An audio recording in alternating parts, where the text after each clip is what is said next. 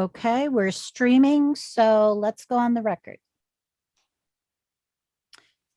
Good morning. This is the fourth day of evidentiary hearings for Vineyard Wind, EFSB docket 20-01, D.P.U docket 20-56 and 20-57.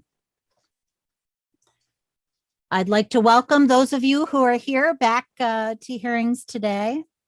Before we begin, we have some housekeeping matters to address. This morning, Mr. Wang received an email from Mr. Ackelson, and which we believe could be characterized as an inadvertent ex parte communication, but which I'm going to read into the record so that the parties are aware of what that communication was. Dear Mr. Wang, I am writing to inquire about noise and/or vibration generated by the equipment in the cable connection vault under the parking lot behind the beach.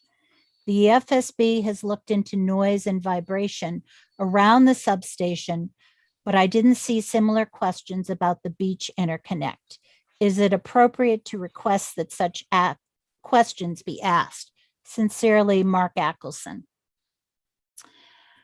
So I believe that Mr. Ackelson may have been asking primarily to determine if those questions were going to be addressed at the hearings today. However, I'd like to remind the parties that if they have a question, which is not strictly procedural, that they need to provide such communications to the service list.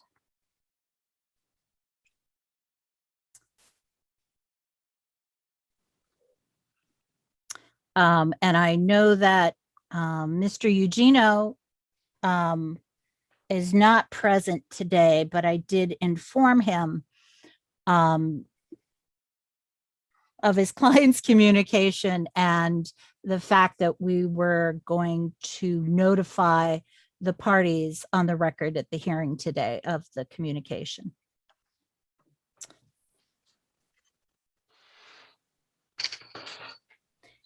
A couple other matters just in terms of outstanding record requests or information request updates. The company has provided a number of the outstanding record requests, which we appreciate. I was going to inquire again today with regard to record request EFSB 6, which is, I believe, the visual simulation for the potentially redesigned substation site. I understand that that's going to take longer than a normal record request response would take to prepare, but I just wanted to check in and see if anyone had a ballpark on when that might be available. Thank you, Presiding Officer. We intend to file that tomorrow. So that is our current expectation. Okay, I appreciate that. And that will include, to be clear, that will include the updated information requests that were part of that record request, and also the updated appendix to the visual report that was a component of that request. Okay, thank you, Mr. Gerson. We are scheduled to address substation issues, I believe, on Friday, and we'll certainly be anxious to review those to see if we can adequately address those responses at the hearing on Friday. If not, then we will adjust the schedule to address those responses.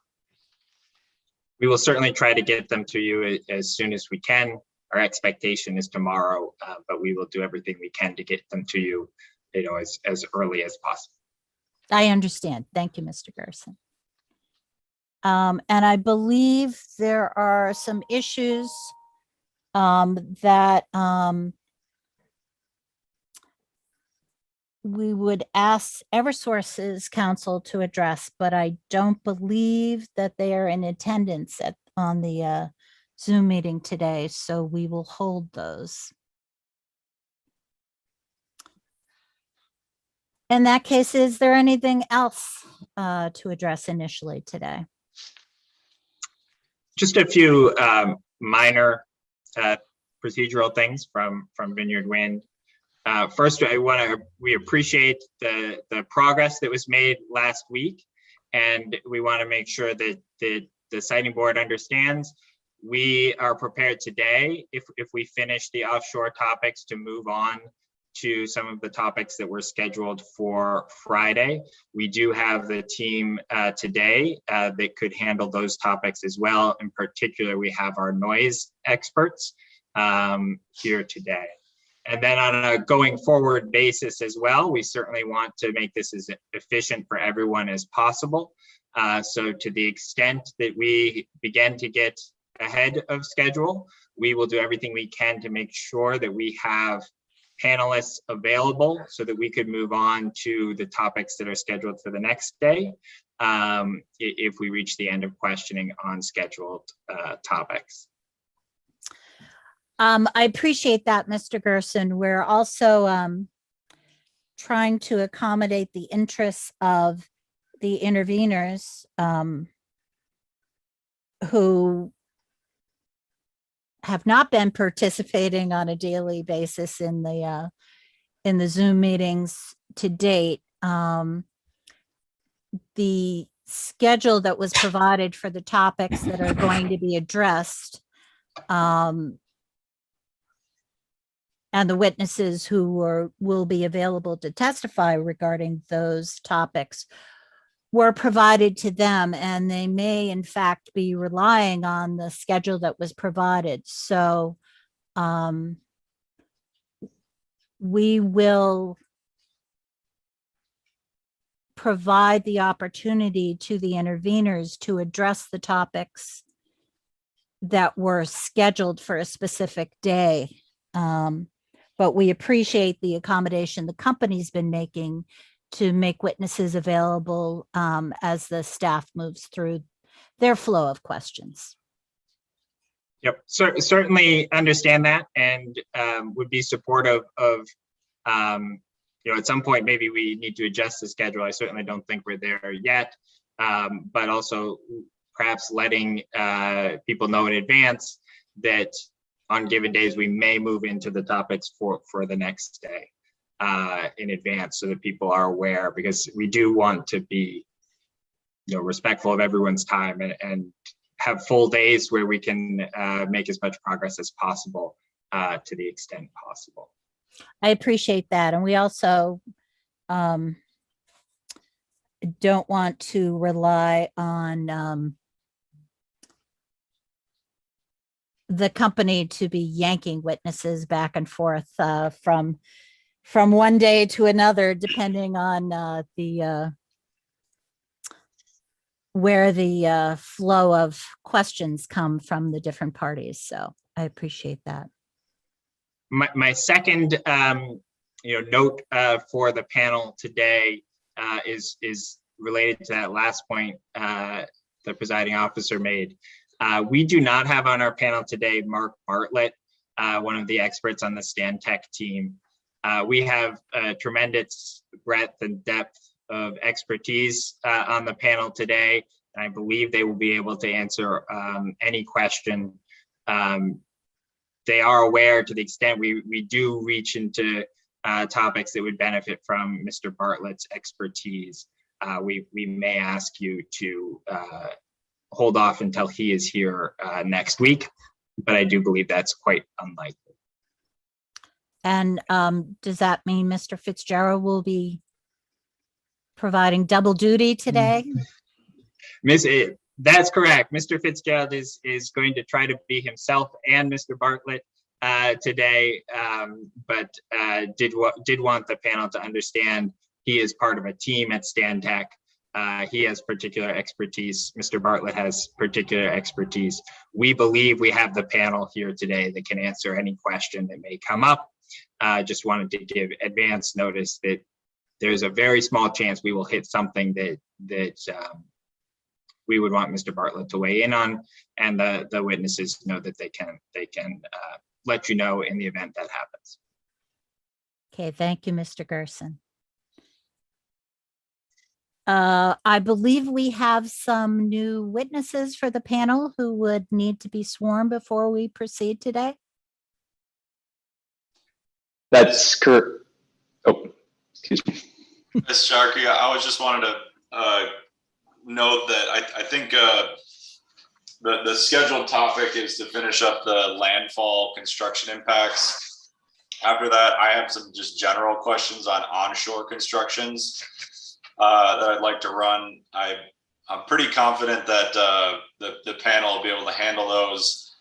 And then I think those will dovetail nicely into a line of questions I have on onshore land use issues. So that would be things like tree trimming, a little bit of Article 97, and a little bit of historical resources. So there's just some miscellaneous topics I think I can get out of the way today. So, Mr. Gerson, do you think the witnesses who are present today would be able to address those? I do believe that the panel that you have today is very likely to be able to answer those questions.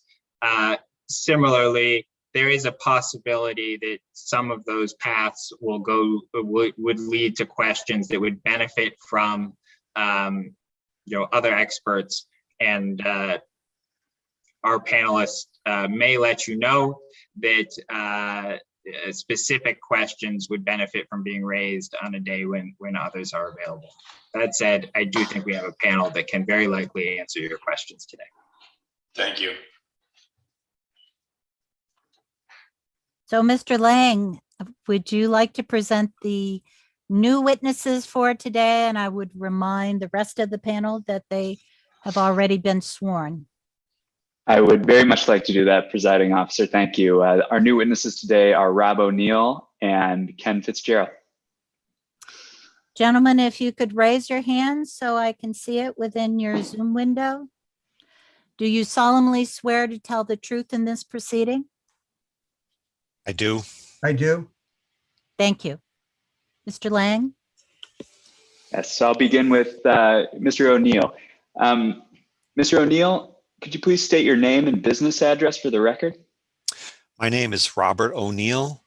I'm employed at Epsilon Associates, business address of 3 Mill and Main Place, Maynard, Massachusetts. And in what capacity are you employed by Epsilon Associates? I am one of the co-managing principals here at Epsilon Associates, as well as an acoustical engineer. And on whose behalf are you testifying in this proceeding? On behalf of Vineyard Wind. And Mr. O'Neill, was your resume submitted as attachment number 5 to the witness list that Vineyard Wind submitted in this proceeding? Yes, it was. And have there been any material changes to that resume since it was submitted? No, there haven't been. And Mr. O'Neill, did you participate in the preparation of Vineyard Wind's submissions in this proceeding, including the analysis to Vineyard Wind's petition, which has been marked as exhibits VW1 and VW2, the draft environmental impact report for the Vineyard Wind Connector 2, which has been marked as exhibit VW7, and information request responses that bear your name as a responsible witness? Yes, I did. And were those information request responses that bear your name prepared by you or under your supervision? Yes, they were. And do you have any changes to those materials at this time? I do not have any changes at this time. And do you adopt those materials as your testimony in this proceeding? Yes, I do. Thank you very much. Thank you. Mr. Fitzgerald, if you could state your name and business address for the record. My name is Kenneth Fitzgerald. I'm with Stantec. Business address is 400 Crown Colony Drive, Quincy, Massachusetts, 02110. 169. And Mr. Fitzgerald, in what capacity are you employed by Stantec? I'm employed by Stantec as a senior principal, providing engineering support to Vineyard Wind for the nearshore, onshore, and substation elements of the project. Are you testifying on behalf of Vineyard Wind in this proceeding? Yes, sir. And was your resume submitted as attachment 10 to the witness list that Vineyard Wind submitted in this proceeding? Yes, it was. And have there been any material changes to your resume since its submission? No, there have not been. And did you participate in the preparation of Vineyard Wind submissions in this proceeding, including information request responses that bear your name as a responsible witness? Yes, under my supervision. And were those information request responses that bear your name prepared by you or under your supervision? Yes, sir, under my supervision. Thanks. And do you have any changes to those materials at this time? No. And do you adopt those materials as your testimony in this proceeding? Yes, I do. Excellent. Thank you very much. Presiding officer, the witnesses are available for cross-examination. Thank you. I believe Mr. Wong will lead off with questioning this morning. Thank you, Ms. Sharkey. Before I start, could I ask a quick question to Mr. Gerson? Do you have an idea of what exactly Mr. Bartlett his expertise is in for these questions, or is that more on an ad hoc basis? I think we'd have to get into parsing specific engineering experience. I am confident the panel is going to be able to answer questions today. Mr. Bartlett, as I understand it, has some additional experience with engineering of HDD, but we also have experience in that area on the panel today. Thank you, Mr. Gerson.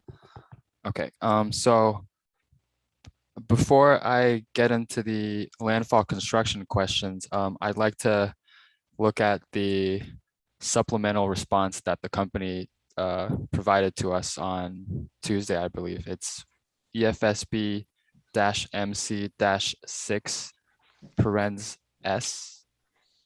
And I'll give you a couple seconds to get there and let me know when you're ready to answer.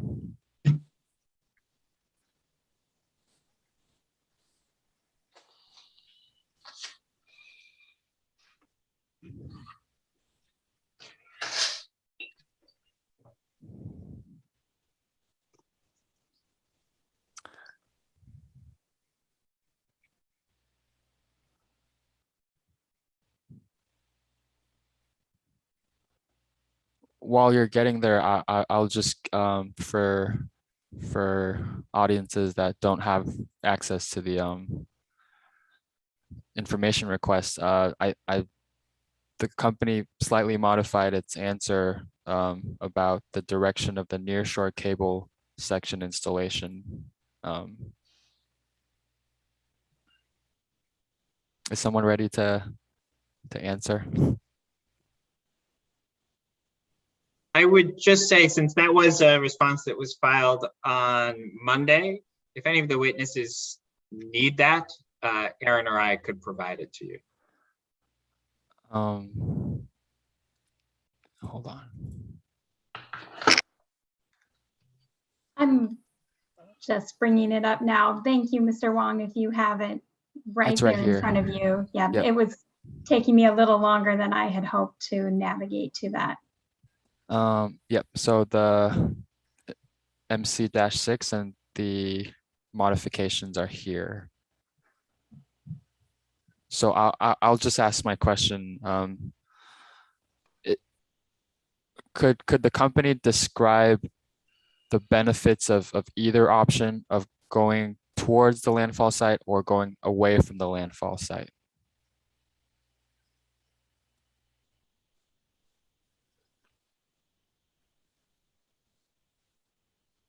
Certainly, I can start that, and then one of my colleagues may want to add on to that.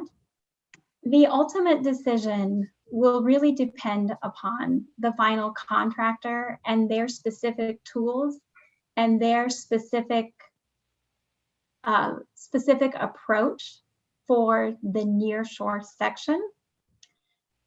So at this point, we consider that both options are viable. If you start nearshore and work offshore, at that point, the cable installation vessel still has the full reel of the cable. So you have the most flexibility at that point. You're starting with a full length of cable to work with. So it provides you with maximum flexibility in case some issue were to crop up. If you start at the offshore and move to the nearshore, at that point, your vessel is only carrying the remaining portion of the cable. So it's a little bit of a lighter load on the vessel at that point. And you have a lighter vessel that you are working with that may facilitate some of the nearshore installation. And another consideration, however, is you have a lesser length of cable to work with at that point, since you are just installing the remaining end of the cable. So that's what I would say is the main difference. And I don't know if any of my colleagues want to chime in further, but I would say, again, both are viable methods, and both ultimately depend upon the specific methods that the contractor plans to use as you approach the nearshore.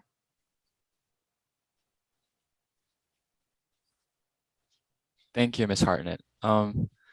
You had mentioned in the second option about the weight of the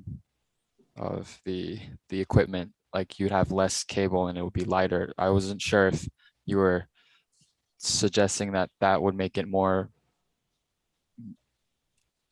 easier to operate or not. Was that what you were intending to say?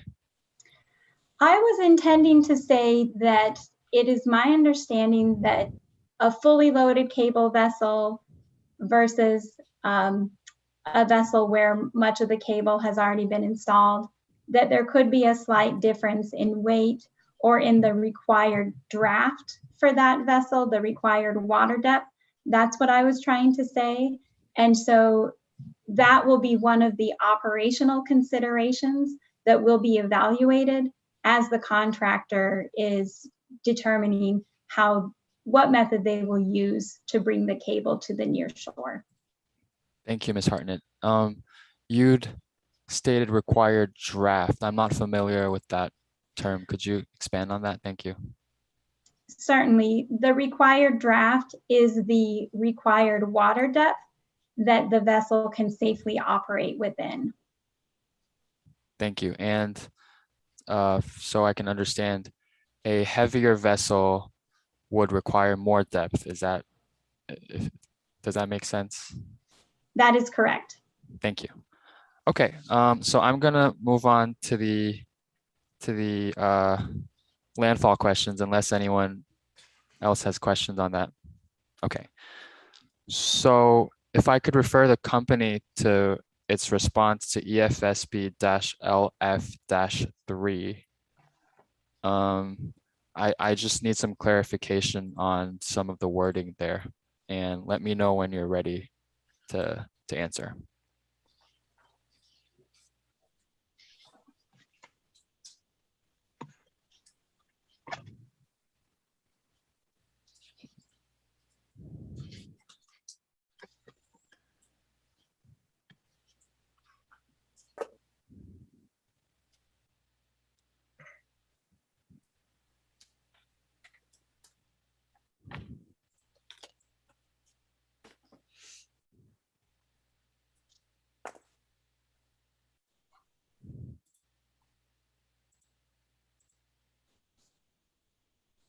depending upon your question, I think either myself, Ted, Ken, or Jack may answer. So as you are asking us if we have navigated there, I will look to my colleagues here to see if they have that open. But I can state that I am there, and it looks like I see several of my colleagues nodding as well. Thank you, Ms. Hartnett. So in the middle of the paragraph of the company's response, it states that since the nearshore sections of cable are expected to be installed from, I understand that's not that's no longer the confirmed direction, but I was wondering about the wording, which it says, since the nearshore sections of cable are expected to be installed from the landfall site and progressing to the south, Vineyard Wind anticipates that each cable will be pulled from the seaward end of the HDD conduit to the onshore end of the HDD conduit. I was wondering where the relationship is, if because the company states that since there's one direction, and then it then anticipates the direction of the other action. I was wondering how these actions are related, and if they are related. Thank you.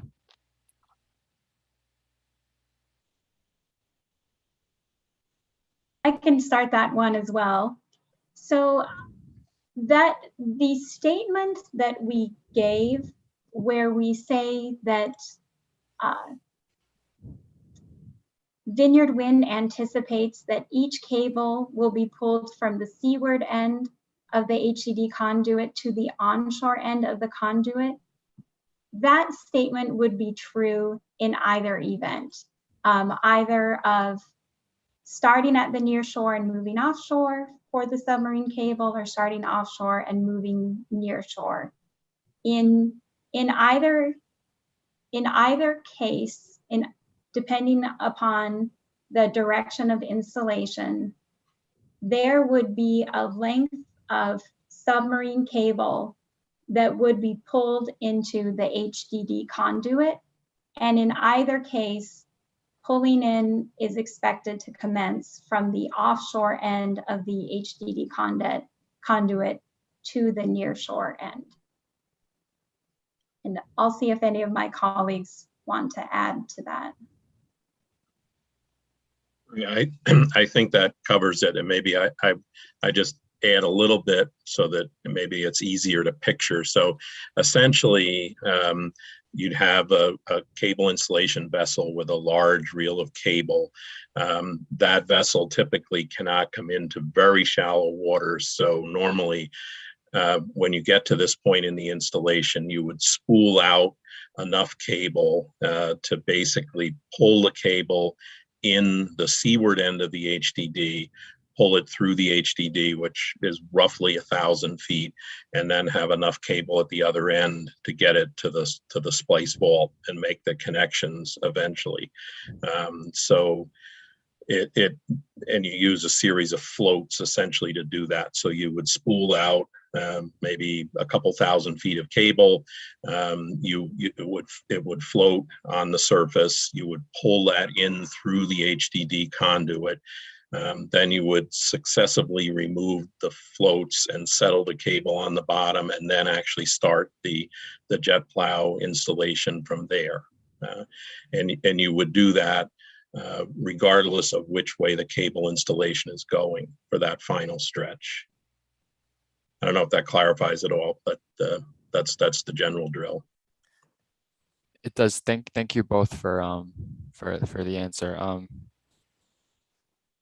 And you had stated, Mr. Barton, that for the spooled out section of the cable towards the near shore, you would still use jet plow to install it, or did I mishear?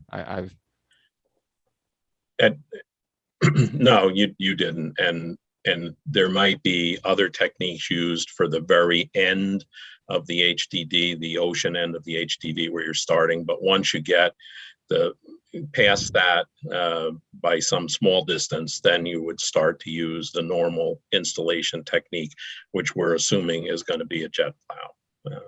Thank you, Mr. Barton. I understand that there's going to be flexibility with the type of equipment, but so far we've been discussing the jetting techniques, which are connected to cable installation vessels. Would these nearshore jetting techniques not require a vessel to be connected, or would it be a special type of equipment that is not connected to a vessel? Can maybe add a little, Ted, if you'd like. Sure, Jack. So it's still connected to the vessel. What you could have, there are landing the cable, as Mr. Barton explained, for the cable to be pulled into the end of the conduit as they pull it through, and the cable is overpulled at the onshore end. They have enough pulled into the parking lot in this particular case. Then the area around the actual conduit, they could use divers to go down and hand jet that in. So the divers will go down with actually hand lances in, and control them by hand, so that you can bury that cable a certain distance from the end of the conduit out, until which time they can then lower the jet plow into the water and spool the cable through the shear, and then start the actual jet plow process with the installation vessel. But all the work is still relatively connected to the vessel.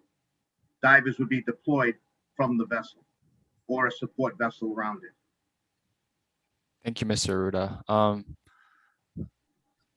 That this might be a really elementary question, but are the cable reels on the installation vessels, or could they be on separate vessels? The carousel and the cable reel, what we're referring to I'm sorry, Mr. Aruda, I can't understand you. The carousel? or what you are referring to as the cable reel, is on the installation vessel.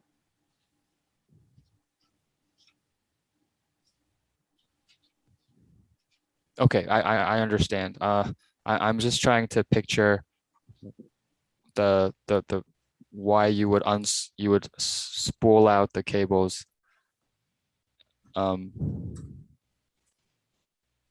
even though you could jet plow after that spooling point. Is that question, have I confused some things in the responses that I've received? And Mr. Barton can please chime in, but just going back to what Mr. Barton originally stated, the conduit is a specific length, the HDD. So that portion of the cable would need to be spooled out to a certain extent. So what they're going to do when they show up at the HDD endpoint, the seaward end, they'll go down and they will remove the flange from the end of that conduit. Inside that flange will be a messenger wire, either connected to the flange or an eye bolt right on the flange. They'll pull that up to the vessel and they'll connect that to the cable pulling head. That messenger wire runs through the conduit all the way to the shore end to where the winch will reside on shore that will actually pull the cable from the installation vessel towards shore. So there's a certain amount that gets spooled out if you are starting from the shore and working southward, as our record request states. You wouldn't need to spool out as much if that's the end you're starting on. You would only spool out enough for that cable to be pulled down to the end of the conduit and through the conduit. That could be spooled from the vessel continuously as the winch on shore is pulling it towards shore. If you show up though, and with the cable coming from the seaward end and you've been installing it towards shore, that's when you have to spool out at least the length or greater than the length of the actual conduit, because you have to spool out enough that you can then pull it through that conduit and land it on shore. So you need to spool out at least the length of the conduit plus whatever distance with some safety factor that the vessel is away from the end of the actual conduit that you are pulling through. So the amount you spool out will vary depending on whether you're starting at shore or whether you're ending at shore. That will determine the length of the spool out. Thank you, And Mr. if you land, Ruda. if you're ending on shore, that's when you spool out more. You have more of the floats that you float the cable so that you can maneuver the cable towards the end of the conduit for pulling. Thank you. Thank you for explaining that more. Okay, so I'm gonna move on to the company's response to EFSB-LF-12.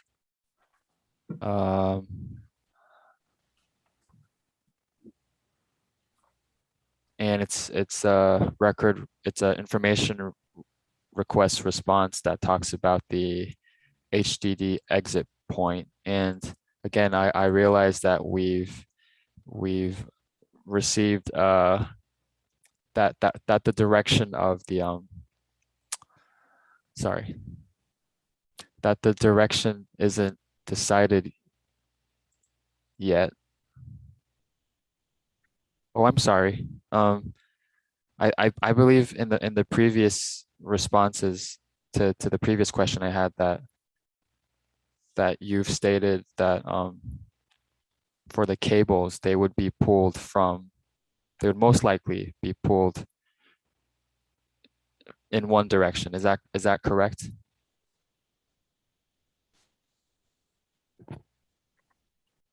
Yes, that is correct. We expect that the cables will be pulled from the seaward HDD conduit and towards shore.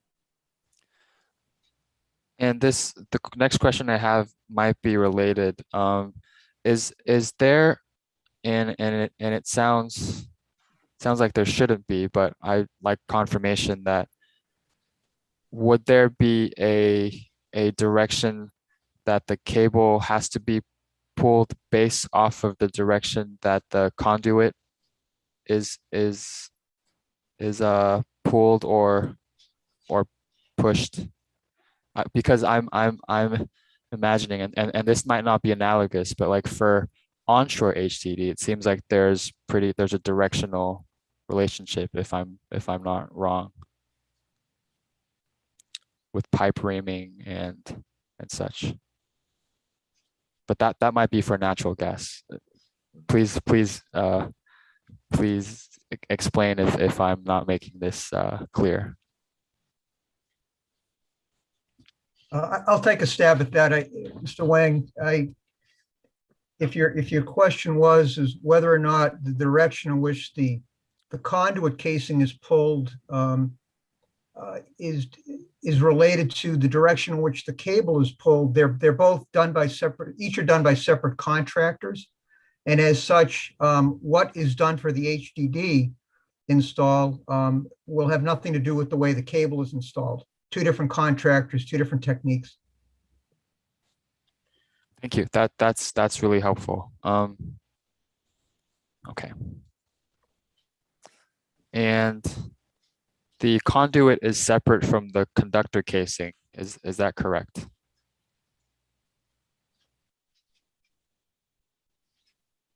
That is correct. The casing is at the beach, if you will, angled in, whereas the conduit goes the entire length of the HDD from the beach parking lot to the exit point, about 1,000 feet off the shore. And for the conductor casing, again, there's no relationship between directions of installing them related to the other parts of the HDD. Is that correct?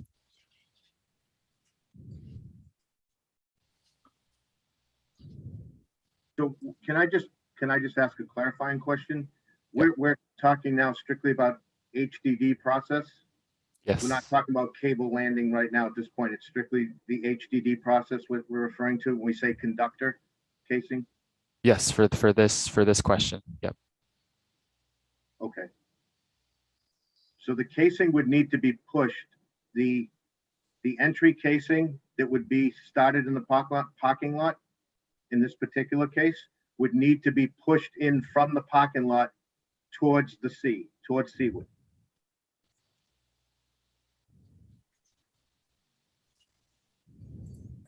Thank you, Mr. Ruda. Is there anyone that wants to add to that, or? Okay. The next question has to do with HDD rig noise. I'm going to be referring generally to EFSB-LF-10 as well as EFSB-NO-15, but they're not essential to answer the question, I believe. I'm still going to give you a few moments to get there if you would like.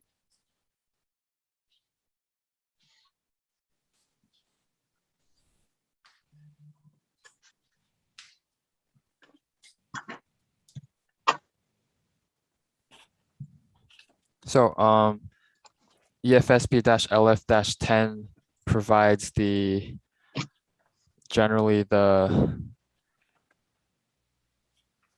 it talks about how some actions for the HDD installation would happen outside of the normal working hours, and EFSB NO-15 generally describes the noise for the HDD installation equipment.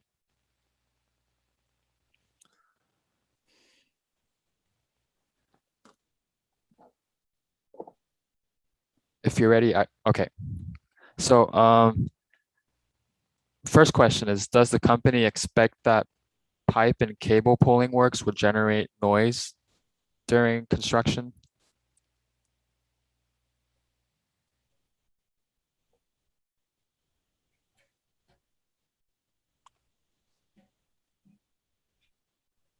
Because my concern for this question is that these activities were talked about as possibly proceeding outside of work hours. That's the reason for the question. So both of those would require the use of a winch to do some pulling, and I believe a winch was in the list of equipment that we had provided as typical for HDD work.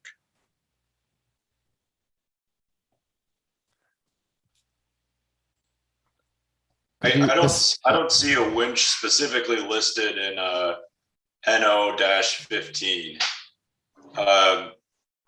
There's other equipment like a mobile crane or an HDD rig itself, and a generator, which might actually be making the noise associated with a winch, but I don't see a winch listed.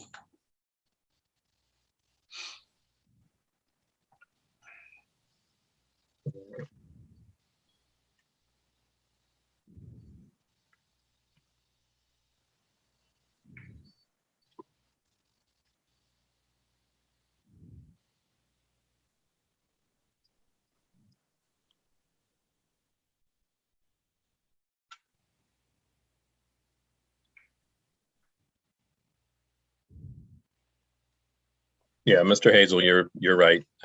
So I would assume that some combination of a generator and a winch that is part of the rig would be used for this, but one of my colleagues may want to elaborate. But in any event, the activity we're talking about does involve some equipment. So if that were to proceed into the evening, because it can't be stopped once you start, there would be, for that one activity, there would be some noise outside of normal work hours.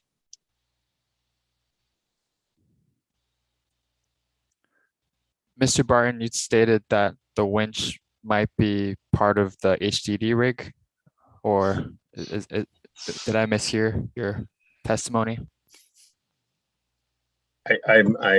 I am hypothesizing on that, and I think different contractors bring different kinds of equipment. But if it were an electrically driven winch, the winch itself would be quiet, but you would need electrical power, hence the generator. Thank you. I was trying to visualize if it's like a winch off the back of a truck or if it's a specialized equipment for HDD. And maybe your answer is that it's not, there isn't a particular type of winch. Is that, did I understand correct? To my knowledge, but one of my colleagues might have more detail on that. But I believe this is kind of a contractor dependent question. So, Mr. Barton, would the noise associated with the winch be included in the noise levels estimated for the HDD reg that are presented on page 2 of information request EFSB NO-15? So just from general information, I would expect a winch would be, it would certainly fall within those bounds, but it would be quieter than the actual drilling operation. And this is Mr. O'Neill. If I could concur with Mr. Barton's answer there. From my understanding, that is correct. Any noise from the winch itself is going to be less than or equal to the different sources that are already listed under information request EFSB NO-15.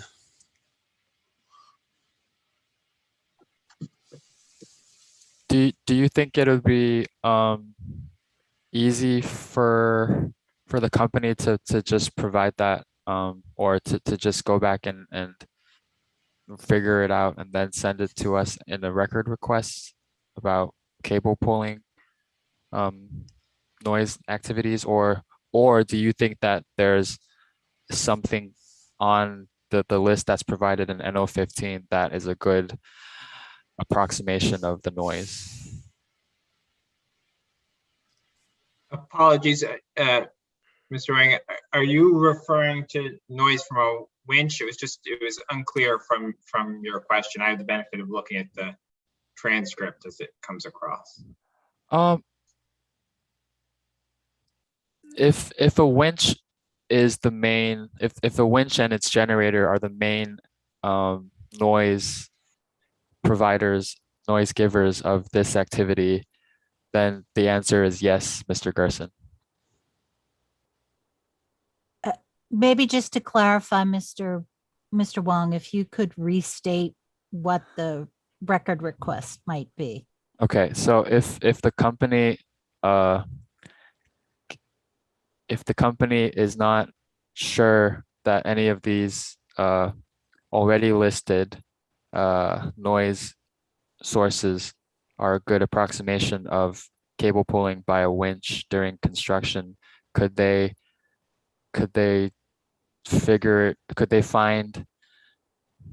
provide a figure as a part of a record request for the noise levels from cable pulling by a winch?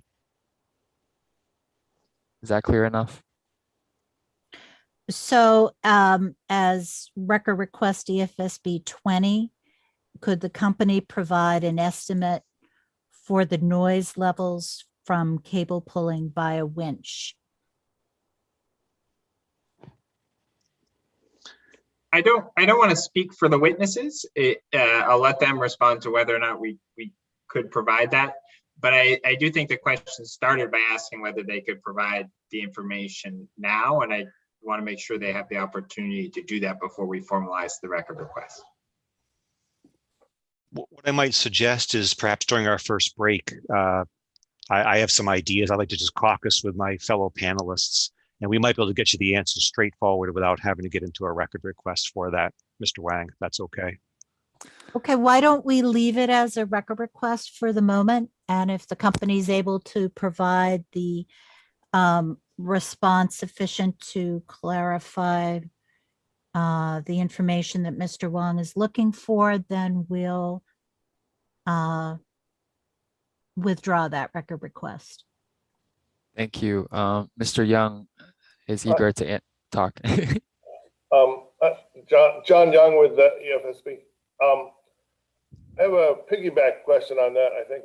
I believe the witnesses mentioned both winching, two different things that might be winched. Was one of those the conduit to a conduit that goes through the HDD, plastic or whatever, and then a subsequent activity is pulling the cable through the conduit? Is that correct? Yes, those are two different activities. There's the winch is used to pull the cable through the conduit. Once the HDD is completed, the conduit itself is pulled back, connected to the reaming head that's part of the HDD drilling rig process. So you don't winch the conduit through. No, it's part of the HDD drilling rig. Okay, all right. So the only thing that gets winched through is the cable after the conduit's already in there. Is that right? Yes, that's my understanding. There may be some different contracts that have different means and methods, but that is my understanding of that process. So I understand how an HDD would be around the clock operation because you've got, 1,000 feet or whatever of substrate to work your way through, and that takes a while, correct? That's correct. As far as pulling 1,000 foot of cable through using your, I forget what you called your leader wire, is there any reason that would take any substantial amount of, more than a few hours?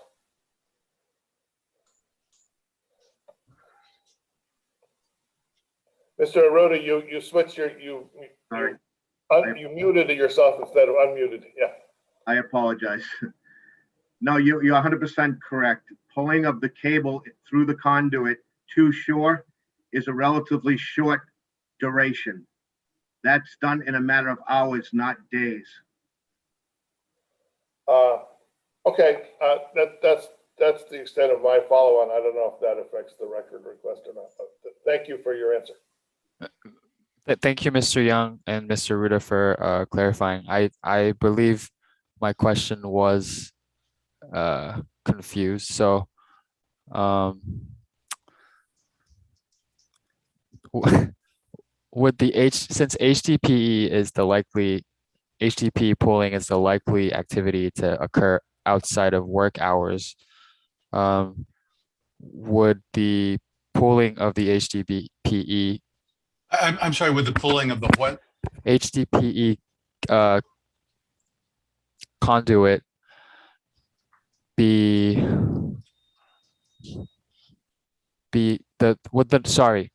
the noise from the HDPE conduit pooling be sufficiently addressed in the record, in the information request NO-15 under HDD rig noise?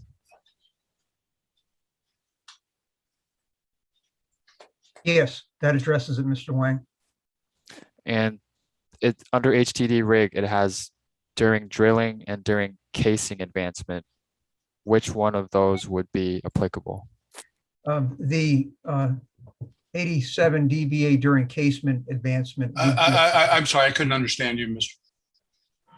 Yes, the 87 dBA during casing advancement would be applicable to when the HDD conduit would be pulled back using the HDD rig. Thank you, Mr. Fitzgerald. And I believe that I'm still interested in the winch noise, but to a lesser extent now. Okay, if we don't have any other questions on that, I'd like to move on to a different question.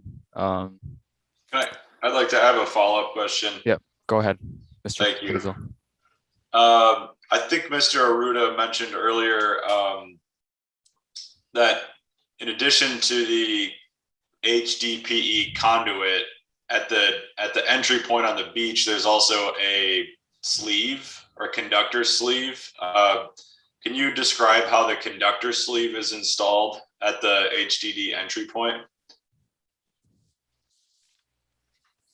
Yes, the conductor sleeve is installed through a press or vibratory type I'm sorry, through a press what?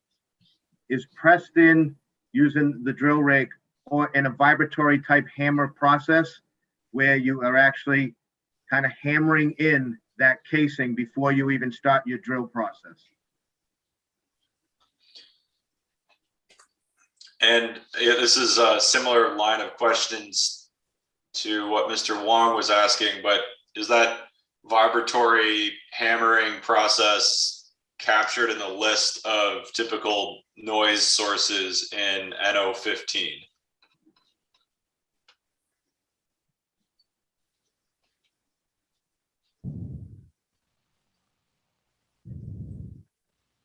I would say it's captured under the 87 dBA during casing advancement.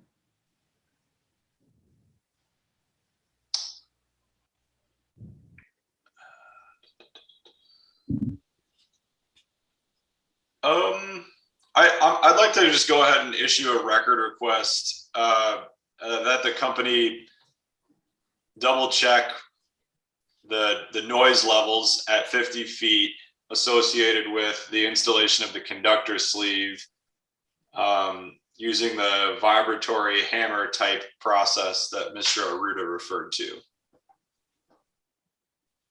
That would be record request EFSB 21.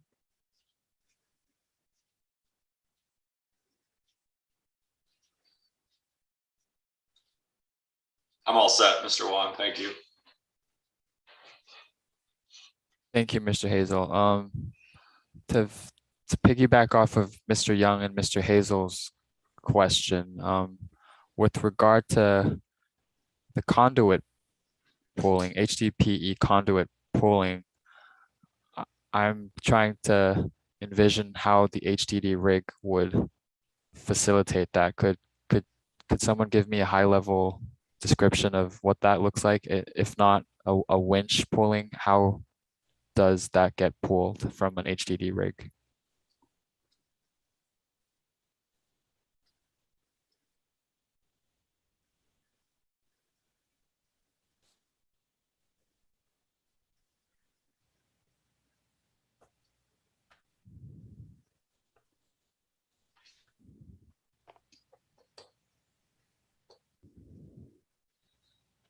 So in the same way that the HDD drill rig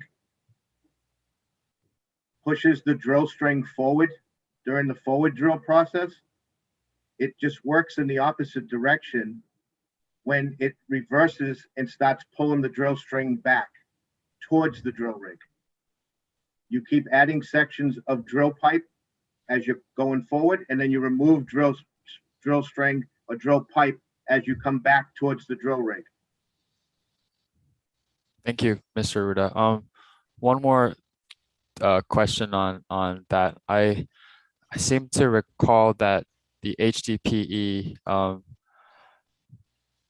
pipe would be thermally fused before being pulled. I'm trying to understand if it's pretty flexible for pulling, or how does that conduit look? Is it easy to maneuver?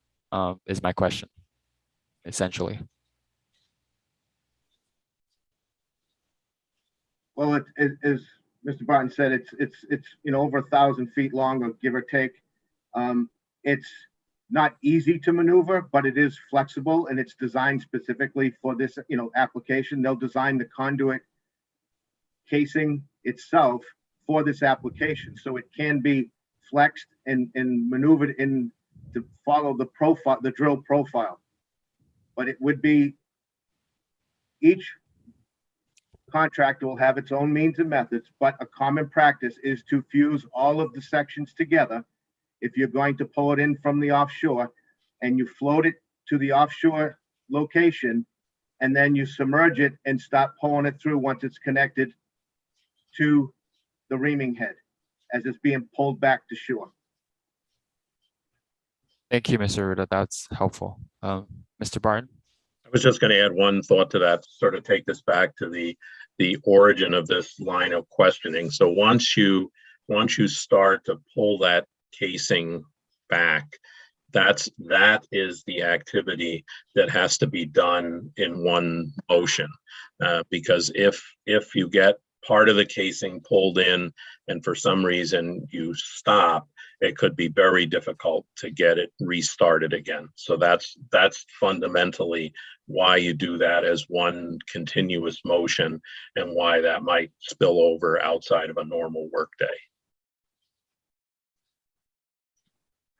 Thank you for clarifying. I'm going to revisit some questions that I had last week about the noise related to HDD activities. So forgive me if these are repeats, but I was told that these questions would be more applicable to this panel.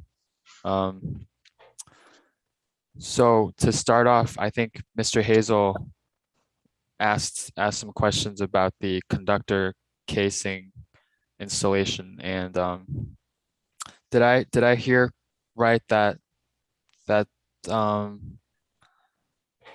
the installation method would be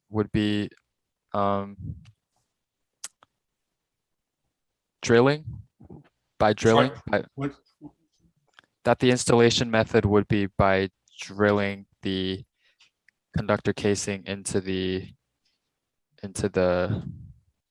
ground.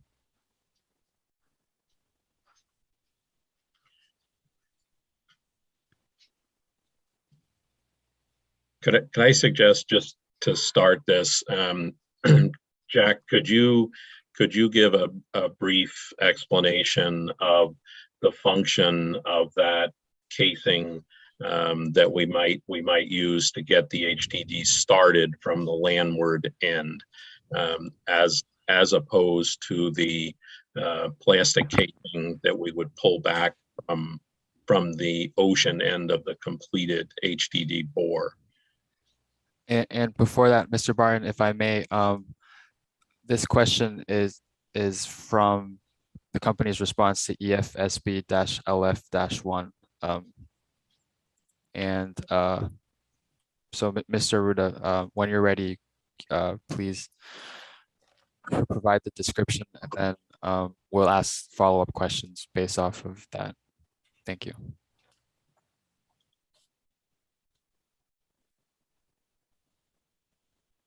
So as Mr. Barton said, the actual steel casing that we're referring to here is conductor casing, or in this, but that is the first step in the process of starting the HDD. And that casing length is determined by the geotechnical at the entry drill pit location, depth and angle at which the drill will enter the soil at that point. So as just a rough assumption, if the casing may be 100 feet long, and they will hammer that casing into the ground at the same angle as the HDD design. And the purpose of that casing is to prevent any drilling mud release during the initial drilling process, because if you can picture, you don't have the depth of cover at that point between the actual, elevation of the soil and where your drill is. So you want that casing to be long enough that you get down to a stable area at which the drill can continue without the casing and prevent any release of drilling mud. And this all goes into the detailed design of the HDD bore by the by the HDD engineering firm that designs the drill. So that's what the casing is. And once the casing is installed, then the next step would be the pilot drill to come down the center of that casing. And then that is what starts the actual full HDD drilling process. Thank you, Mr. Ruda. This might be lack of understanding about the process from my part, but you'd mentioned both hammering and drilling. Is your understanding that they're part of the same process, or? The casing has to be hammered in or vibratory hammered in, and picture being just pressed into the soil, where the actual HDD is a drilling process, whether you got a drilling head on the end of a drill string rotating.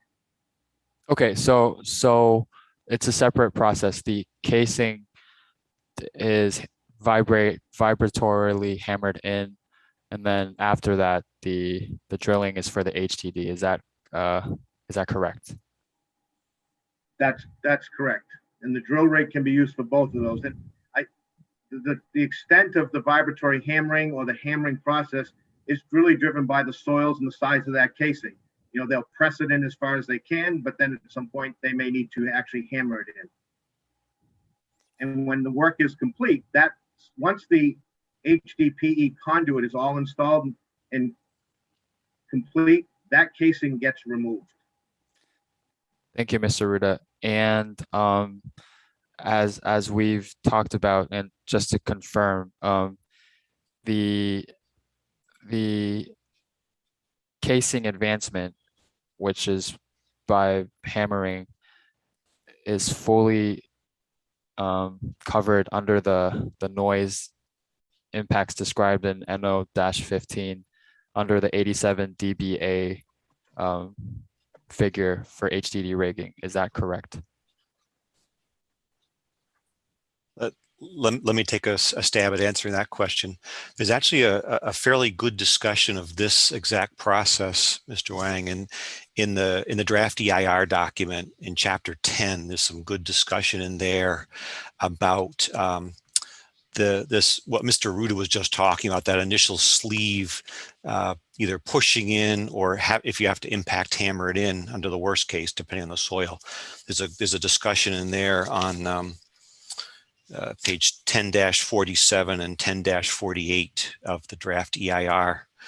But essentially it does provide you with some potential sound levels of that brief activity that Mr. Ruda was just describing for if you have to hammer in the sleeve itself. Thank you, Mr. O'Neill.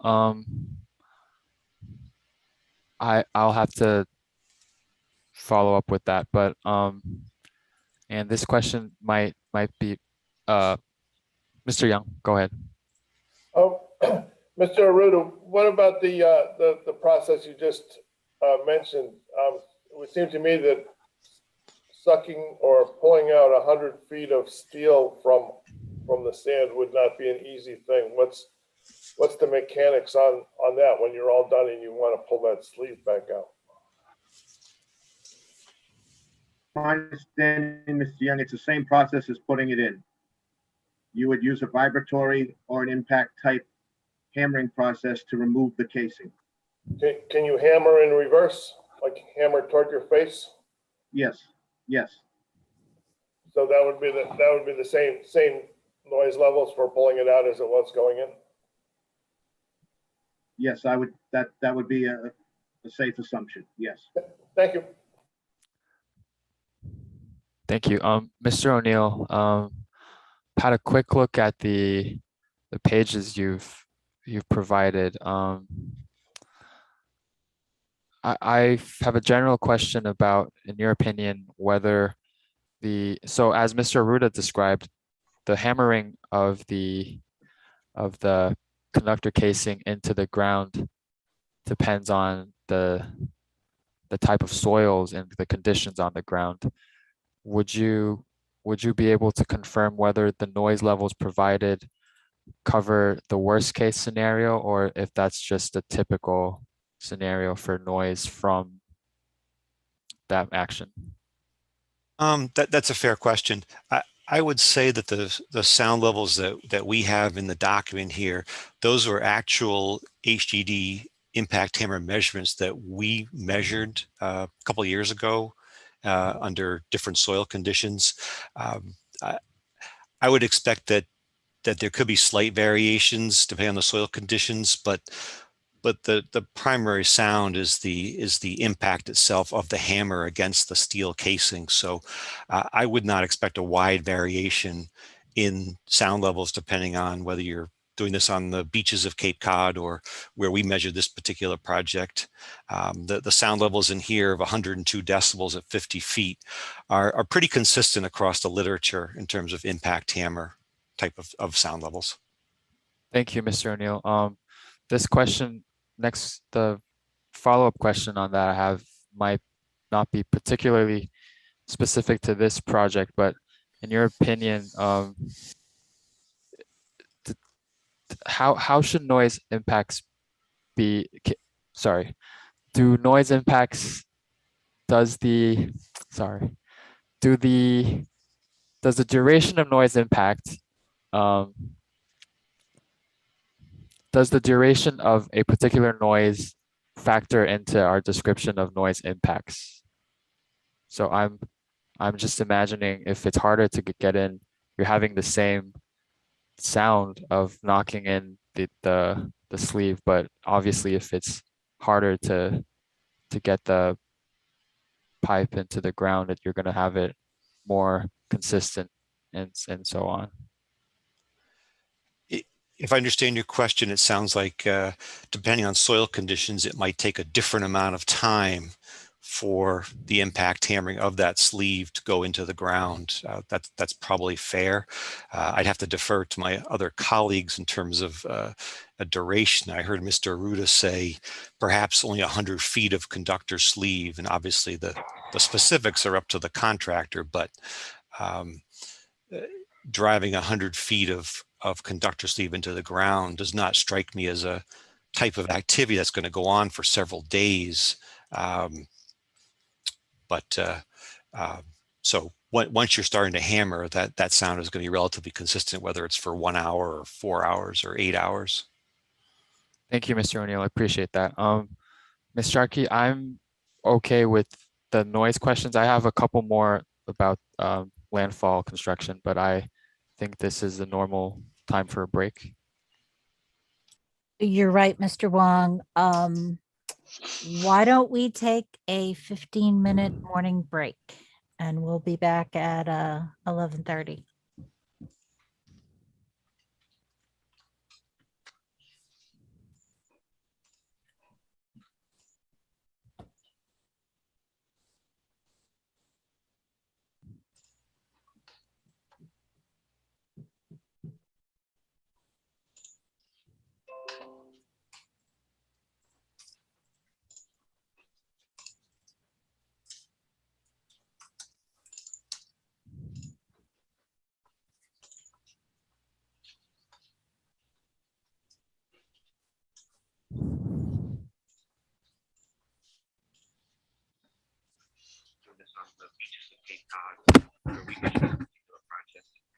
The sound levels in here of 102 decibels and 50 feet are pretty.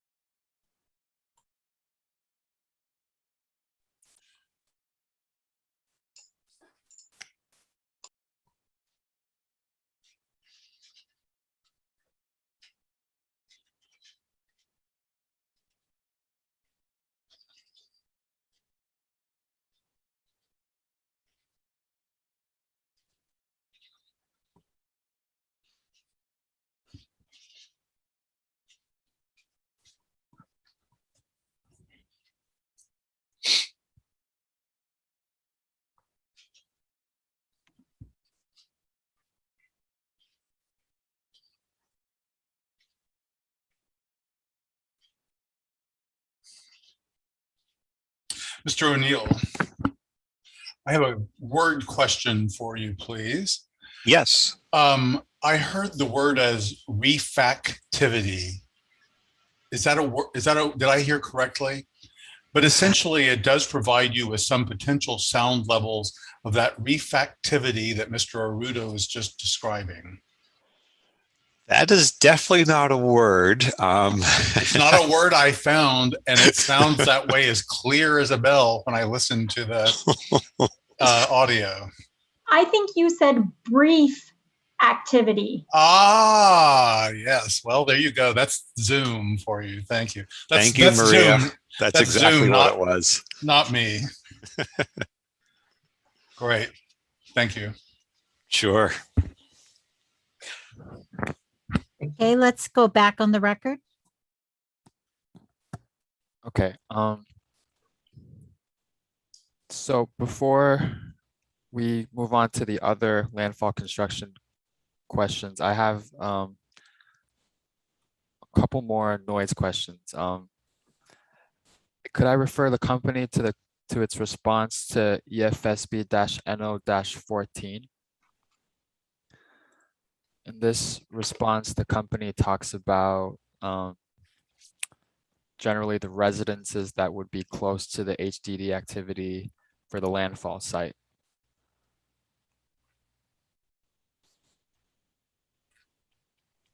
And let me know when you're ready to answer. Generally, I'll be asking about the company's outreach to the residences at the landfall site, if that'll help decide who answers.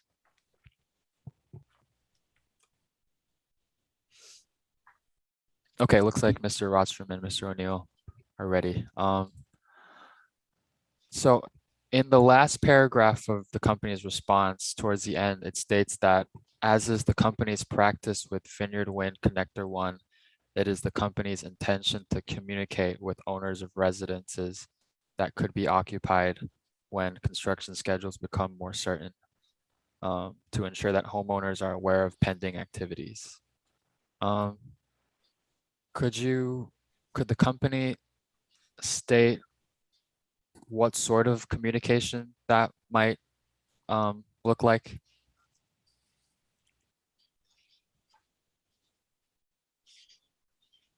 I could start off. I would just preface my answer by saying, leading up to construction, Vineyard Wind continues to carry out kind of regular communications to the community about the proposed project, location, schedule, and status updates on permitting. So for instance, tomorrow we are restarting in-person community meetings, and we'll be holding an in-person community event in Centerville to describe the project, and those invitations are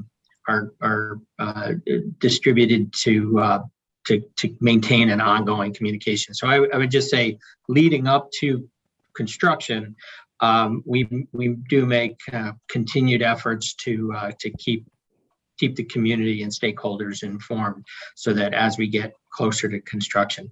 That said, as we get near to construction, we could employ measures such as door hangers or direct notices mailed to abutters as the construction and activities and specific dates are known. Thank you, Mr. Rostrom. And to clarify, you're saying that the ongoing current communication has been with the community at large, with targeted invitations to particular residences, but closer to the construction, you'd have even more targeted things such as door hangers. Is that correct? That's correct. And when I was referring to targeted outreach, that does include some of the direct abutters to the Craigville Beach location. We've met with some of those groups, specifically, as well as some other community groups along the onshore transmission route. So my point being that the as we get closer to construction, which is still years out, that we will have opened and maintained a dialogue, so that as the date and schedule comes along, we're doing our best to make sure that they're aware of what that activity is going to be and generally when it's going to occur. Thank you, Mr. Rostrom. And out of curiosity, up to this week, how have you been doing outreach given the circumstances surrounding the COVID-19? Yeah, so we just before the pandemic shut down, we were holding regular in-person community meetings. We switched to remote webinars, Zoom-based webinars, as the kind of primary means to communicate. But we also have on our website an email distribution list, so folks who are interested can sign up and they get regular Vineyard Wind project updates, information about offshore survey work, progress on permitting, public hearings such as this siting board proceedings, so on. So we do it through both kind of formal established webinars where we present and take questions and have a discussion, specific webinars and Zoom meetings with targeted groups, and then also through our website and an email listserv with various stakeholders. Thank you, Mr. Rostrom. I think that settles the question I have on that. To circle back really quickly, we talked about, this was generally answered by Mr. Ruda and Mr. O'Neill, about questions regarding vibration sorry, it's described as vibratory hammering of the sleeve for HDD into the ground. I was wondering if there's any other activities that might be described as having vibratory impacts in the area with regard to HDD.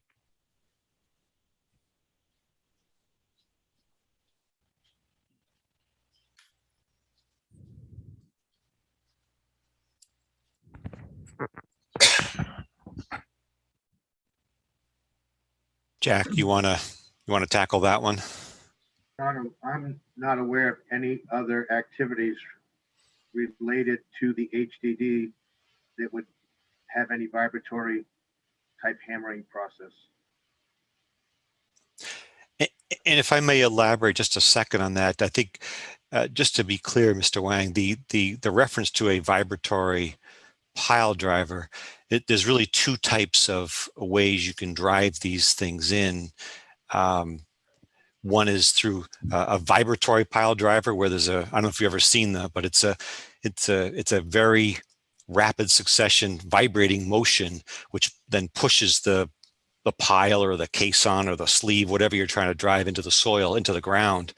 And that is a noticeably quieter process than the traditional impact pile driver, which is the other type of technique that you can use.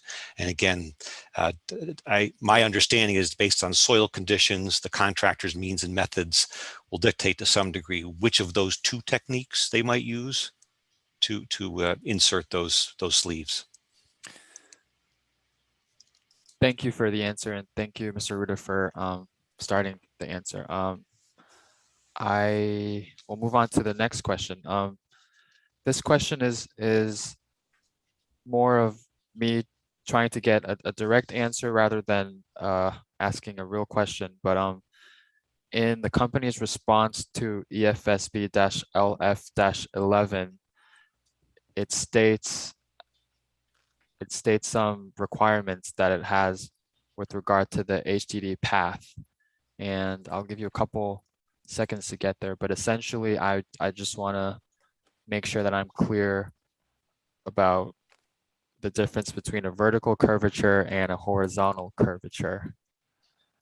My question essentially is, based off of the company's response, does the company just mean in plain terms that it wants the drilled hole to adhere to as much of a two-dimensional path as possible and not veer horizontally off of that path?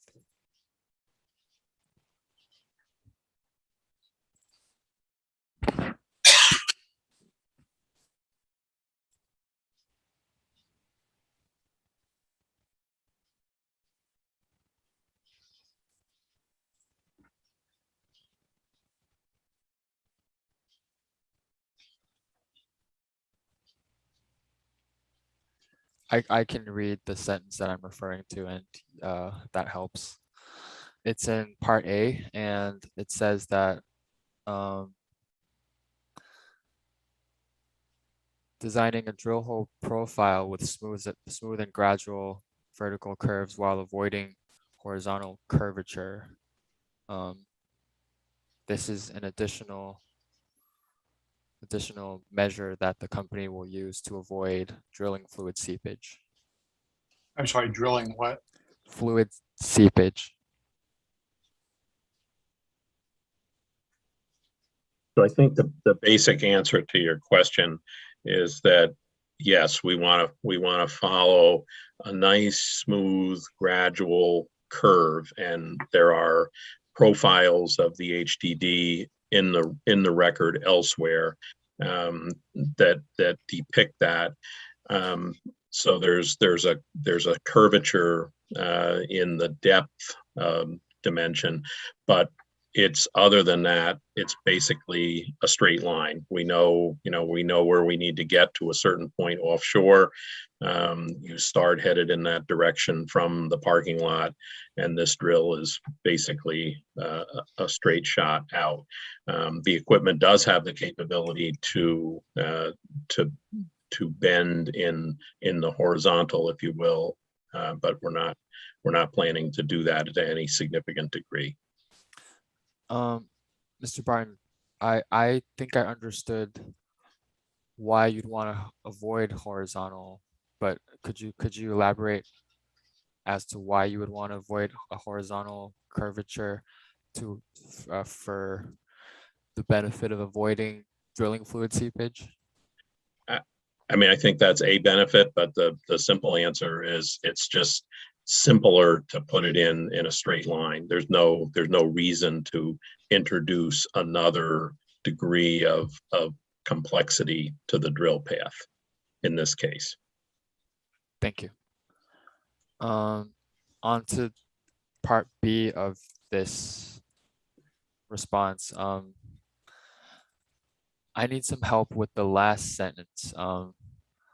So in the first sentence, the company describes the benefits of having drilling fluid in the form of a bentonite slurry. And then in the next sentence, it says, therefore, although the drilling fluid serves an important function, the contractor can minimize the amount of bentonite. I wasn't sure how the first part of the subpart was connected to the second part with the connecting word therefore. Am I missing something?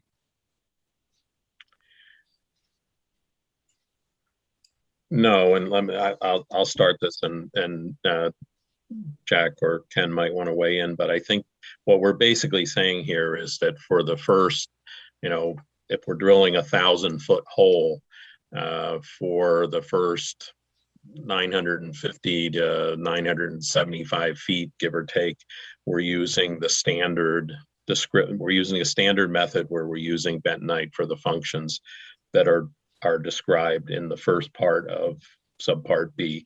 But when we get close to the exit into the seafloor, so for the last 10, 15, 20 feet of the hole, you can thin down the amount of bentonite that you use, and still get the hole drilled properly. So that's really the only point we were trying to make there. Thank you. Okay.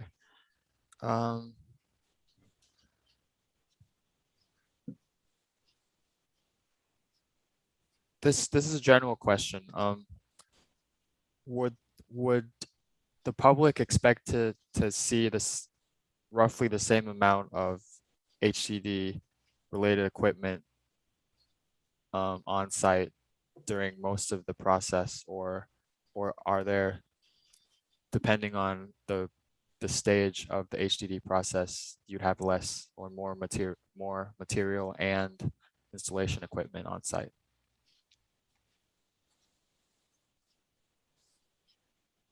That would be largely dependent on the contractor performing the work. I would draw your attention to our response to LF2, which provided a series of drawings. And on the last page of that drawing set, you'll notice that there are multiple skids that are required, and the majority of those skids are actually required during any drilling operation, basically starting with when the pilot hole would be drilled. But the rig would likely come in first, the gear associated with the steel casing installation through the various methods that we've already discussed. Once that is completed, then the various skids that we note on our last page of our drawing set with the LF2 response, then those would come in, and all those skids are basically required for any type of drilling operation, starting again with the pilot hole and then the reaming. Once the boring operations are completed and we don't have the slurry that we've just referred to, then those skids could go away. But it's largely dependent on the contractor means and methods and schedule. The other part of it too is first bore goes in and to the way the drawings are depicted, then that same equipment gets reused and relocated when the second bore is going in. If that answers your questions, Dwayne. It does, Mr. Fitzgerald. Thank you. And this might have been answered in a information request, but to refresh my memory, for reaming for this particular case, that would all have to be done before you pull an HDPE conduit through. Is that correct? That is correct. The drilling process starts with the pilot hole, and then the hole gets incrementally larger through a second drill. Very similar if you do any kind of woodwork and you want to drill a 1/2 inch hole, you generally start with a 1/8 inch drill bit, and then you change the bits of the 1/2 inch bit. It's analogous to that, if you forgive that simple analogy. Thank you, Mr. Fitzgerald. And for other HDD operations that are purely onshore, I seem to recall that you might do multiple passes for reaming. Is that correct? There will be multiple passes. It's largely dependent on the contractor that's selected and the means and methods that they're employing, and whether or not first of all, the size of the pilot hole, which is anywhere between 3 and 8 inches, let's say. And then the contractor will decide whether or not he achieves the full diameter with, whether it's 2 or 3 individual reams. That's largely dependent on the contractor's means and methods. And this might be unapplicable to this scenario, but I think for other cases, the reaming can go back and forth with the multiple passes. In this case, can you speculate as to whether a pass can be done from offshore to onshore, or would it just be in one direction? I believe it, depending on the contractor, it can be multi-directional. It could work either way. Okay. I could add, yeah. Mr. Blank, as Mr. Fitzgerald stated, they could drill towards the offshore location, and offshore you could have a marine asset. You will have a marine asset waiting for the drill head. They could install the reaming device, the reaming head offshore, and then pull that back towards onshore. So you do work in both directions. Thank you, Mr. Ruda. That answers my question exactly. Okay.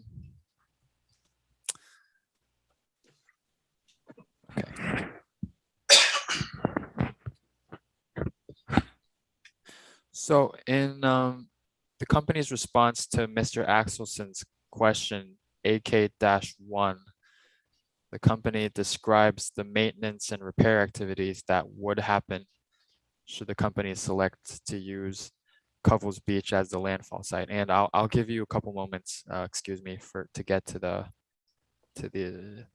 information request response. And signal to me when you're ready.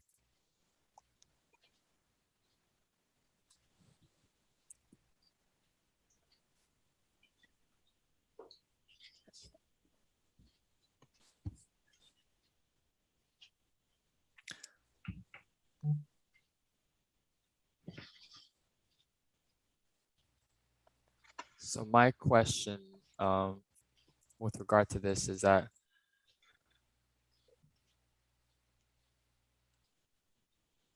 is the maintenance and is the frequency of the maintenance and the operations described here related? If this is another hypothetical is whether the company selects this location, but if the company were to select this location, are the actions described in AK-1 applicable to just this project, or would it be generally describing the complete extent to which a landfall owner, a butter might see activity from the company? I'm sorry, to which a landfall what?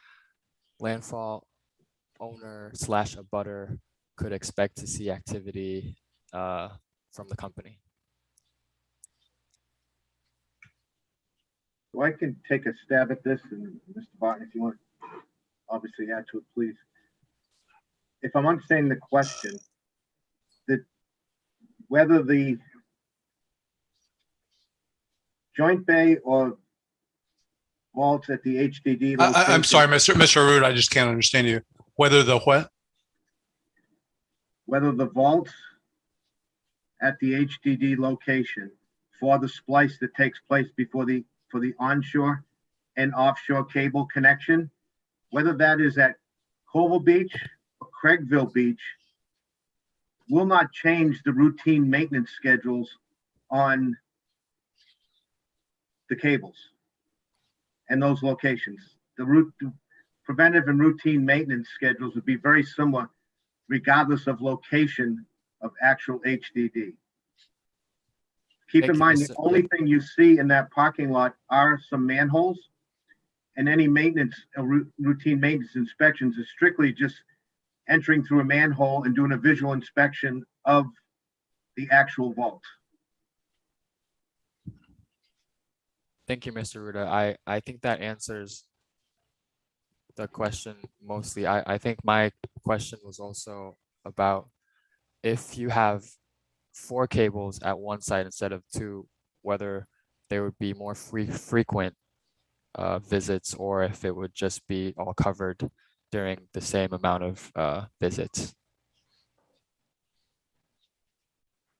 You would have the same inspections that take place, but they would be done at different intervals because you'd be speaking about 2 different projects which have different maintenance schedules. Thank you, Mr. Ruda. That answers the question. And finally,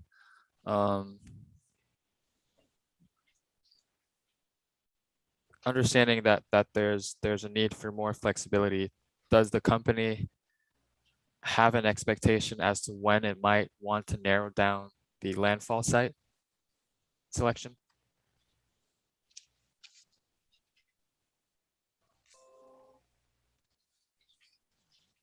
I think we would like to keep both options open for the duration of certainly the state processes that we're in now. Thank you, Mr. Barton. I think I'm all set with the landfall construction questions. If anyone else on the bench has questions, please go ahead. I have a follow-up question for Mr. Aruda about the HDPE conduit. I think earlier you testified that the HDPE conduit would be fused together onshore and then floated out to the offshore boat before it's pulled through the conduit. Could you explain that in a little greater detail, specifically the part about fusing it onshore and then floating it out to the offshore position? Sure.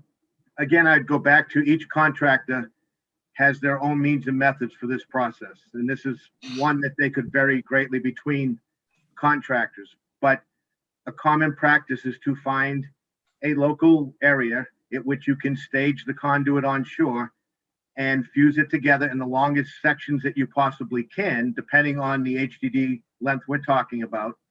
And you would either, depending on those lengths, put them on the barge and bring them to site and then float them to the pull for the pull-in, or you could float the whole length from the staging area to site and prepare it for the pull-in.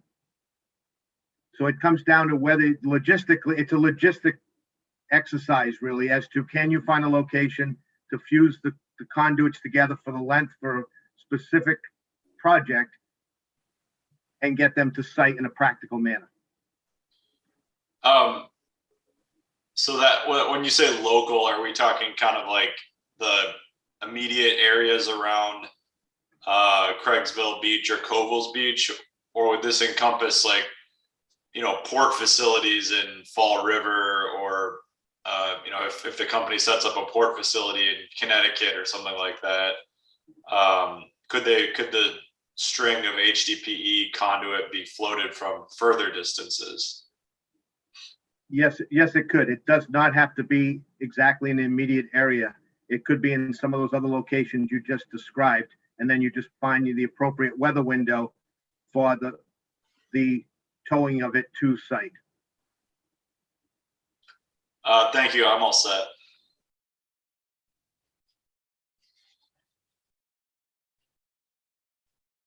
Mr. Wong, we can't hear you. Sorry, just to clarify, for HDPE thermal fusing, you would have, I'm sorry, can't hear you, Wang. for HDPE thermal fusing, is it correct that you would have to fuse the entire length of the HDD? You can't do it in sections. Is that correct? Before putting it into the ground. You have to fuse it all above water before you would pull it through, but it doesn't necessarily have to be the whole string put together at a remote location or whatever the means and methods are. You could do it in sections, bring as large a section as you can based on the assets you have for the project, and then do some fusing offshore on the barge. So you could fuse sections together on the barge. So as an example, Mr. Wang, if you had 1,000-foot HDD conduit, but you could only practically put 500 feet of it together at one point, you could bring the two 500-foot lengths and then fuse them together offshore on the barge to give you your 1,000-foot length before pulling, before you'd actually make the pulling. You would want that complete though before you start your pulling. Thank you, Mr. Ruda. That answers my question. I'm all set as well.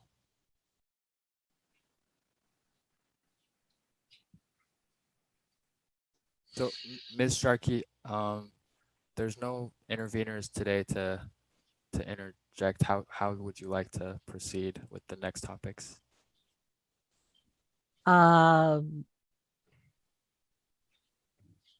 understand that there are some questions that Mr. Hazel had talked about earlier this morning to proceed with.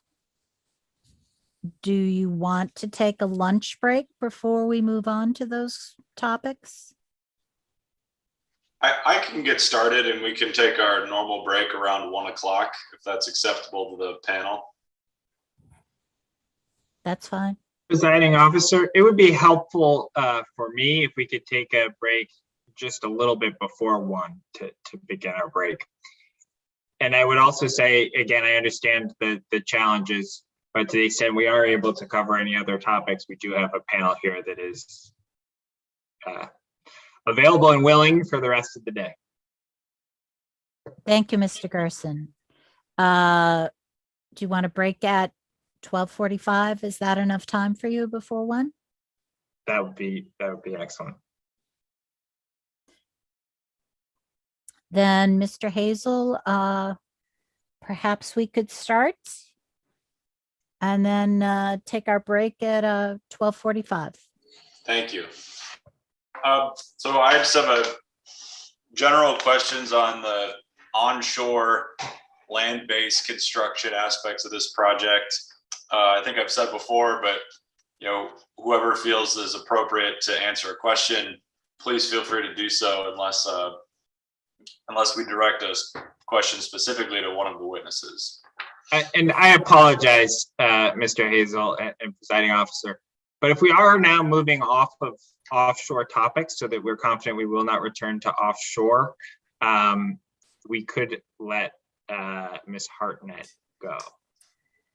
Does she need to be available later for other examination? My understanding is that we're all set with the offshore portion of the project. And I guess I should have asked you, Mr. Gerson, did you want to do any redirect on offshore? On the offshore specifically, no. One of the things that we may do at the lunch break is evaluate whether we have any redirect on the landfall specific questions. That would be fine. And not only do we not have any intervener counsel participating today, but I don't anticipate that we will during today's hearing.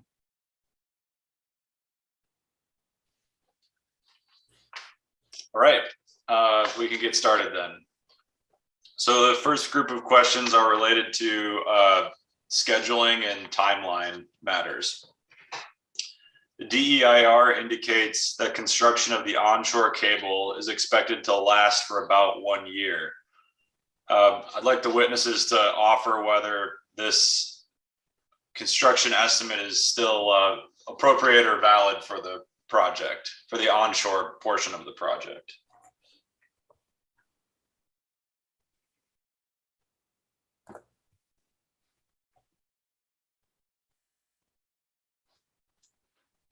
I could start by making the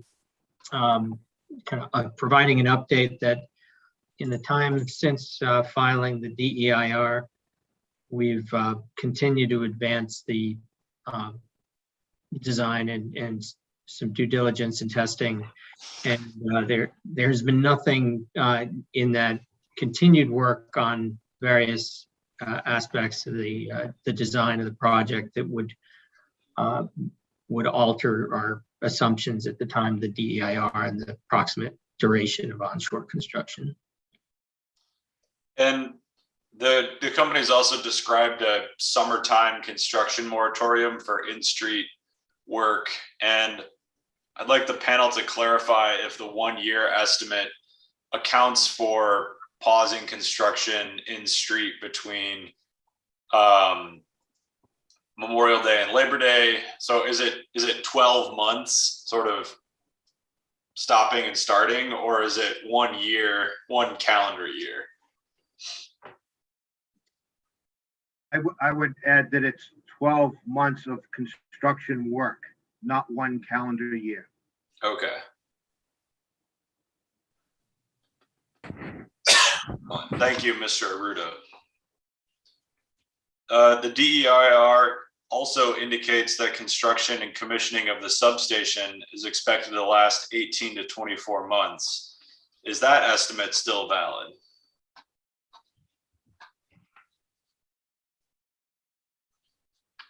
I could start, I think, in a similar way to the onshore transmission construction. Since filing the DEIR, we've continued to advance our study of the substation site and continuing to advance design. And as the siting board knows, we've also acquired an option to improve the access to the site with a new access road across the parcel that we've optioned from the Chamber of Commerce. I would say, so nothing in the intervening time since the DAR was filed would increase the duration of the construction schedule. And in fact, the benefit of a new access road and change in design and limiting the amount of material that would necessarily be needed to import could potentially have some beneficial benefits to the schedule, but at this point, nothing is indicated that our anticipated schedule would be any greater than what we submitted in the DEIR. Thank you. And could you please refresh my memory? Has the town of Barnstable clarified whether substation construction is subject to the same summertime construction moratorium as in-street construction is?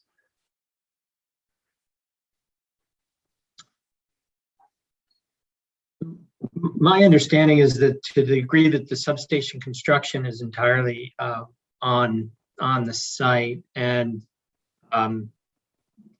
is not in a location, for instance, near the Craigville Beach or other heavily utilized areas in the summer, that they have not expressly requested a summer moratorium for the on-site construction activities.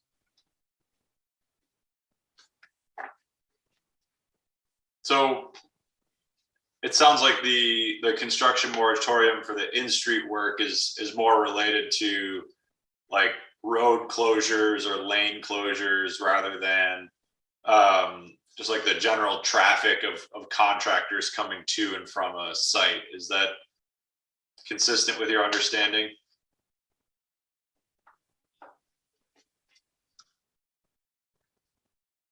Well, it's certainly the summertime moratorium on work that requires road closures certainly is heightened during the summer season. And in fact, is also part of when we were discussing the Centerville River crossing. So I think a major driving factor is the impact on traffic patterns and road closures or detours, and needing to avoid that type of disturbance during the peak summer season. Yeah, the other thing that's probably worth just noting for the record is that the substation for the Vineyard Wind Connector 2 project enjoys very, very good access from Route 6 and Route 132. So there's very little traffic on local street, basically a short stretch of Chute Flying Hill Road. So certainly the construction during the summer at that site can proceed without impacting the kinds of roads that the town would normally be concerned about. And on the same topic of the construction moratorium, I'm not totally clear if that's a formal rule that's included in the town's bylaws, or that's, put in place by a permit condition, or if that's just sort of a request that the town of Barnstable has made to the company. Could you perhaps clarify that for me?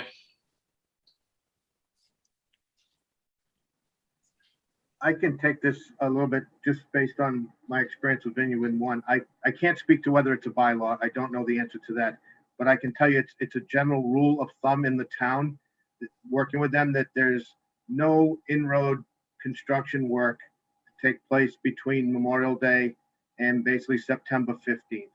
That's the agreement in which we work everything on Vineyard Wind 1.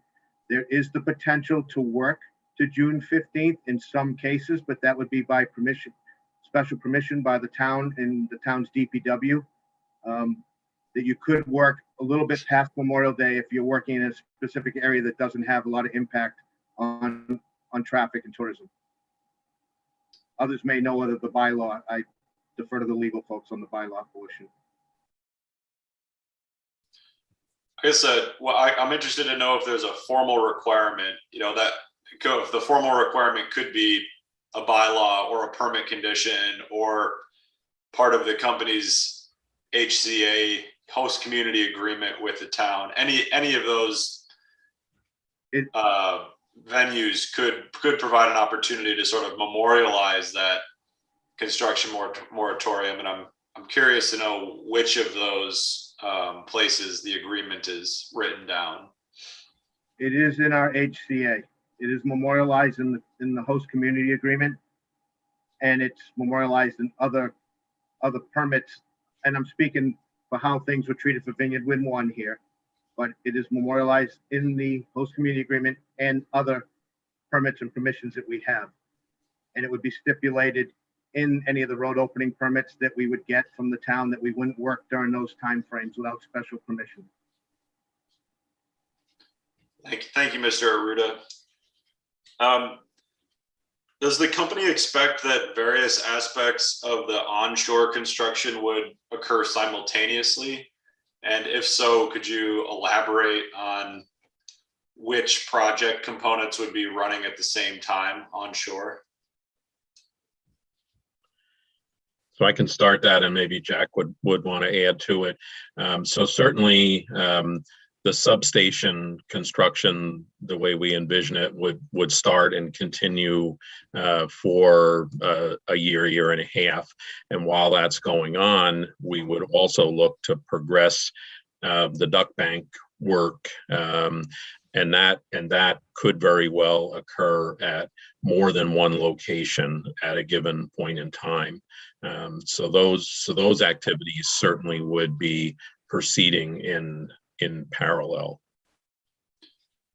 And there's a couple other bigger onshore construction components. There's the landfall HDD, the Centerville River micro tunneling, and the Route 6 Jack and Bore.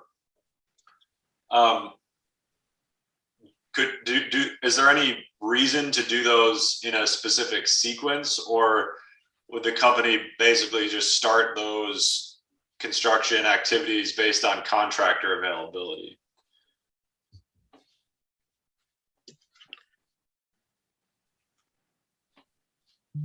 So the HDD we expect to be subject to some seasonal constraints for the piping plumber protection, much as we saw with Vineyard Wind Connector 1.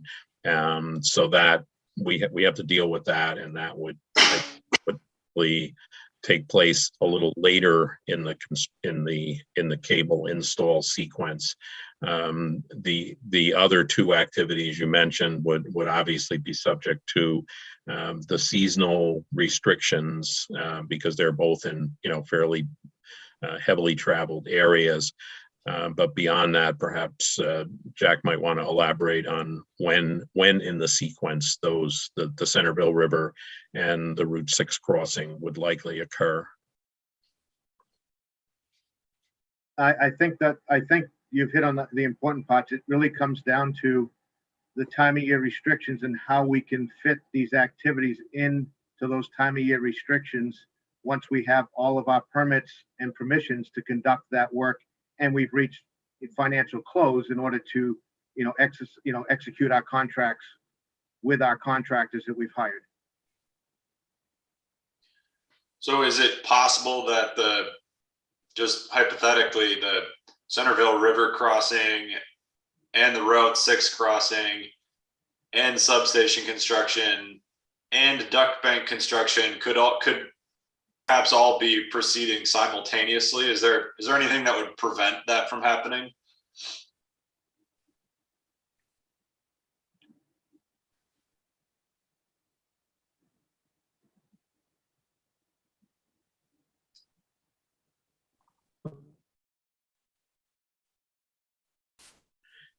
I mean, answering that as a hypothetical, I don't think so. You know, recognizing that the Centerville River and the Route 6 crossing are of somewhat limited or fixed lengths of time. So could they go on at the same time using specialty contractors, separate and distinct from the normal duck bank work? Yes, they could, and you know, if that were the case, for traffic management purposes, you would want to keep certainly some separation with the duck bank installation and the Centerville River work. The Route 6 crossing is kind of a standalone activity, and that's working from either side of the road. So there's no disruption per se to Route 6 for that. On the topic of the Centerville River crossing, in response to information request EFSB-CM-6, the company provided an overview of the different trenchless crossing methods that could be used. When I read this response, I kind of had the impression that HDD had advantages over the micro-tunneling approach, but the company's clearly selected micro-tunneling. So I'd like the panel to just walk me through what were the deciding factors that led to the company selecting micro-tunneling as the preferred crossing method for the Centerville River.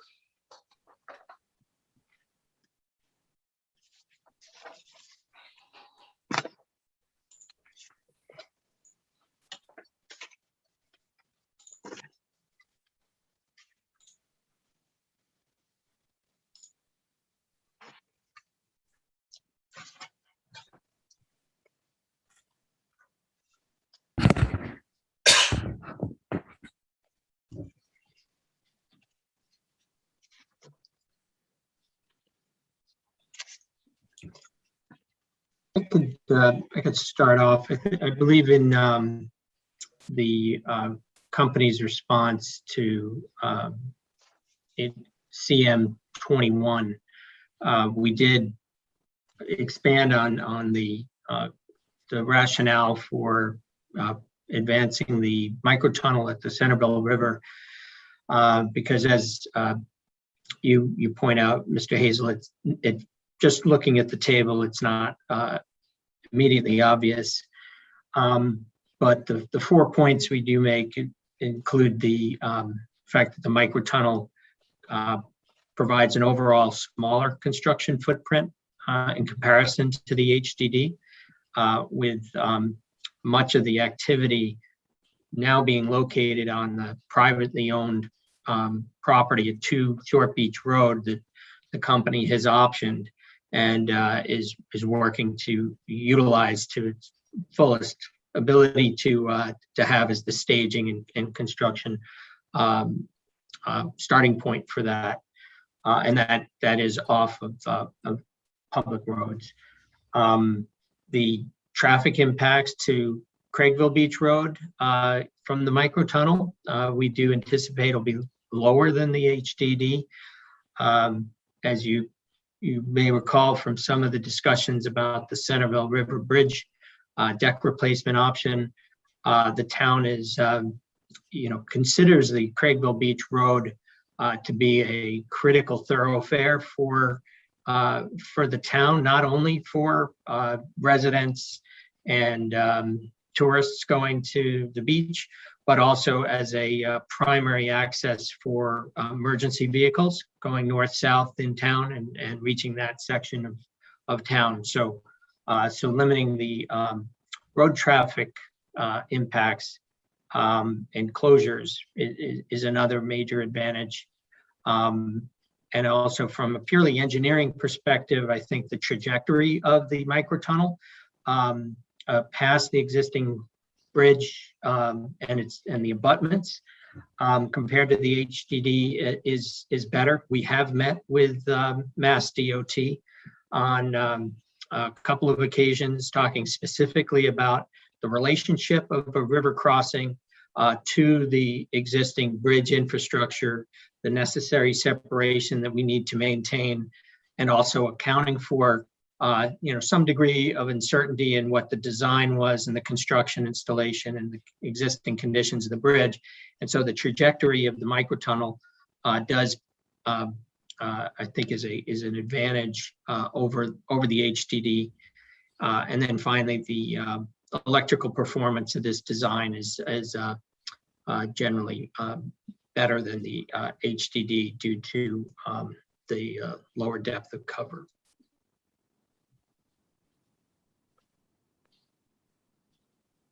Could you elaborate for me about how the trajectories differ from, like, why does the microtunneling have a advantageous trajectory compared to HDD? I could take that, Chris, if you like. The microtunnel process includes a jacking shaft that would be located at 2 Short Beach Road, and a receiving shaft that would be located on the northern side of the Centerville River. And basically a horizontal tube, if you will, is advanced in a straight line between those 2 shafts. And we have the advantage of placing that jacking shaft on the 2 Short Beach Road property, which locates it further west. So if you draw a line, as our drawings within the various submittals show, that it's a fairly straight line between the 2 shafts. 2 Short Beach Road, basically going underneath the river and then across the road. On the HDD side, we actually have to set up in effectively the, I guess it's the southbound lane on Craigville Beach Road. So it's almost a hook shot, if you will, to get ourselves across the river, specifically avoiding the pilings associated with the existing bridge there. So it, from a trajectory standpoint, much more efficient with microtunnel. And certainly, as we noted in our reply to CM21, less construction risk. Less construction what? Risk. Thank you, Mr. Fitzgerald. And could the panel please elaborate or help me understand why the electrical performance is better for microtunneling compared to HDD? With underground electrical construction, depth of cover, the distance in which the cable is below the earth, is an important factor. And there's a break point in terms of when it just flat out becomes unacceptable.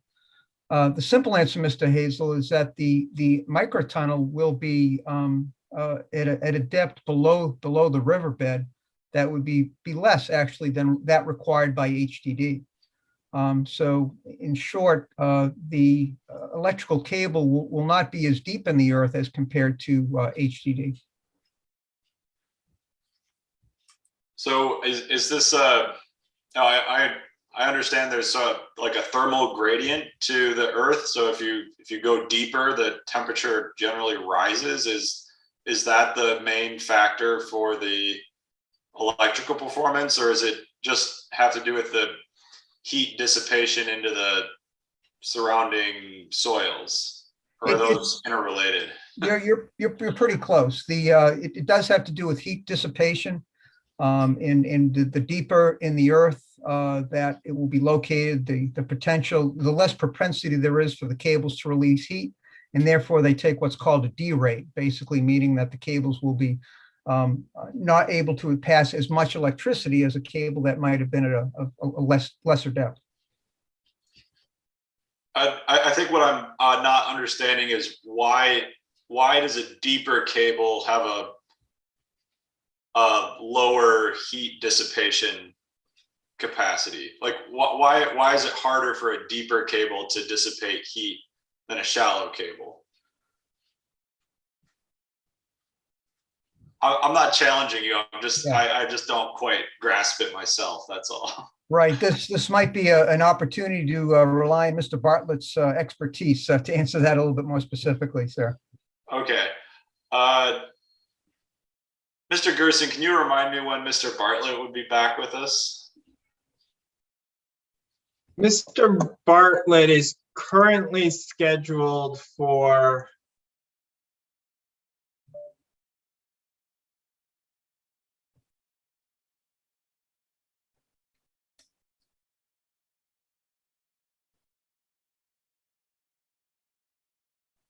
I apologize. I'm checking the schedule now. Give me a moment. It's okay.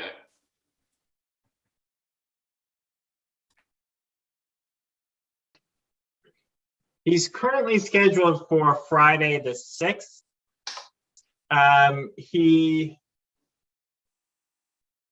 There is a chance we could make him available earlier than that. It is possible that others on the team could respond to this as well. Or if you wanted to issue a record request, we could respond to it that way. It seems like this may be a more specific question than an entire line of questioning, but I don't want to presume. That's my impression, that this is likely a straightforward factual answer rather than a long inquiry. So I'll just issue this as a record request. And the basic question is, why does a cable that's buried deeper have a lower ability to dissipate heat as compared to a shallow cable? So before we memorialize that, let me just add a thought here. So this discussion and this question is somewhat akin to a discussion we had earlier on, as Jack described it, the HDD sometimes serving as a pinch point in the cable design. And pinch point meaning if we take the cable too deep and have a lot of earth above it, that thickness tends to serve as it has some insulating value. So therefore, the thicker it is, the more difficult it is for the cable to dissipate the heat that is generated by the flow of electricity. So this situation is similar. We can do the direct drill with less cover than if we accomplish the same thing by HDD. So there's less earth above the cable, hence less insulation, hence better heat dissipation. Thank you, Mr. Barton. I think I'll let the record request stand, since I'd like to give the other panelists an opportunity to augment your helpful reply. Certainly. So that will be record request EFSB 22. And Mr. Barton, if I could just ask a follow-up. We've been talking about different depths associated with microtunneling versus HDD. What is the difference in the relative depths between the two, possible with the two techniques? So we have cross sections for both, and I'm going to ask my colleague, Mr. Fitzgerald, if he can call up those drawings and give you an actual answer. I will, if you give me one moment. Be glad to do that. I'm going to need a second, Ted, to dig that out.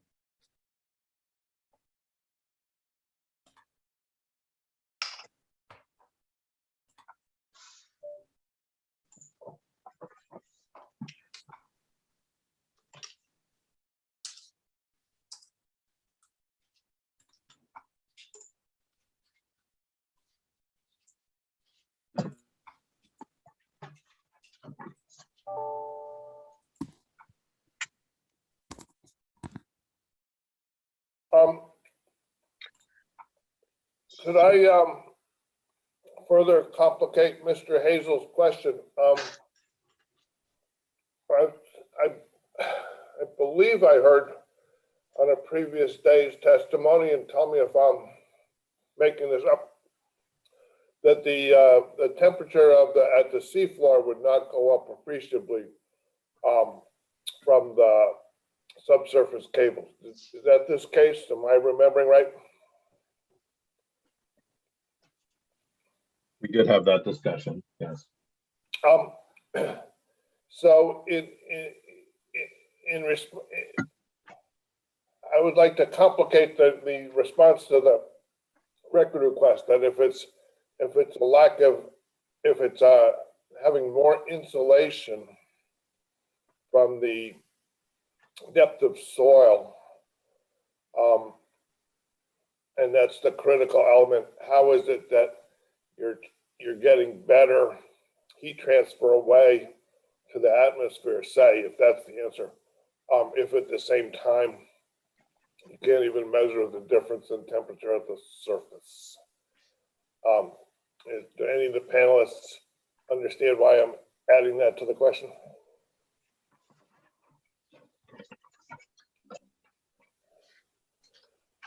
Mr. Barton in particular? So I think the short answer is the relevant temperature is the temperature at the cable, not some number of feet above at the sediment water interface. And so I don't want to argue it. Just put it in the answer. But if you can't measure a difference at the surface, how is there enough heat transfer away from the cable for that to make any difference? I just put that as a question. I just put that as an additional on the question for you to answer. That's fine. It's a little hard. It's a little hard to picture how those two things work together, and do the best you can. This is taking me back to junior year heat and mass transfer. So it's a gradient, but well, perfect. Yeah. Thank you. To answer the prior question, the micro tunnel for the Centerville River crossing will place the top of the casing 12 feet below the riverbed, and the HDD crossing of the Centerville River would be approximately 18 feet below the riverbed. So there's a difference of 6 feet deep. The HDD would be 6 foot deeper below the riverbed than microtunnel. Thank you, Mr. Fitzgerald. And we should probably add if we're about to move on from this subject, either of these approaches could certainly work.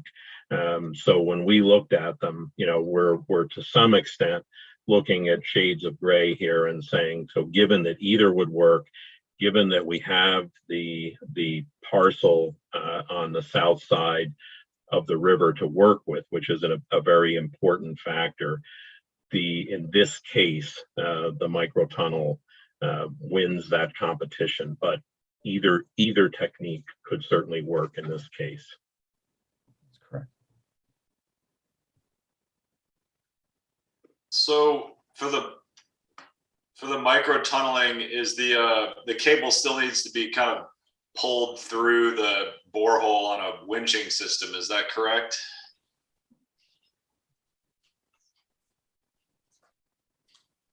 Yes,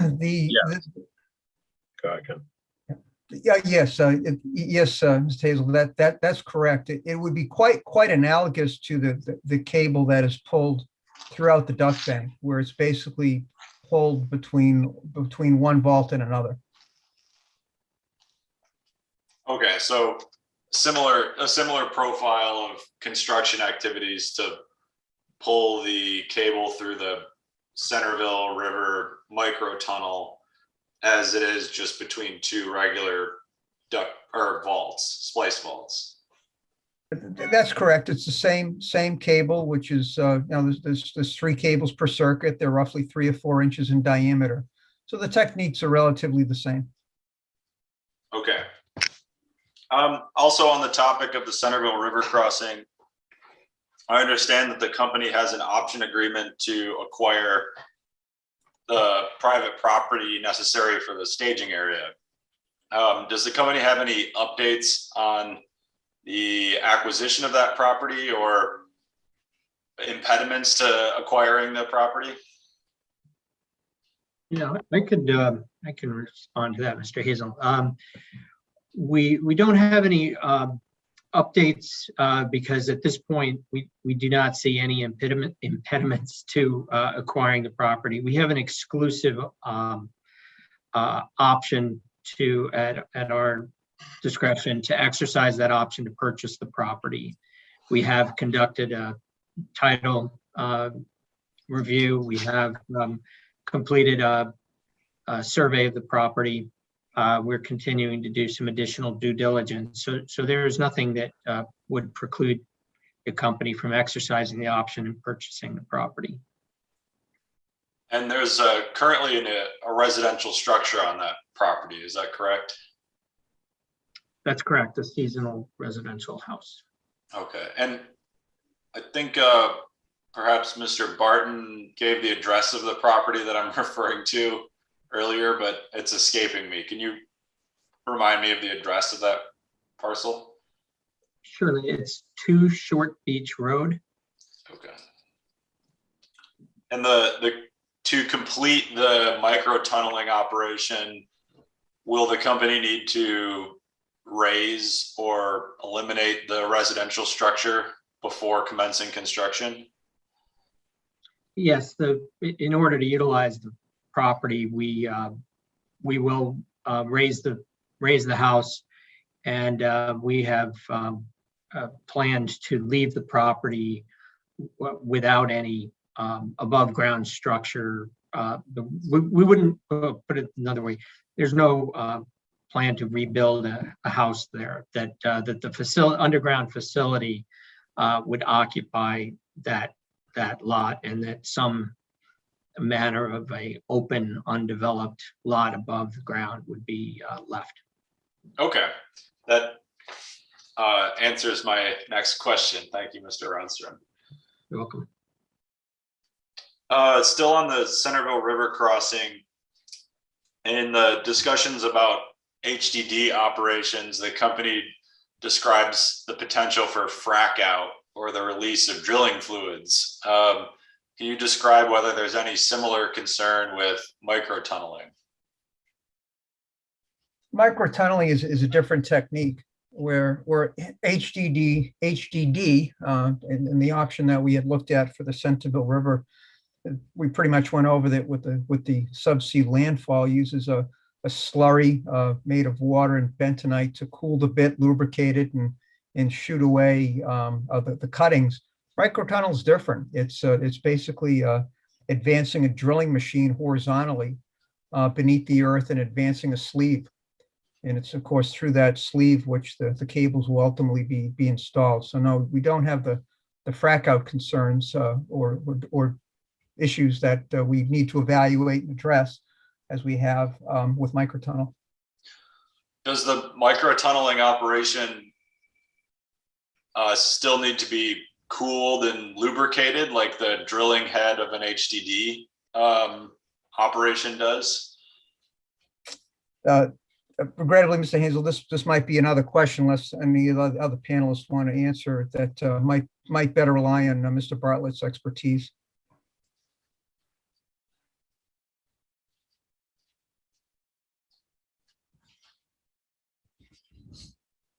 Do you want to pose it as a record request, Mr.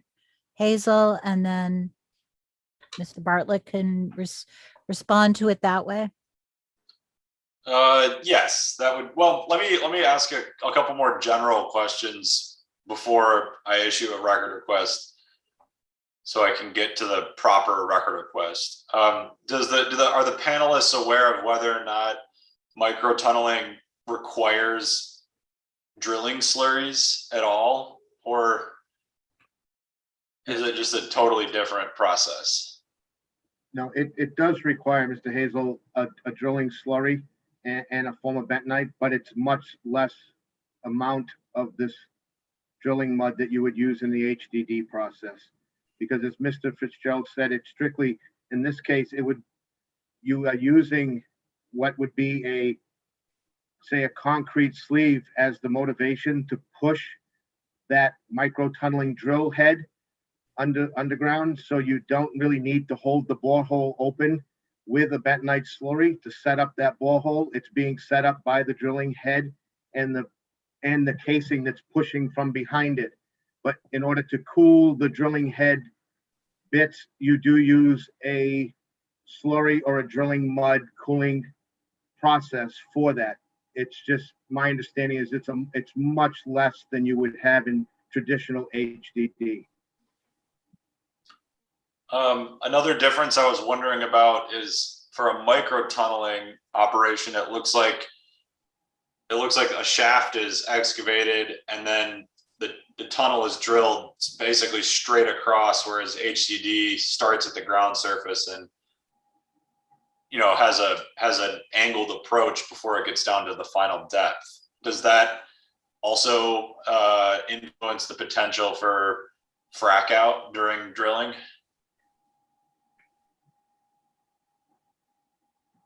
Maybe I just to understand the question, make sure I answer it appropriately. Are you asking that by using the jacking shaft that it lessens or increases the chance of frack out, or is that the question?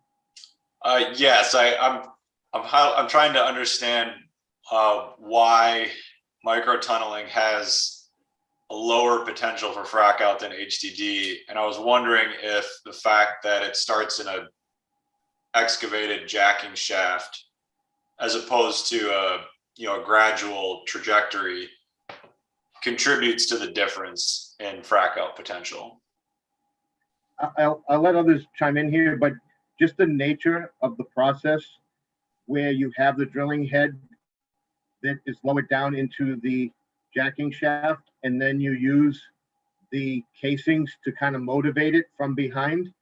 All of the fluids that are used in that drilling process are being brought back through those casings, and everything's contained within those casings, whether it be the pumping lines and the return lines. All of that is within that casing, where in conventional HDD, you're really counting on that bentonite slurry setting up and bringing back. So you're actually eliminating that large open area where the slurry could penetrate through the soils like you traditionally would on an HDD process.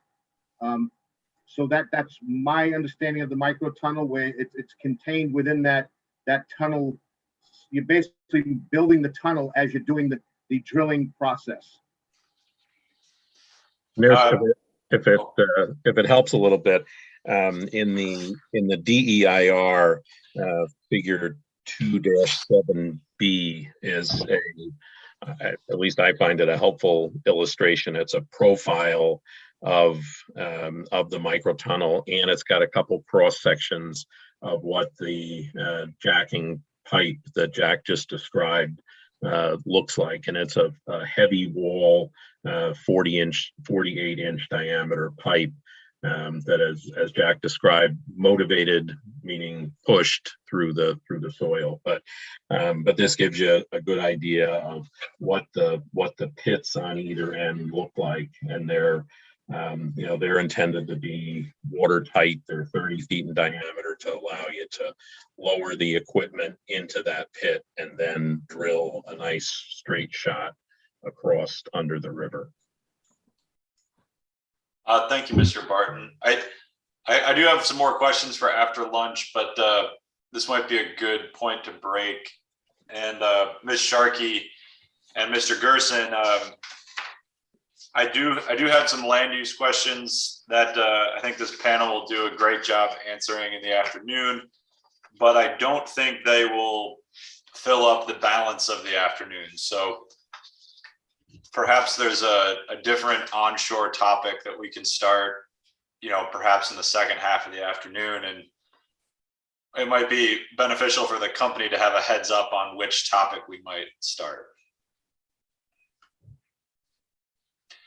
Mr. Hazel, if I could just interject, in addition to the figure referenced by Mr. Barton, I would refer to the DEIR section 2.2.2.4.1 on page 2-27, which provides a pretty detailed description of the microtunnel technique, including some of the aspects we were discussing. So just want to point that out.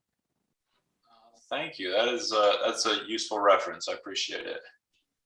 So, Mr. Hazel, just before we leave the point, do you still have a record request that you might want Mr. Bartlett to answer? No, I'm comfortable with the explanation that we got on the record already.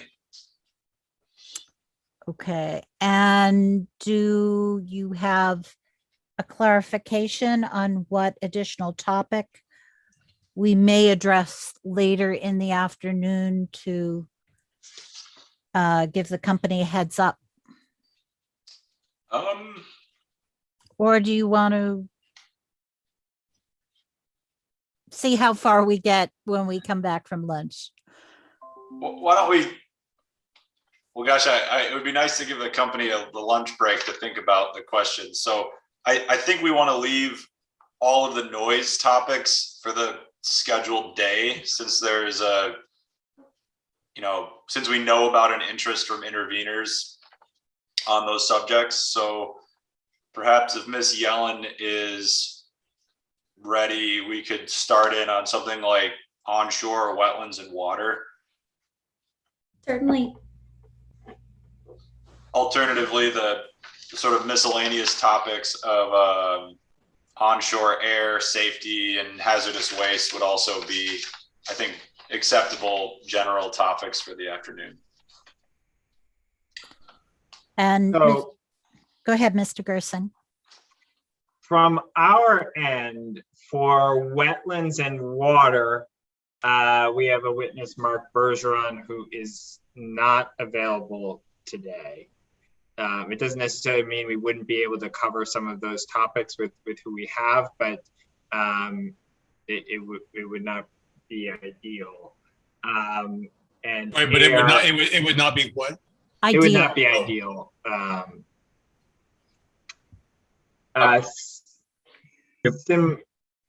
Was air the other? Yeah. What was the other? The other potentials would be onshore air, onshore safety, onshore hazardous waste. One other maybe more substantial topic would be onshore traffic. And it looks like onshore traffic would use Mr. Fitzgerald, who is seems to be a little bit more of a specialty witness. Onshore traffic, we should have Mr. Bartlett on for, I think. Safety, waste, we can perhaps do some of those, but again, that is a topic that Mr. Bergeron was also involved in. It might, right? I think unfortunately the topic we would be best prepared to move on to would be noise. Because that is what was scheduled for tomorrow, and we have those witnesses here now. We can also give people part of their afternoon back, I suppose, if we have to. Why don't we just see how far we get after lunch, and maybe we can reassess before the afternoon break. Well, and I know Mr. Gerson needed to break a little early to have things to take care of. Why don't we come back at 2, giving you some extra time, hopefully, to deal with what you need to deal with. And we'll reassess it too. That sounds good. Thank you. Off the record. All right, thank you. We'll see you then.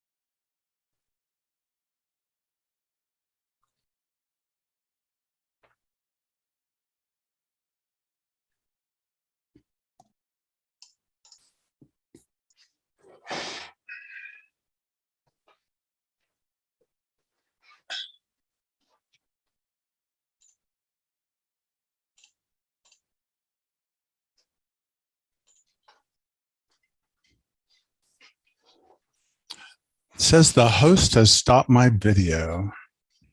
Uh-oh.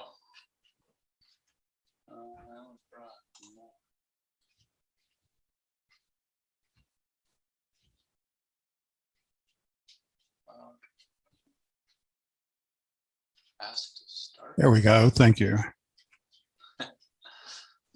That's a new one for me. It's happened a couple of times and it's never happened except in this case. So I'm beginning to wonder. Okay, that sounds like an operator error. I agree.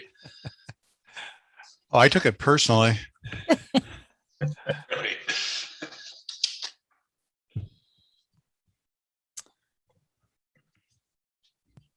All right, it looks like almost everybody is back, so we could go back on the record.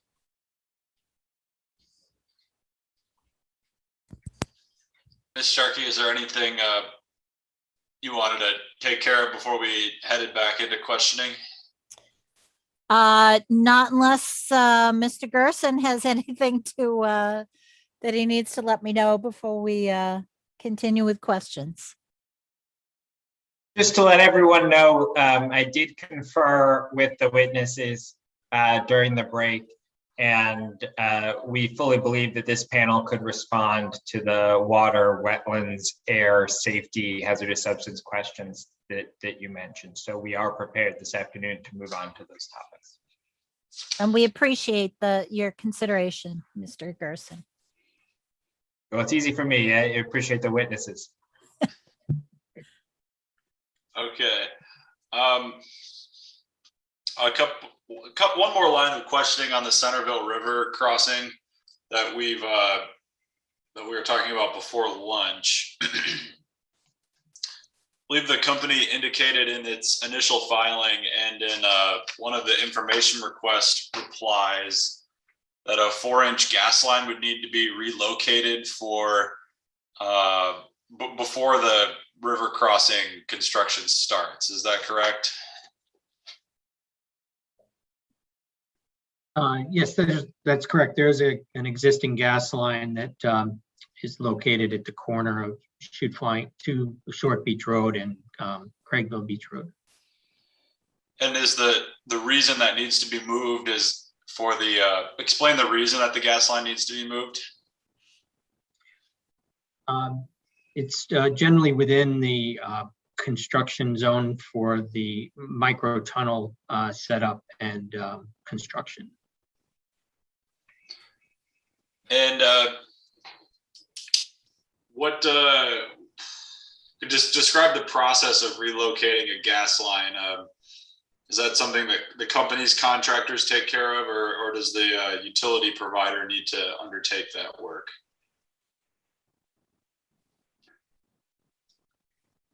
I believe we did respond in a record request, and I'll take a look at that, and maybe one of my colleagues could chime in. But I believe we said that the natural gas utility would carry out that relocation either directly or through their contractor. And I understand that Vineyard Wind would not be responsible for carrying out the work, but is the company aware of whether the gas utility is able to complete that task without having a service outage?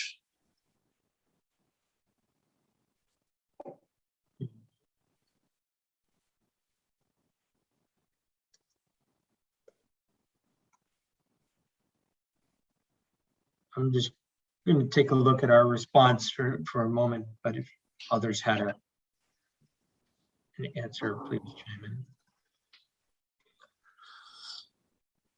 I mean, normally why Mr. Rochham's looking for the response. Normally in this situation, it's a detail that would need to be worked out with the local gas transmission company and come up with a plan as to how that relocation can take place. And hopefully they would be in a manner that if it did cause any service interruptions, they would be minimal and they would be done during a time of year where we wouldn't have to be impacting, heating season or anything like that. It would be done prior to any of our work. So it sounds like the Centerville River crossing itself, due to the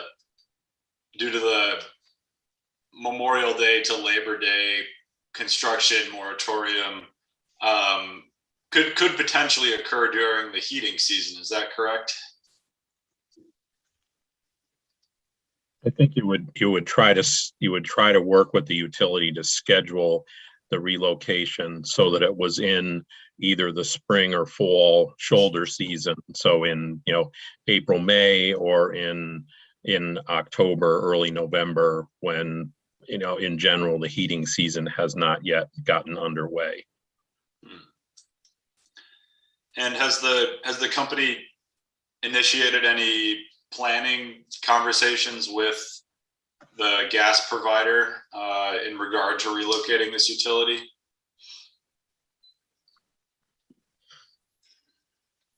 We have not at this point.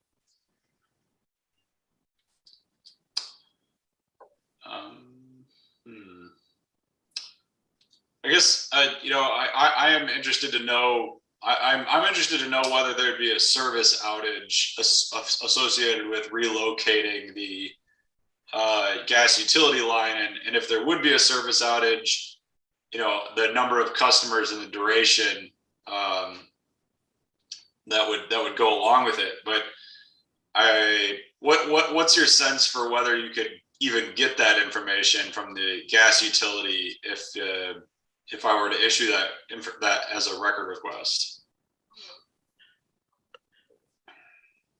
I think you could start a process of discussion and get the information, but certainly not within the customary 5 business days that we have for a record request.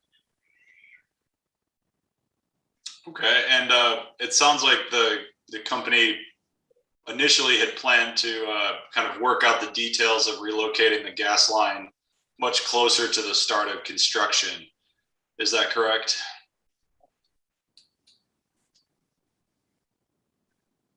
That would be correct. It would normally occur once we have an actual engineering plan that's been agreed upon, that this is the plan that we will move forward with. You'll get your preliminary design out there, and then we'll engage the local utilities to see where we have impacts and how we can mitigate those impacts with the local utility. Okay, I appreciate that the design might not be to that point, might not be advanced enough to where you'd have exact certainty about which line needs to be relocated and the exact place to which it needs to be relocated. But I would like to issue a record request that the company inquire with the gas utility provider about whether a service outage would be required to relocate the 4-inch gas main. And if an outage is required, the duration and number of customers that might be impacted. And I understand that cannot be issued, that likely can't be answered in the standard 1-week turnaround time. But if the company could endeavor to get some response, sooner than when you would normally plan to start construction, like many years from now, we would appreciate that. So that would be record request EFSB 23. I have a few general, go ahead. Apologies, Mr. Hazel. And just to be clear, we will certainly take that as a record request. There are some aspects of responding to that are outside of the company's control, and we will do our best to get you the answer as soon as we can, but it is not fully within our control. Thank you, Mr. Gerson. Thank you. Yeah, as long as you don't wait, 2 years or something like that for when you would have normally done it. Somewhere between next week and 2 years from now. I have a couple questions on construction outreach to abutters that I think Mr. Wong covered in pretty good detail, but I just want to make sure I have the answers on the record that I was specifically interested in. With regard to the onshore part of construction, particularly the duct bank construction, the river crossing and the Route 6 crossing, describe how the company would notify abutters prior to the start of construction.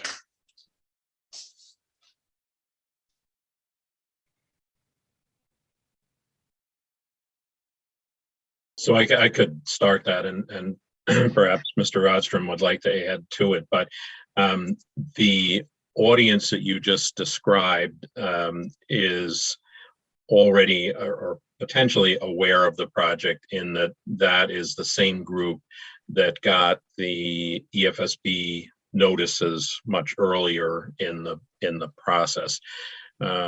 So we have that mailing list as a starting point, but typically, in addition to some of the things we've talked about earlier, the general publicity around the project via website and postings on the town website and general press and community meetings and all of that, which will continue as we get closer to construction. So at some point, say 2 years from now, there typically would be a mailing done that would go specifically to those abutters along the chosen route. We would describe in reasonable detail what's ahead, give them some sense of the schedule, and then basically begin a process where, and we'd obviously have a number and a contact there. So if somebody has particular questions or particular concerns, they can get them answered. But then we would proceed from there, probably with a second mailing, and then as construction in a particular stretch gets closer, probably do some door hangings, maybe even knocking on doors to make sure that everybody along that stretch is aware of what is about to go on. And that also gives us an opportunity, if somebody has some particular access need that we should be aware of up front, we can identify that.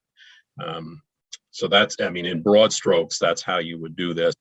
It obviously can be customized for each project, but. I appreciate that. The part I'm interested in most is, understanding that construction may progress sort of linearly along the route as the company builds the duct bank and splice vaults. Would the company give abutters a heads up sort of as construction comes into their vicinity, say a couple weeks ahead of when construction would move into that part of town? Or would it be more just like an initial notice at the start of construction?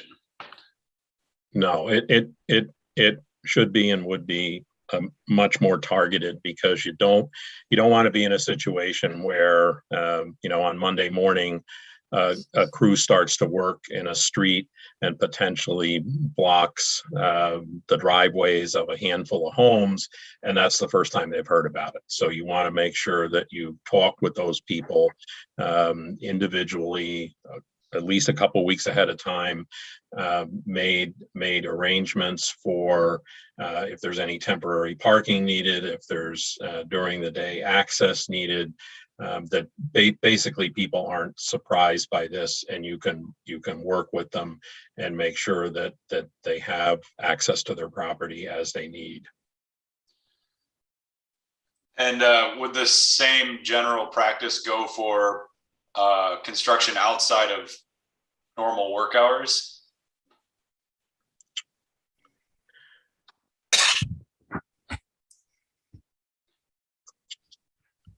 It sounded like Mr. Barton explained outreach practices for when access to properties might be restricted, and just curious if the company would similarly try to notify abutters if any particular activities needed to happen outside of the normally approved work hours.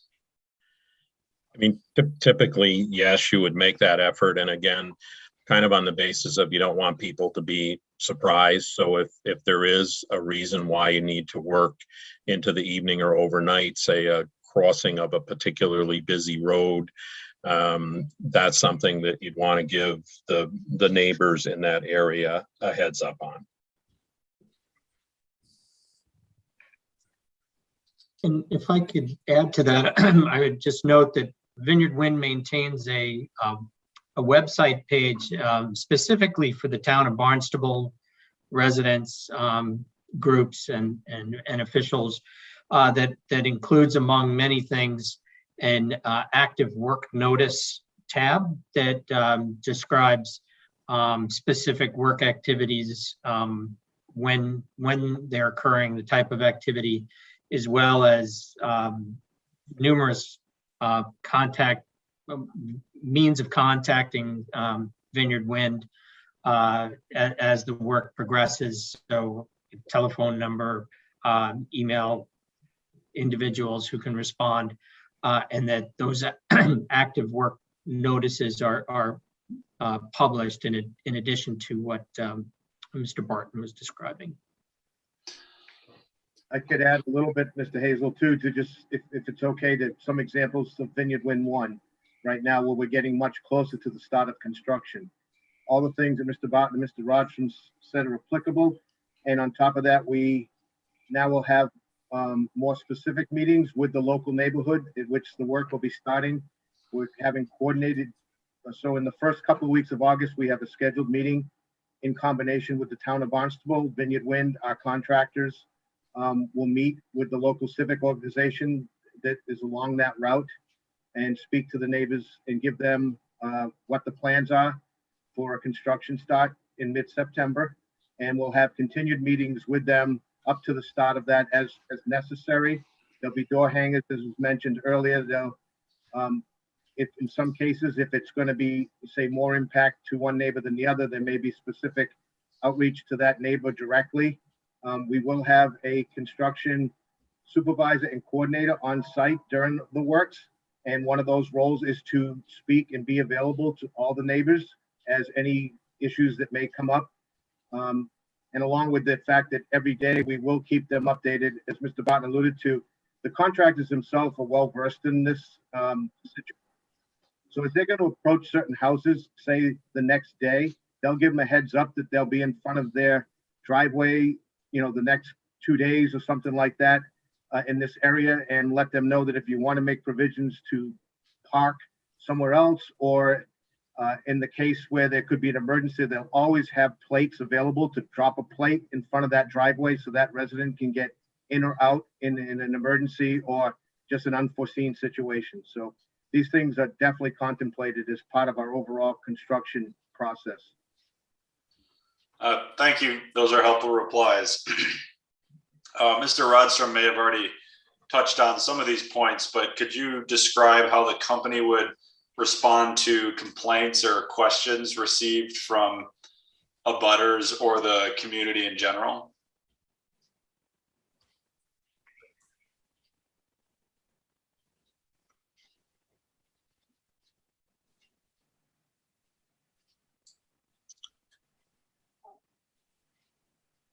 So as a general matter, promptly and politely. Certainly if somebody has an issue, you don't want to let it fester for 2 or 3 days. So, you know, we would make every effort to get back to the person as promptly as possible. Depending on the nature of the complaint or the issue, you know, we would do what we could to address it. If it's a more a broader or more generic complaint, like, gee, you know, I hear a construction vehicle, we would say, well, yes, and that may continue for another day or two, but please be patient. So I think it depends a little bit on the nature of the issue, but we would certainly do our best to resolve it on an individual neighbor basis. If it's something that an issue that's brought up by a town official, same thing. We would try to respond promptly and deal with the issue the best we could. Thank you. My next group of questions are sort of broadly focused on construction management. And for starters, the DEIR indicates that the company will prepare a construction management plan. Could the witnesses please describe the sort of purpose and scope of a construction management plan?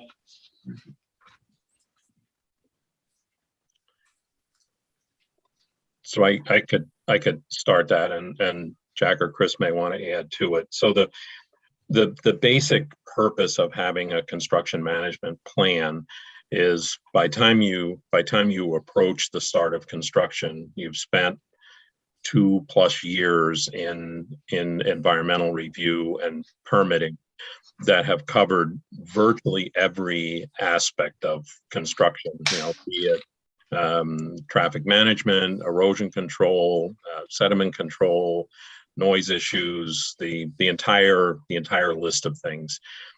So typically the purpose of a construction management plan is to pull together the final version of all those approaches in one place, together with conditions that may have arisen out of one or another of the review processes. So it could be conditions in the EFSB final decision. It could be a condition in the local wetlands approval. It could be something that comes out of the HCA specific to traffic management or timing.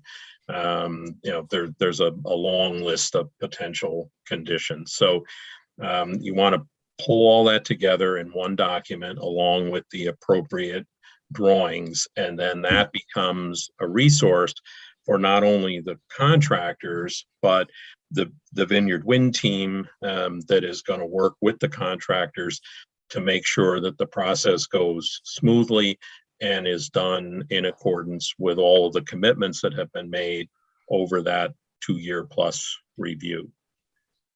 So in broad strokes, that's what that plan looks like. Is the construction management plan actually a standalone document that the company will prepare?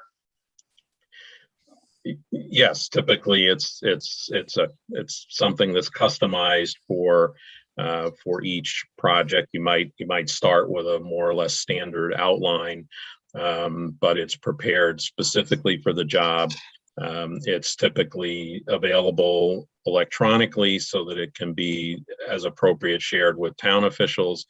And it's also something that is produced in paper copies so that those who still like to look at pieces of paper have a volume they can take out in the field with them, although increasingly this is done electronically.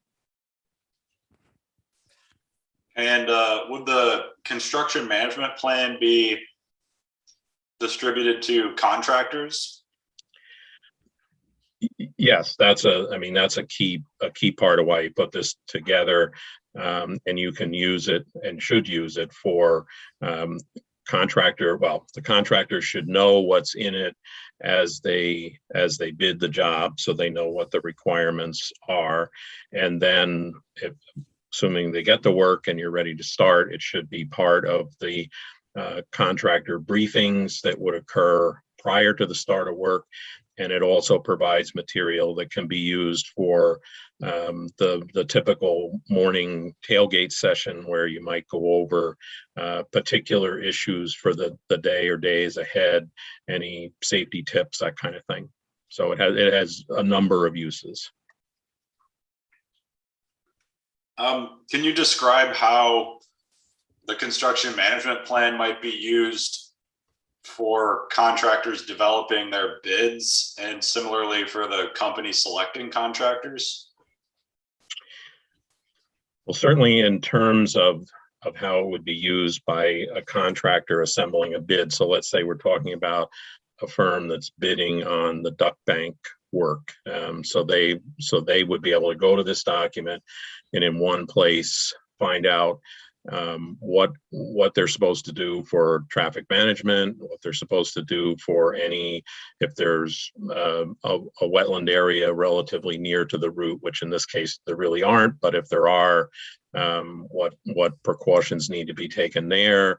There will be a section on what to do if you come across contaminated soil. So a whole host of things that if you're a contractor and you're preparing a bid, you want to be able to reflect properly in your bid document.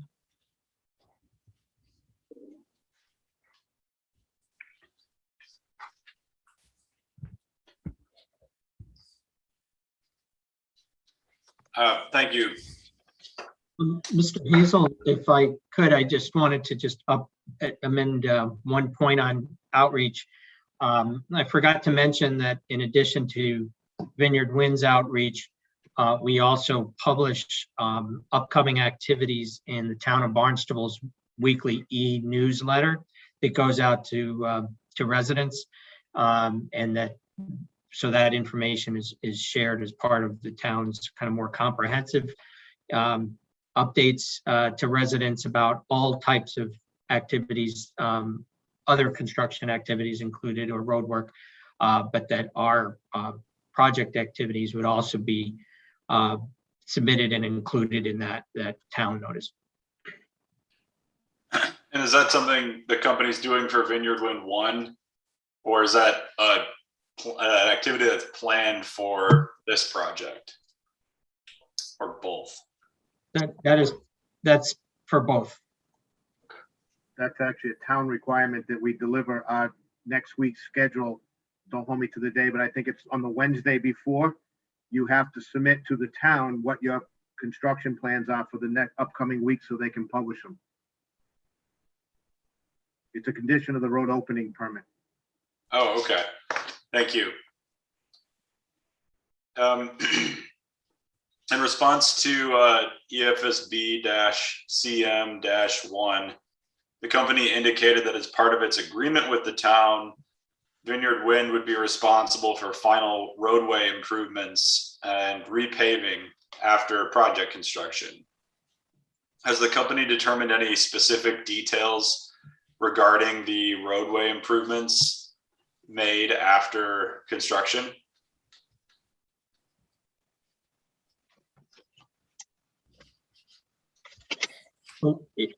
In general, it includes a repaving of the entire road following construction. But I think the specific details along what eventually is the final route will still, be discussed at some point in the future. And when you say entire road, does that mean curb to curb, like the full width would be repaved? Yes, that's correct. And I believe that the company indicated that the specific repaving standards would be spelled out in the host community agreement for this project, which I believe has been referred to as HCA 2. Is that correct?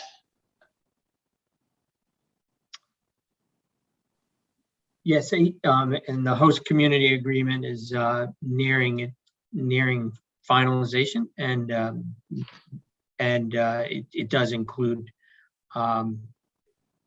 details on the road repaving.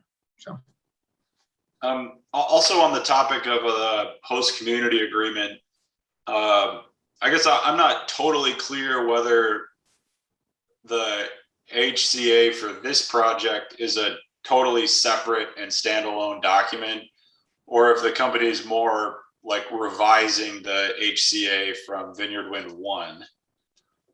Could you offer any explanation on that point? Sure, I could start. The current the HCA that was originally reached between the town and Vineyard Wind for Vineyard Wind 1 does include and contemplate this project. So there are provisions in there for coordination and compensation. However, the town of Barnstable and Vineyard Wind have been working to update and amend that agreement to add further clarity with the additional details on this project. So it sounds like the company would have one HCA with the town of Barnstable that covers both Vineyard Wind 1 and Vineyard Wind 2. Am I understanding you correctly? I want to make sure I'm characterizing that correctly. They will, it will cover the two projects though. Yeah. But with greater detail on Vineyard Wind 2. Okay. Can you provide any more detail about the status of the negotiations, or when, if things are looking optimistic towards reaching an agreement in the coming months or the coming weeks or years or anything like that? Sure, I'd be glad to. We've been working regularly with the town, not only the town manager, but town council, and providing updates. So I think the general updates and provisions in this HCA amendment have largely been worked out, but we expect that it'll be ready for kind of a final approval in the coming months, I would say. So. And what does the approval process look like inside of the town of Barnstable? Is that something that the town manager signs off on, or is it a vote of the Board of Selectmen, or is it a town meeting vote? Do you have a sense for kind of like how the town approves the HCA? It would be a town council vote and authorizing the town manager, I believe. Okay.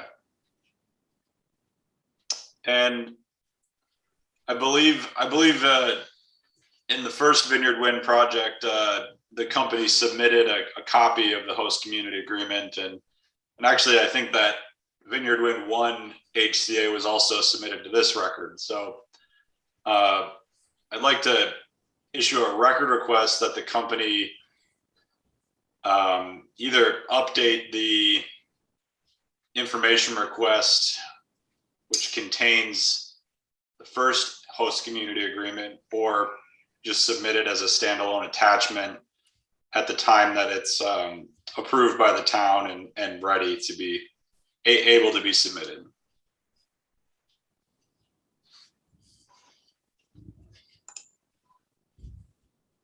That would be record request EFSB 24. And for clarification, the host community agreement from Vineyard Wind 1 was submitted as an attachment to EFSB-G-14. If I could ask Mr. Hazel, that record request is for the approved amended HCA. That's correct. Yeah, whenever the town issues it or approves it and it's final, all signed off on, that's the version I'd like submitted, and that could be submitted either as a supplemental filing to G14 or as a attachment to the record request. Either one would be acceptable.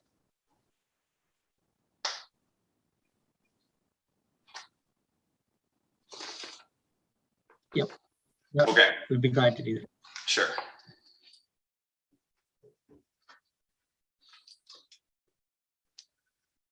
I believe there's been some discussion in the DEIR and elsewhere on the record about coordinating construction of the duct bank and splice vaults with the town's sanitary sewer replacement project.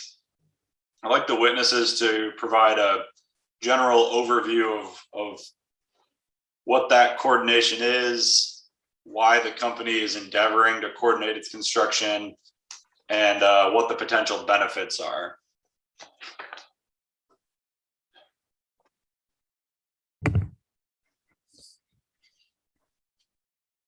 I could start. I would welcome Mr. Aruta's comments as well, but I would say that as to the kind of mutual interests of Vineyard Wind and the town of Barnstable, the preferred onshore transmission route for this project is located almost entirely within areas that are part of the town's sewer master plan and include plans in phases for sewer installation to address the town's needs. And so at the very kind of early stages of this project development and conversations with the town, and in particular with our experience on Vineyard Wind 1, we have often talked with the town about the location of this preferred route, as well as the best means to coordinate the installation of the transmission line, duct bank, as well as in relation to the town sewer. That's taking, some specifics that includes our survey work of the onshore transmission route, making sure that that is being closely coordinated with the town engineer and town D.P.U. to try to capture information that's relevant to both projects, as well as over the longer term, looking at construction schedules and some of the topics that we discussed this morning about the phasing and sequencing of the duct bank construction in relation to town sewer plans. So I think we're still at an early stage on that, but I think the general approach is to coordinate the transmission project design and eventual construction sequencing and methods closely with the town to kind of maximize the benefits of that coordination and minimize public impacts. This might be, it might almost go without saying, but can you describe what the benefits of coordinating those construction efforts would be? Well, I might add a little bit, and Chris can continue to add more to it. But as an example, and what Mr. Rodstrom alluded to is, as with Vineyard Wind 1, as you know, we're coordinating the efforts with them. So we're taking advantage of trying to minimize the impacts to the neighbors, since this is going to be road construction work going along the same routes, so that we can get both the Vineyard Wind duct bank installed and their sewer project in one larger construction period or construction project versus two separate projects at separate time intervals that may not be separated by many years. So it's the limiting the impacts to the town, the benefits also that the town reap, and one of the reasons why they reached out to Vineyard Wind in the early days here to do this is they benefit from, as you spoke to earlier in the host community agreement, about repaving the roadways when all the work is done. So Vineyard Wind will come back and repave the roads, and the original HCA was to like new conditions. So that is one cost savings to the town, where they don't have to come back and repave the roads. In the future, the Vineyard Wind will do that, take on that scope of work as part of the final finishing of the construction projects together. And then there's the obvious environmental benefits of advancing their sewer project ahead of what might have been their original plan, so that they can then get these neighborhoods that surround some environmentally sensitive areas connected to sewer and limit some of the impacts from septic systems. So those are some of the benefits of working and coordinating this together.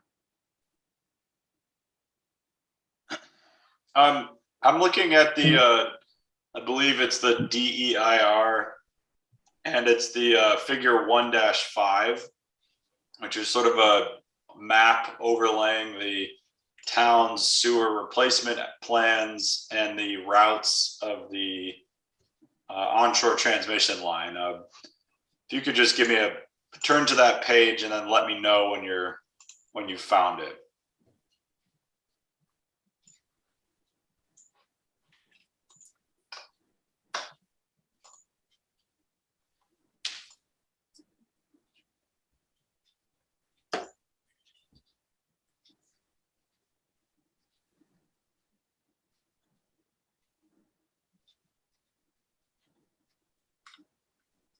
Yeah, I'm at that figure. So the figures include sort of red shaded areas and beige shaded areas, and I believe the red areas are phase 1 and the tan beige areas are phase 2. It looks like phase 1 is happening sometime in the next 10 years. Phase 2 is happening from 10 years to 20 years. Is that correct?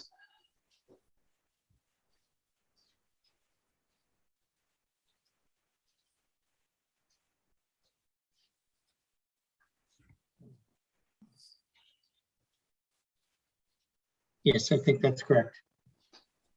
So it looks like the first portion of the onshore transmission route traverses through areas of phase 2 of the sewer build out. Does the company anticipate that for those areas that are inside of the phase 2 shaded areas that there would not be any coordination with the town's sewer replacement program with the construction of the duct bank?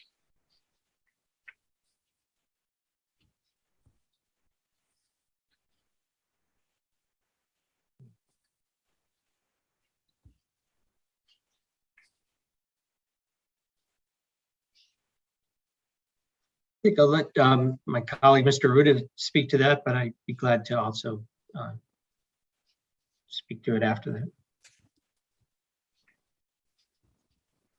I don't want to speak for the town, but the intention, as was with the first project, is to take advantage of Vineyard Wind opening the roads for the duct bank and to expedite or move forward some of those phases that would have been out in the future, much further out in the future, take advantage of the fact that the road is being opened and put the sewer infrastructure in at the same time the duct bank is installed.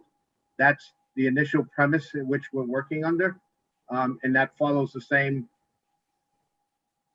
as we've kind of treated the first project also, is to take advantage of, the Vineyard Wind project. But again, the town would have to speak on their behalf when it comes to whether they would 100% want to do the whole route. But that we're moving forward as if they would take advantage of any road we open that has future sewer plan. The sewer would be installed as part of that project. That's a helpful explanation. And it also looks like a portion of the noticed alternative route,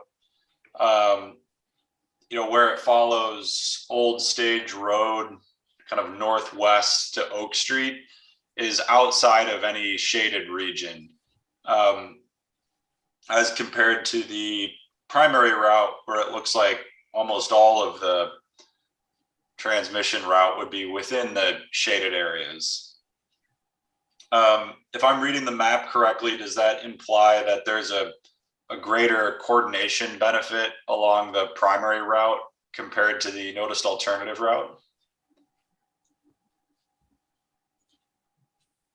I would agree that there is benefit to pursuing the preferred route for the coordination, and that the master plan that the town has developed is in part driven by need, and one of the major needs for replacing septic systems with sewers in the town of Barnstable is demonstrated by conditions in Lake Wequawket, which is the large lake just to the east of our preferred onshore transmission route, which is also ringed by sewer master plan areas. During the summertime, there can be quite significant eutrophication and algae blooms in the water body, as well as others.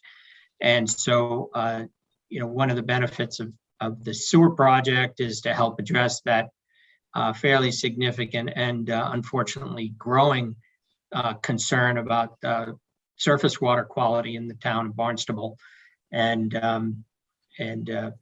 which is partly the reason why the master plan is configured and developed the way it is. I would just, if I could, add to Mr. Aruta's comment about the phasing. Vineyard Wind does intend in the near future to look at doing a detailed survey, instrument survey of the preferred onshore transmission route.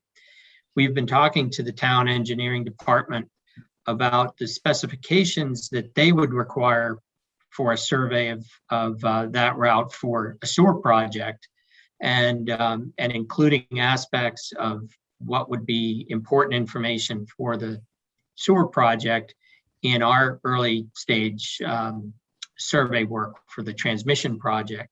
And I mention that because it really, regardless of the town's ultimate phasing of the sewer project, that's, I think, a good example of how coordination will provide some benefits to the town on information that they will need on the sewer project and the co-location of both. Thank you, Mr. Rodstrom. Is it the company's expectation that coordination would be stipulated in the host community agreement? I think coordination is included within the host community agreement, but I think the details are still being worked out. Okay, and I think Mr. Aruda indicated that there's sort of generally a financial benefit to the town for having some coordination with Vineyard Wind, opening the streets so that construction projects can be sort of consolidated. Is it possible to quantify what the potential financial benefit to the town is, or is it more of just conceptually there must be a benefit of some kind?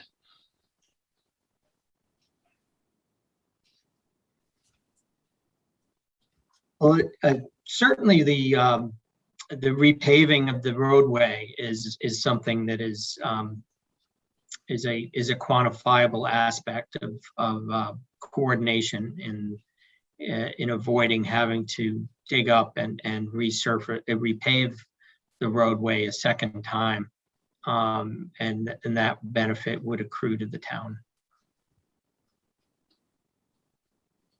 Mr. Barton, did you have something to add to that, or? No, I was basically going to make the same point, but just add that, we're talking about potentially 4 miles of road paved to new conditions. So assuming the town were proceeding independently and held themselves to the same standard, that's a considerable cost to do that much paving work. Has the company attempted to estimate what the coordination benefits would be to the town from the repaving or potentially the survey work that Mr. Rodstrom estimated? And what cost savings that might represent for the town? I would like to confirm this with the town, but I think they have publicly stated in some of their internal discussions or public forums when they were getting approval for the sewer project that this was upwards of a $3 million savings to the town by Vineyard Wind taking on the additional repaving and other scopes of work that we have basically signed up for. but I would like to double check that number. But there is a number that the town has expressed publicly in their process.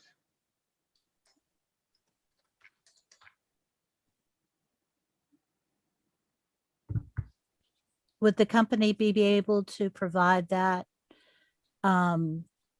statement and potential backup documentation in the form of a record request response?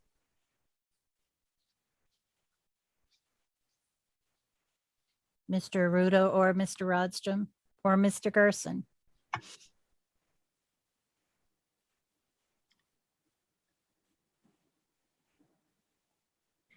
Yeah, but we would be able to check with the town to confirm that number. So why don't we make that record request EFSB 25? For the company's statement of the estimated cost savings from its coordination of activities related to the sewer project or other town activities, with some documentation of statements that the town may have made regarding the validity of those estimates.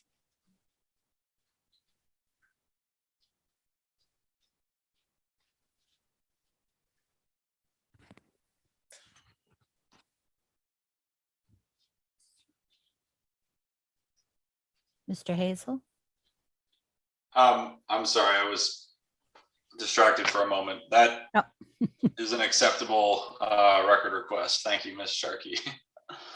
At one of the company's information requests, EFSB CM 19 indicates that the sewer would be installed deeper than the duct bank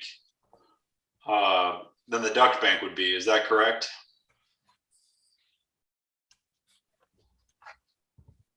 That's correct. Can you explain why the sewer would be installed below the duct bank? I mean, maybe it's obvious that you don't want sort of like water-based infrastructure above an electrical duct bank, but is that the primary reason? No, I'm not a sewer designer, but the basic premise is the sewer needs to be deeper because in most cases you're looking for gravity.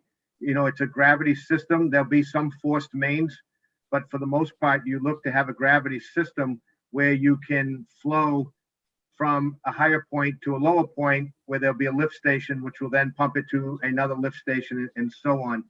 So I don't want to speak for the final design or anything, or even what the design contemplation is for this particular route, the whole route, because sometimes it can vary between sections of the route, whether it's gravity or forced main. But traditionally, it's always much deeper than, say, the duct bank that we would be putting in, because we only need about 3.5 feet of cover, 3 to 3.5 feet of cover over the duct bank. And the sewer must be deeper than that. Has the town expressed any concern about the duct bank hindering access to the sewer line in the event that maintenance is needed or anything like that? So that's a big part of that coordinated effort. And during the design process is to align the sewer project in its quarter. So you try to keep the sewer in one section of the road and the duct bank in another section of a road so that you can perform the maintenance that's necessary on the sewer system or vice versa. So that's exactly that integrated engineering work that needs to take place, is to design the system so it can be maintained over the long period of time. Gotcha. So I think I misunderstood the record request or the information request reply. Even though the sewer is deeper than the duct bank, that doesn't mean it's aligned below the duct bank. That is correct. It's not, generally, you would not want to align directly below the duct bank. There may be Okay. rare instances where you have no choice, but for the most part, it stays in its quarter, and the duct bank would be in a different quarter of the road. It's just from a constructability standpoint, because it's deeper, they have to open up the road wider to install it. So you don't want to have to put the sewer in later if you can avoid it, because you'd be then undermining too large of sections of the actual duct bank. Gotcha. Thank you. The witnesses might be able to point me to a place in the record or perhaps the DEIR where this may exist, but I couldn't readily find it. So I'm curious to know if there is information about the duration of construction activities that would occur in front of a typical abutter. Say, for example, installing a duct bank or installing a manhole, or well, I guess those are the two big categories. I like to see the construction from the perspective of an abutter, and understanding the total duration that construction could be kind of in the vicinity of any single property would be helpful for me to sort of contextualize the duration of environmental impacts.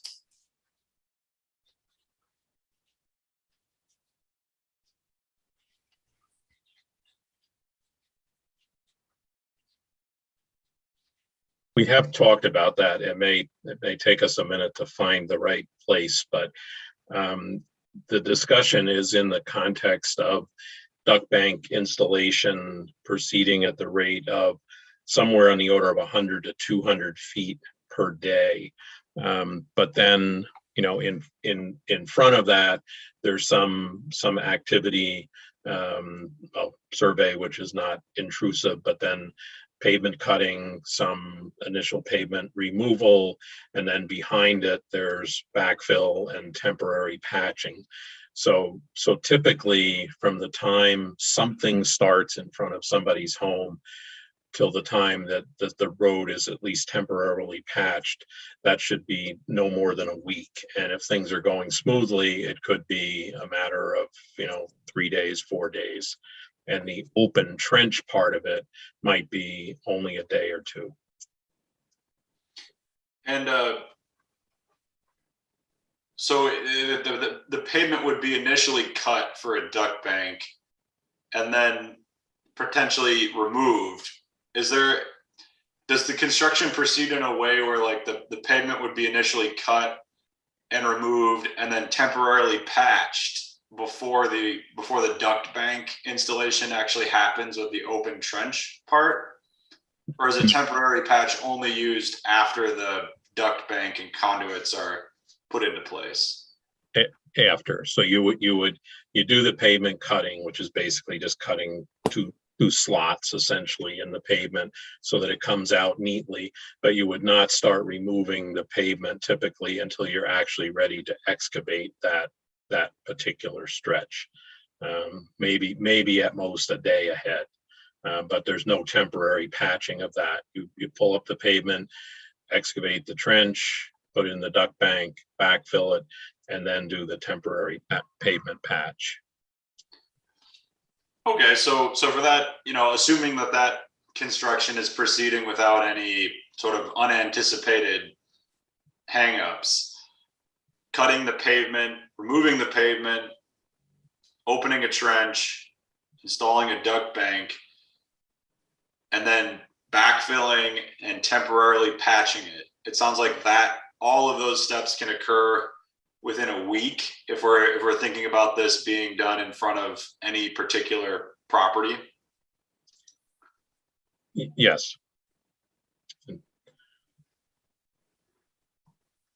And then with the temporary patch on the pavement, that stays in place for how long would the temporary patch stay in place for? Is that months or multiple years before the final paving comes back through?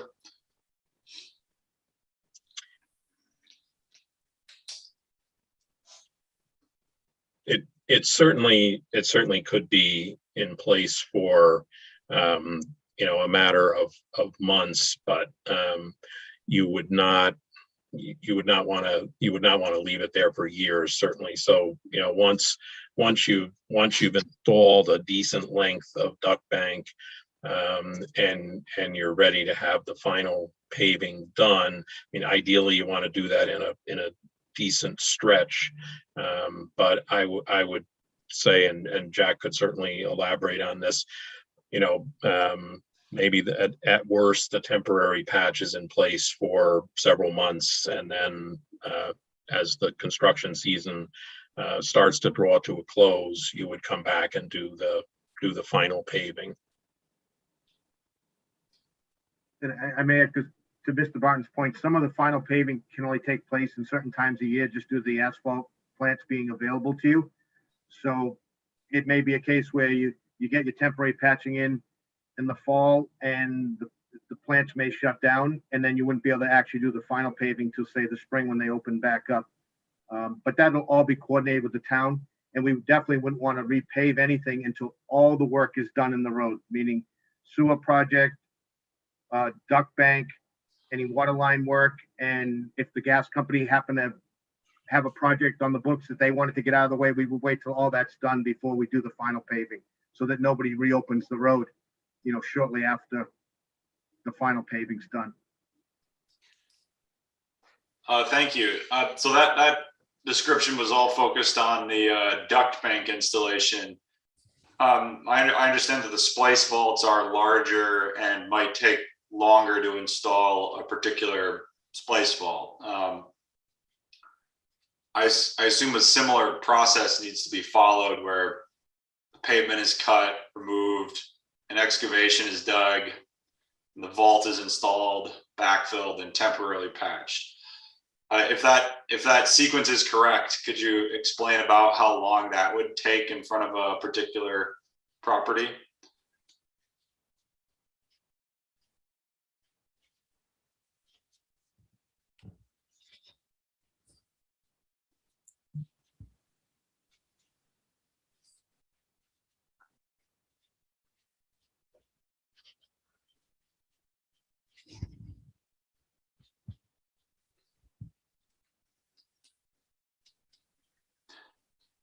Perhaps I could get that information via record request, and you could have the benefit of time in the record to gather your thoughts. Would that be a better approach?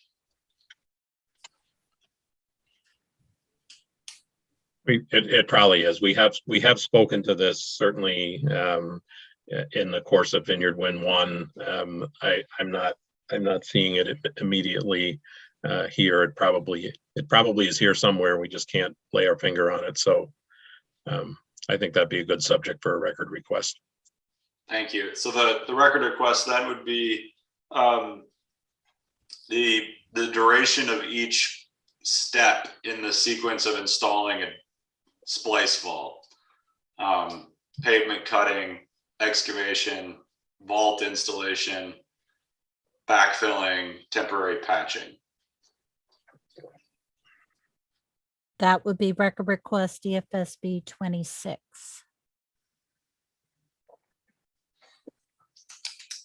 That concludes my sort of onshore construction sequence of questions. I have a batch of land use questions, and I can get started on those unless any of my colleagues have onshore construction questions they wanted to get out of the way at this time, or items that came up during cross-examination. Okay, I'll go ahead, Joanna. I might have one question. Yeah. Just for to go back to the outreach, just for one moment, Mr. Aruda or Mr. Barton, I'm not sure if I could just have the distinction, please, between at one point there was webinars that were mentioned, a listserv that was mentioned, and announcements. And can you just provide me the distinction between that? And if I'm not understanding that correctly, just maybe, help me understand where the webinars come in and where the weekly announcements come in. I would appreciate that. I could try to clarify that. The webinars have been our kind of remote digital version of what had been, and now restarting tomorrow, in-person open houses for community groups, general public, interested organizations that we would advertise, have Vineyard Wind staff available to describe the project, provide an update on the current status of the permitting and planning, and then answer questions from those attending. So that's our way of just providing regular outreach, providing regular updates to the broader community. I also mentioned we do similar types of webinars to specific groups, say a civic organization or an abutter who, there's a beach club near the Craigville Beach, reaching out to them and presenting to their members. And so that those are kind of targeted versions for smaller groups. So that's kind of our general outreach. And as I mentioned, tomorrow we're meeting in person with the first first such meeting in person that we're having since the pandemic. In addition, on our website, we maintain a specific webpage tailored to the town of Barnstable, providing updates on the Vineyard Wind 1 project, as well as the Vineyard Wind Connector 2 project. That we mentioned, active work notices, information on current status of permitting, list of folks within Vineyard Wind that people can contact for different types of questions. So that's kind of a more static way of just posting updates to information. For instance, when we filed, the petition with the siting board, we would put that on the website, or federal permitting, we provide updates there. So it's an easy link for people to find information, particularly in the town of Barnstable, about what the current status is. And then in addition, we do maintain several different, but email communication channels where people can sign up.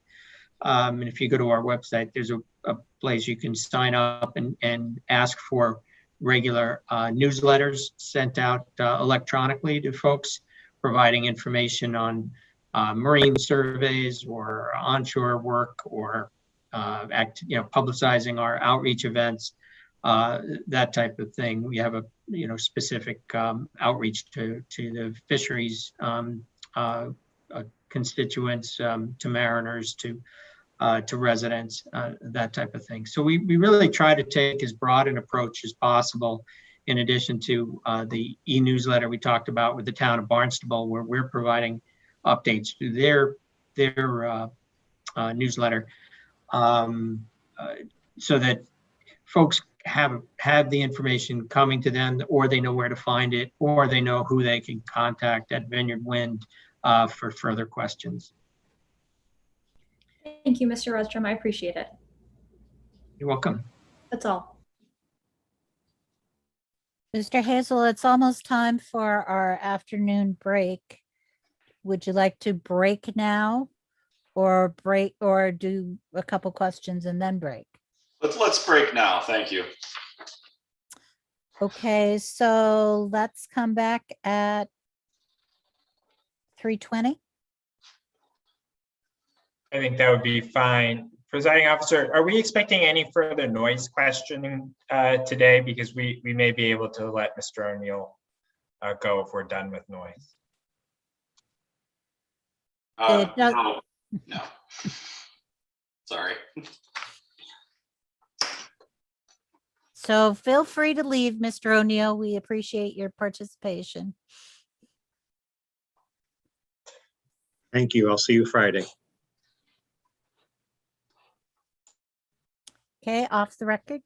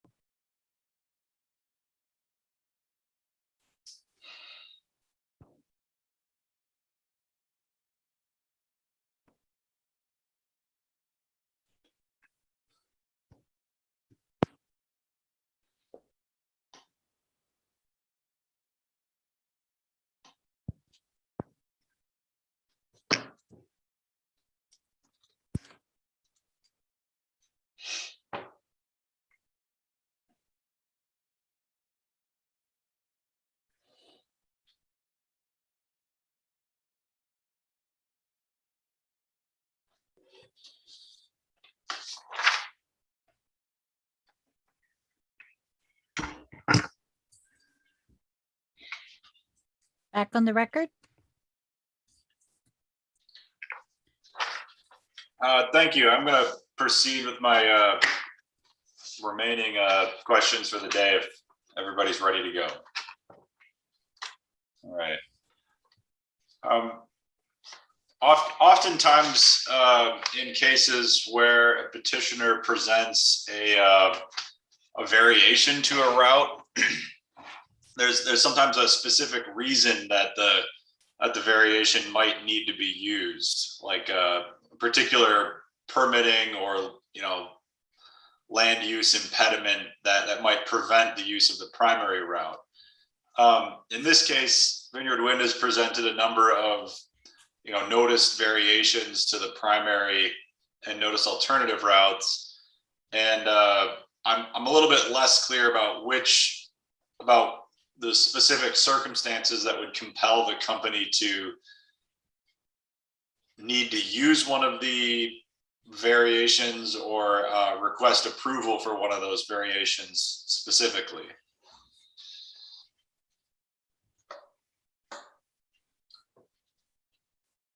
So you want to know our trade secrets, huh? So. Yeah, spill the beans. Okay. All right. Well, why don't we? I can start this, and I'm sure Chris may want to add to it. But why don't we start with the preferred route? So we have 3 variants for that. Variant 1 is the use of Covels Beach as a landfall in lieu of Craigville Beach. And I actually think we probably have covered this in earlier sessions. But we basically we're trying to leave ourselves an option if for some unforeseen reason we can't use Craigville Beach. And as we get further into the process, I think we are more confident that Craigville Beach is the right choice and that we will be able to use that. But until we're done with the full permitting process that is in front of us, we can't be absolutely certain of that. So we want to keep a fallback, which is Covels. So then the second variant is further north on the route. And while it is a good deal longer, has at least one challenging sharp bend in it. I'm sorry, it has one challenging what? Sharp bend in it. It is in there largely as a workaround to the Centerville Historic District. And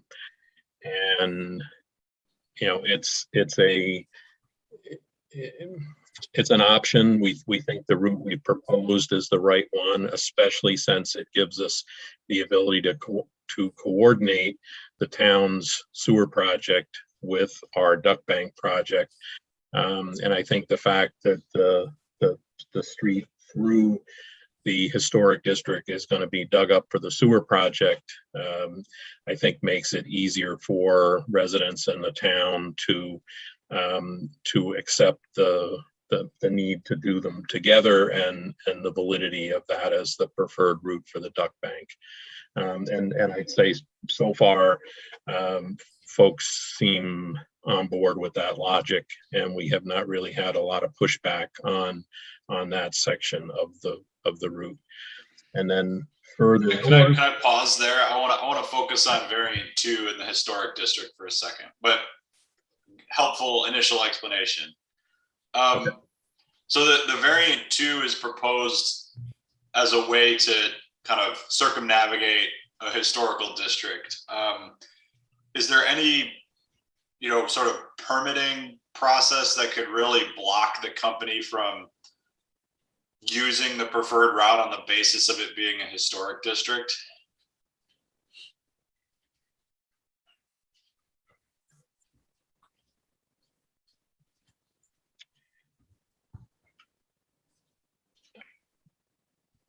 I think it would depend in part on the level of designation and protection that a given historic district has. Forgive me, Seth, I am having some difficulty now. I think it would depend on part of the level of. Say the level of designation and protection that a given historic district has. And obviously the fact that Centerville has a historic district is not a secret. That's been fully divulged and discussed in our MIPA documents. Mass Historic has reviewed that, weighed in on a number of historic issues. And like I said, we're not really getting any pushback at that level, nor at the town. And I think both for the town and the citizenry, I think there is a recognition that work is going to have to be done on that street, whether or not Vineyard Wind uses that as its route. So there's a lot of logic to combining the duck bank and the sewer work. I think oh, go ahead, Mr. Rodstrom. Thank you. I would just add to that a major trigger of the type of situation you describe, I think, would be a circumstance where there were as visible structures or facilities being constructed within the historic district, or direct impacts to historic buildings. Since the entirety of the work being proposed for the project is an underground transmission duct bank, those two major triggers would not be a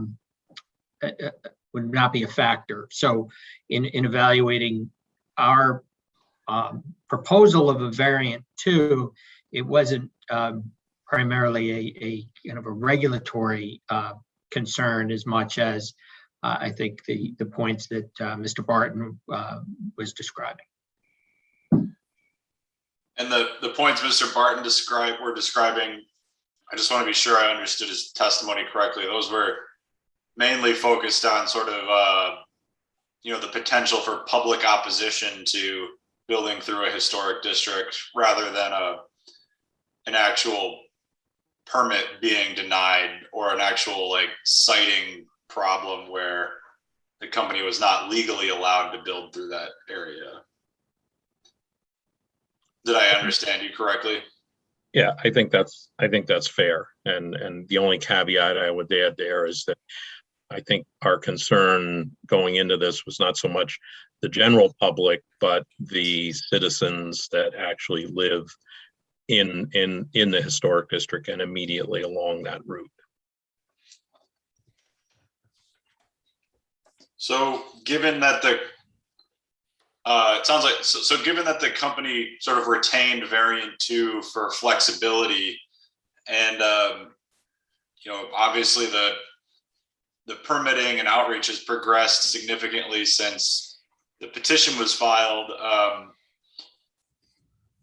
is the company seriously considering variant 2, or does the company still want to retain the flexibility for variant 2, since the MHC review has progressed as far as it has, and you have a better sense for public sentiment at this point? So I think we're feeling better about our choice for the preferred route, but I think we're also still in the thick of state and regional permitting. So I do think we would like to keep that option open at this point for variant 2. Okay. And then I think Mr. Barton, I stopped you to ask some questions about variant 2, but I think you were probably ready to start talking about variant 3. I was.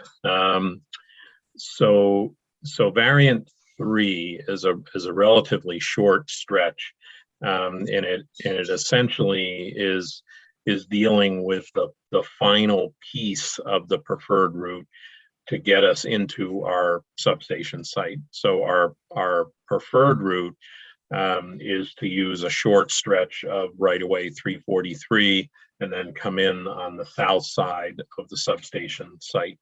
But we put in variant 3 as a workaround if for some reason we were not able to reach agreement with Eversource on the use of that short stretch of right-of-way and had to have, they basically had to stay in public streets. That is what variant 3 represents. So we would come up that short stretch of Chute Flying Hill Road and then come into the substation site from the north.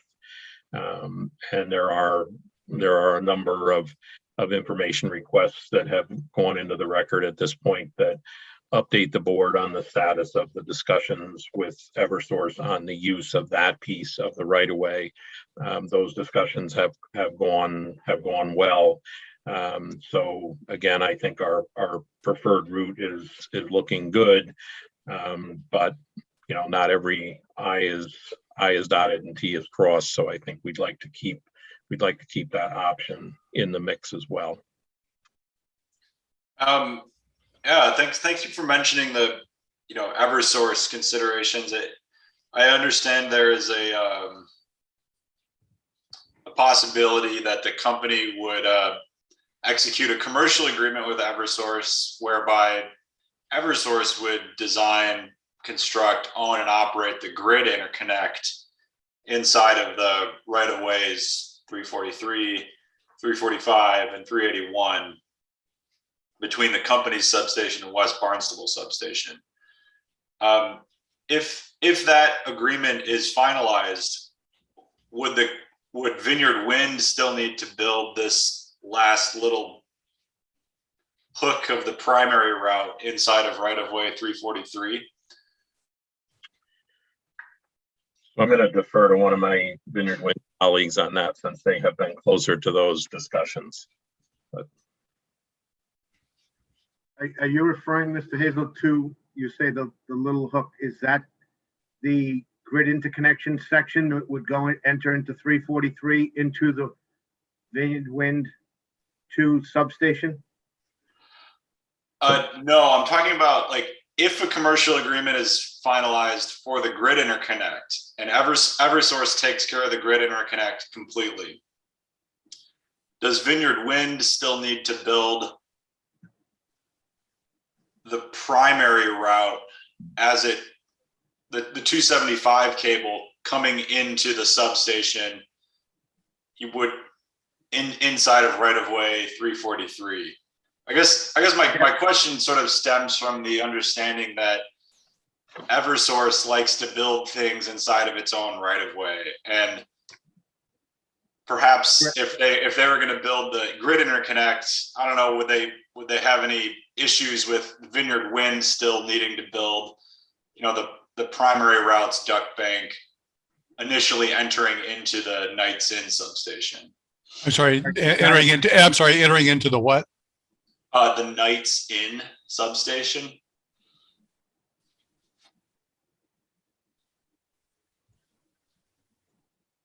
So I apologize. I mixed up grid interconnection and transmission, onshore transmission route. So I was referring to the 275 kV section that would come from our onshore transmission route and enter into right-of-way 343 and then into the Vineyard Wind 2 proposed substation location. As part of our discussions with Eversource, we have a non-binding agreement with them that allows Vineyard Wind to install that section of the 275 kV line within their right-of-way. So that would stay within the Vineyard Wind scope of work.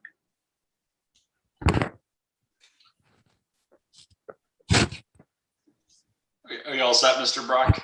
Yes. So if Eversource and Vineyard Wind execute a commercial agreement that includes this non-binding agreement that Mr. Arruda just described, does that obviate the need for variant 3?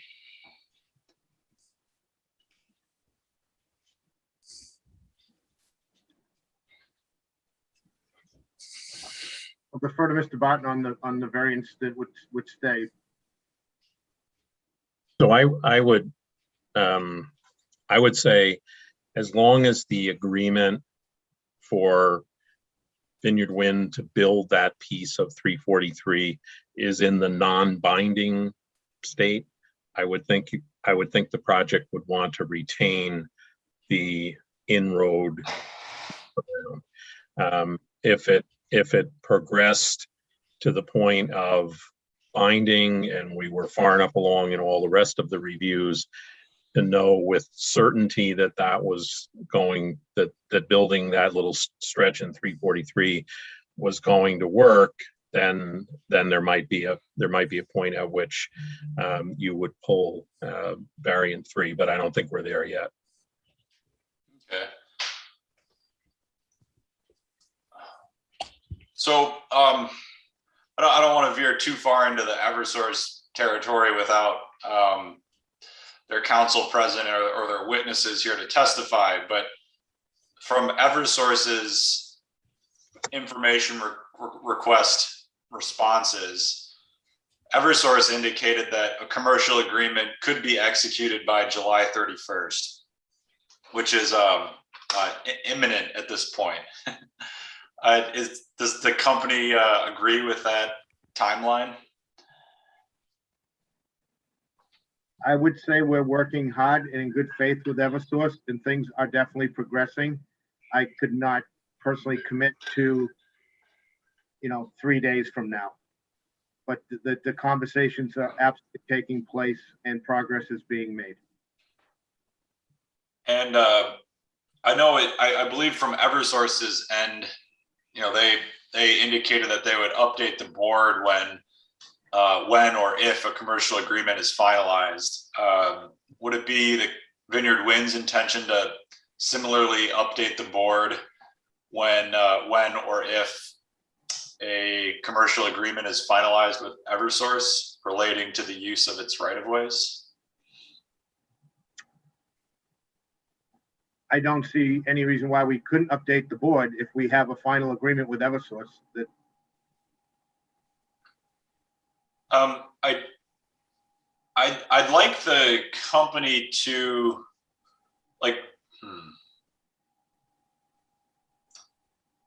I guess if and when that update is filed, I would specifically like it if Vineyard Wind commented on whether there was any specific language related to building the 275 kV line within right-of-way 343, and the implication that would follow that would be whether or not variant 3 is actually needed anymore. Do you understand the information I'm trying to get after?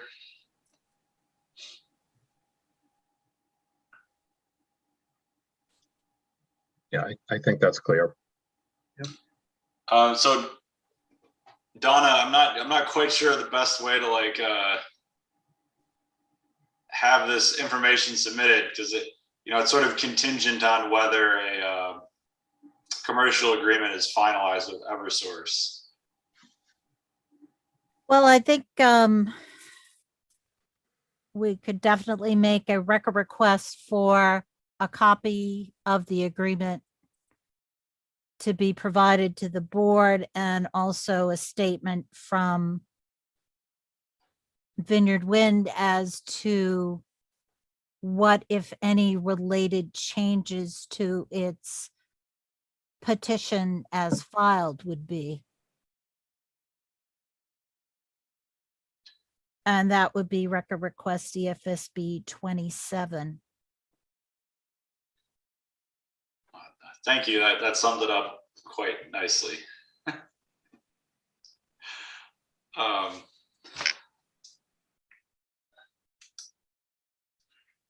I lost my spot. Sorry, I went off on a tangent. I lost my spot here.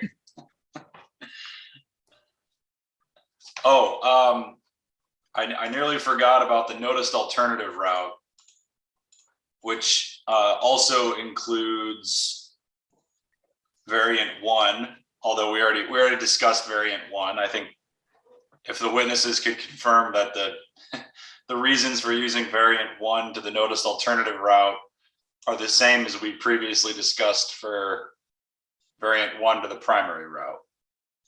That's correct. Okay, so moving up north along the noticed alternative route, what circumstances would compel the company to use variant 2 to the noticed alternative route?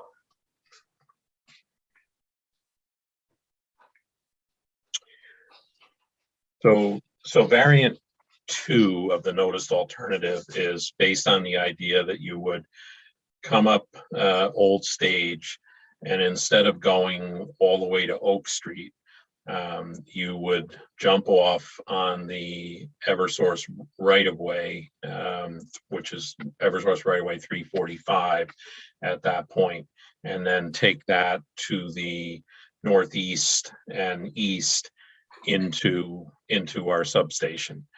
So that was something we looked at in the routing stage of the project, and it had a couple advantages. It's a little shorter. It avoids some length of in-road work on Oak Street and Service Road.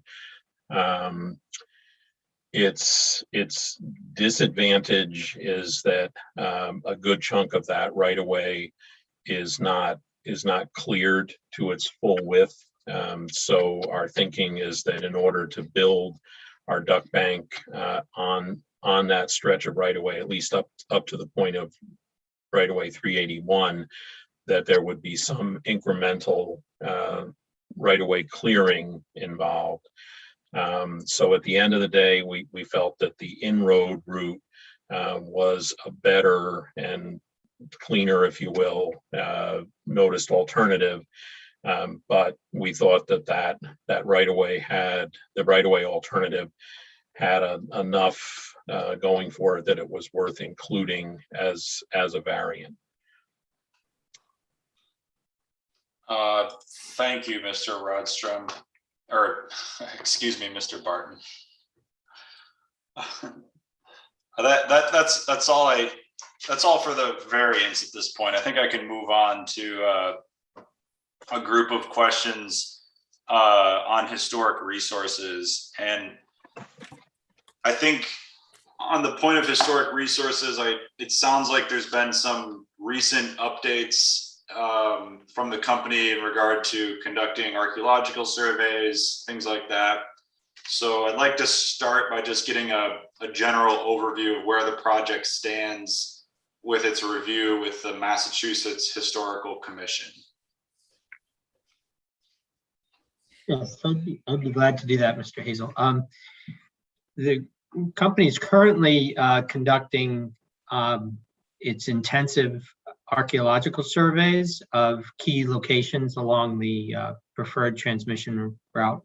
And it actually, representatives from our archaeological consultant are actually out there as we speak, doing surveys in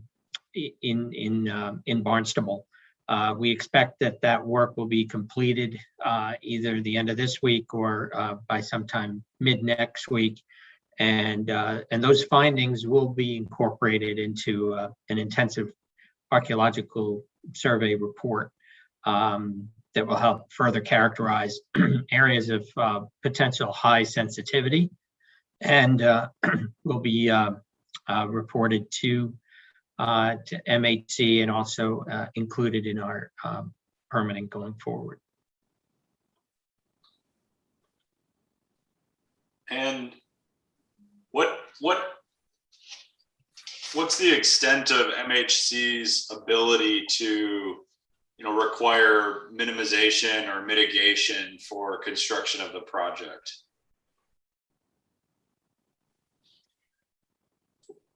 I'll speak first to MHC has a role on the federal permitting side, and part of the schedule for this work also relates to the Section 106 historic resource review process at the federal level. And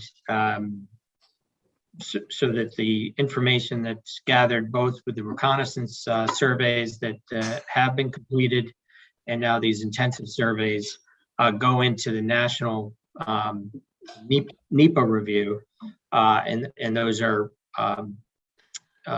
shared with and involved with MHC as the state historic preservation agency on the federal process. So they have a direct role in the review of the project through that side. And I may ask my colleague, Mr. Barton, I don't know if you could add to that on the state side about MHC and in the state permitting. Sure. So I would say in general, the issues we're looking at and that MHC is looking at for the onshore parts of the project are archaeological as opposed to above ground historic.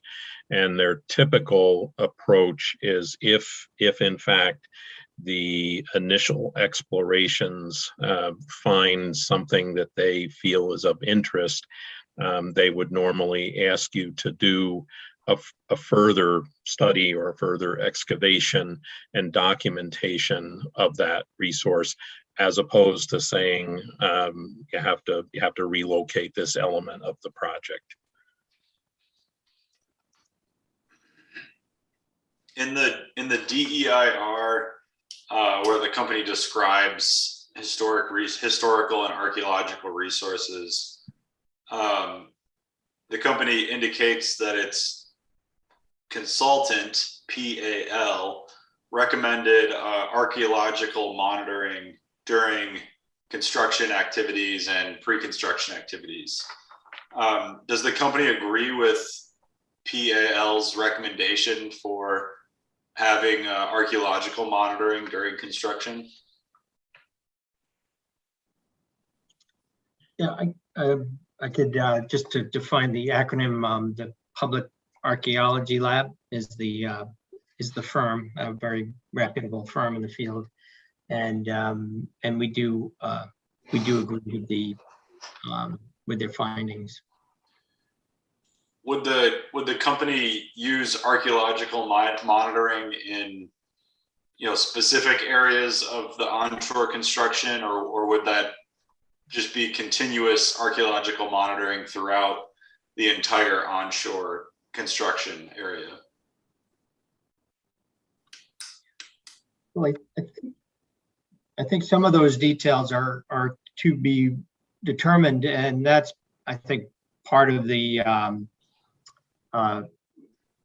purpose of doing this kind of stepped survey work with a reconnaissance survey, looking at historic and cultural information records, and identifying areas that are likely to have or have had some documented presence of cultural or archaeological finds, using that to further define where as potentially highly sensitive areas, and using that to further define the field investigations that are currently going on now. We're actually doing test pits, looking at soil samples, making observations of soil characteristics and profiles, and then any materials that are found. And I think all of that information will go into what ultimately would be a archaeological monitoring approach for the project. It's almost certain to include monitoring at the substation, for instance, in the areas that aren't currently disturbed. That's a likely outcome, that there would be monitoring during that site construction there, as well as perhaps near the Centerville River crossing. But I think that's all a process that that's being informed by this phased stepwise survey approach.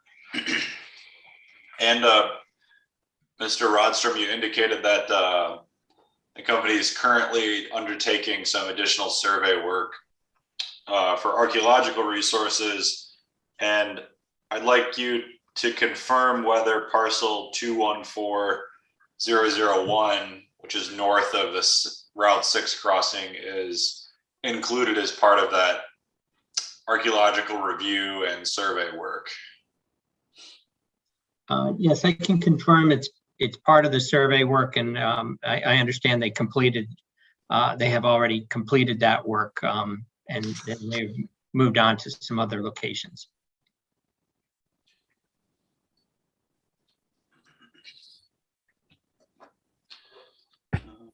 Oh, 1 second. I need to just gather my thoughts for a moment here. Oh, go ahead, Mr. Barton. Did you have something to add? No. Okay. I was changing position. So.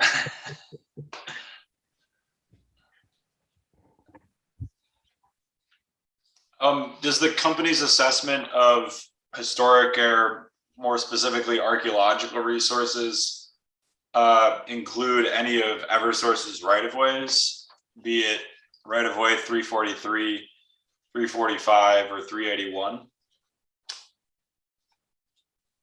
That would pertain to the grid interconnect portion of the onshore transmission line? The grid interconnection line in our preferred proposed route was surveyed as part of our reconnaissance survey, that kind of first phase work. And we're currently planning to do that next stage intensive survey work, or perhaps utilize existing survey work from prior Eversource transmission projects in that same location to complete the assessment. But I think that's also the timing of that also relates to what we were discussing earlier about the commercial agreement with Eversource and coordinating the same. So just to be clear, we that is part of the plan, but is not yet been finalized or carried out. Okay, but as far as the MHC's review of this project, that will include the grid interconnect portion as well. It will, and one thing I just alluded to is that that portion of the grid interconnection route through the Eversource transmission right-of-way has been studied in the past as part of Eversource's prior projects. And so I think the determination of what additional field investigation may or may not be needed will be made in light of what the existing available information is, as well as what a further design of the grid interconnection route is. So certainly it will be evaluated, it will be looked at by MHC, but it will be in light of those factors. Thank you. I had a follow-up question about the intensive archaeological surveys, which you've discussed earlier today. And I'll just preface this question by saying I understand that sometimes the specific location of intensive archaeological surveys are confidential, and the MHC does not want to disclose the location of where archaeological resources may be located. So with that in mind, we can kind of work out an acceptable answer to these questions. In EFSB LU 16, the company indicates that there were two specific locations where it intended to do intensive archaeological surveys. I'd just like the company to confirm whether the results of the intensive archaeological surveys may compel the company to need to use one of the variations that I discussed with Mr. Barton a few minutes ago. In other words, would you have to use a variation in order to circumnavigate a known archaeological resources?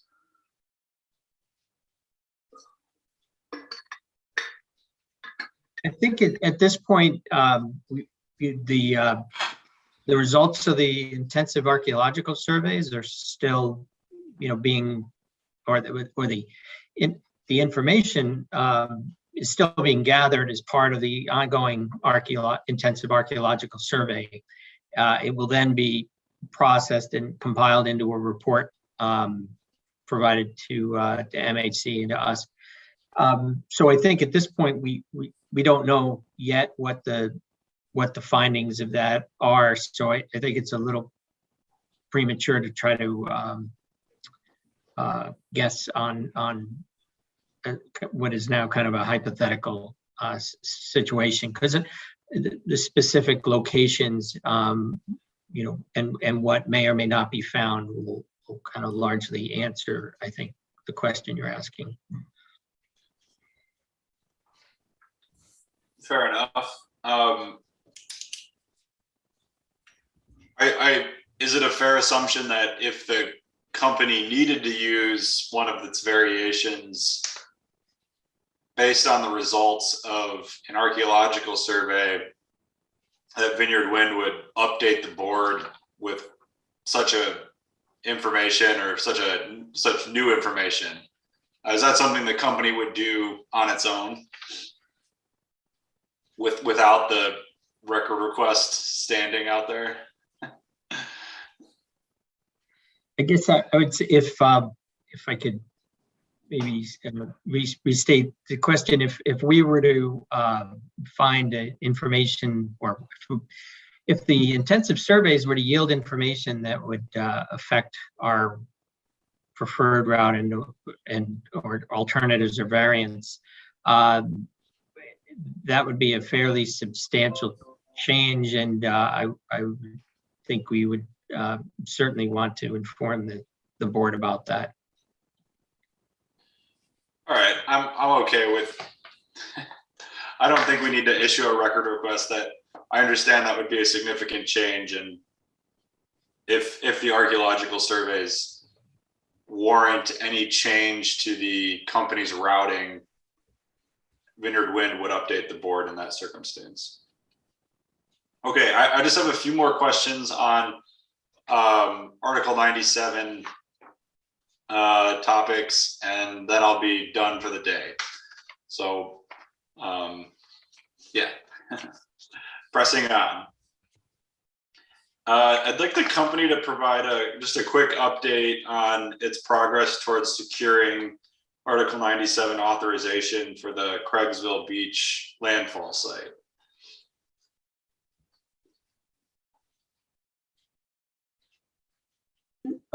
So I'd be glad to.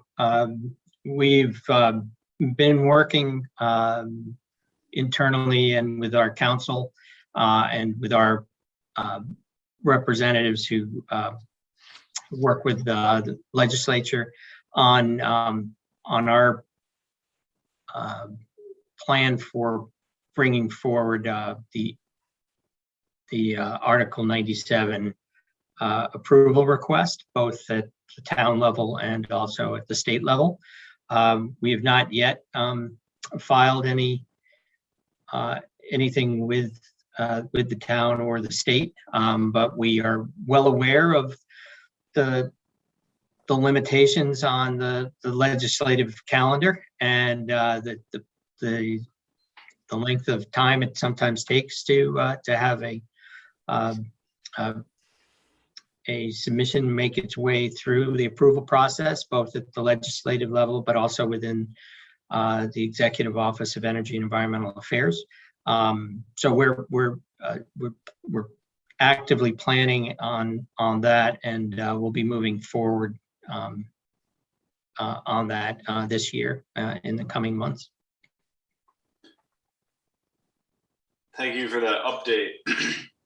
Also on the topic of property that is subject to the Article 97 requirements, I believe in the initial filing, the company indicated that the grid interconnection route would cross at least one parcel that might be subject to Article 97 protections. And I think that property is 2081 Service Road. I believe that's also noted in response to EFSB G-5.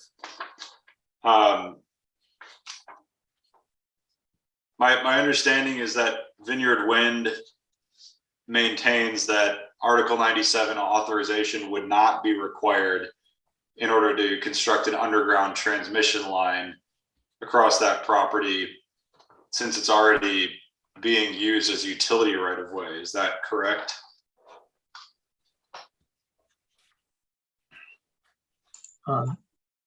That's correct. Has the company conferred with Eversource at all as to whether Eversource agrees that Article 97 authorization would not be required to add an additional transmission line underground inside of its right of way?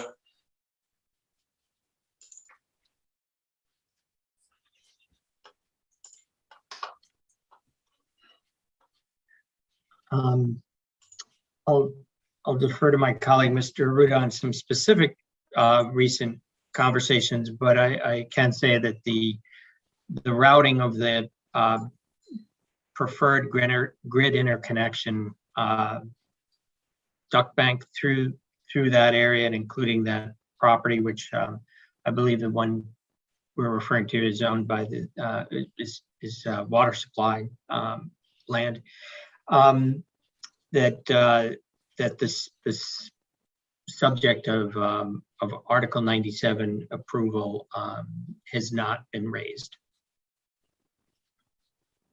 But I would, if I could, maybe I could just defer to my colleague just to see if he has anything in addition or to provide. No, I agree. I agree with Mr. Rostrom. The Article 97 topic has not been something that's been on the agenda during our discussions. Okay. In response to G-5, the company states that because the parcel is subject to right-of-way easements held by Eversource, if Vineyard Wind's duct bank is installed in the Eversource right-of-way, consistent with the terms of those easements, then it would require no new property dispositions from the COMM fire district, which I believe stands for the Centerville, Osterville, Marston Mills Fire District.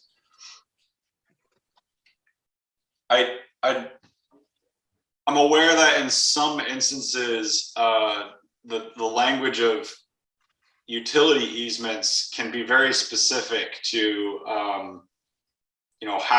how utility lines are installed and whether they're overhead or underground, or whether it would, allow a third party to put an additional line inside of that same easement.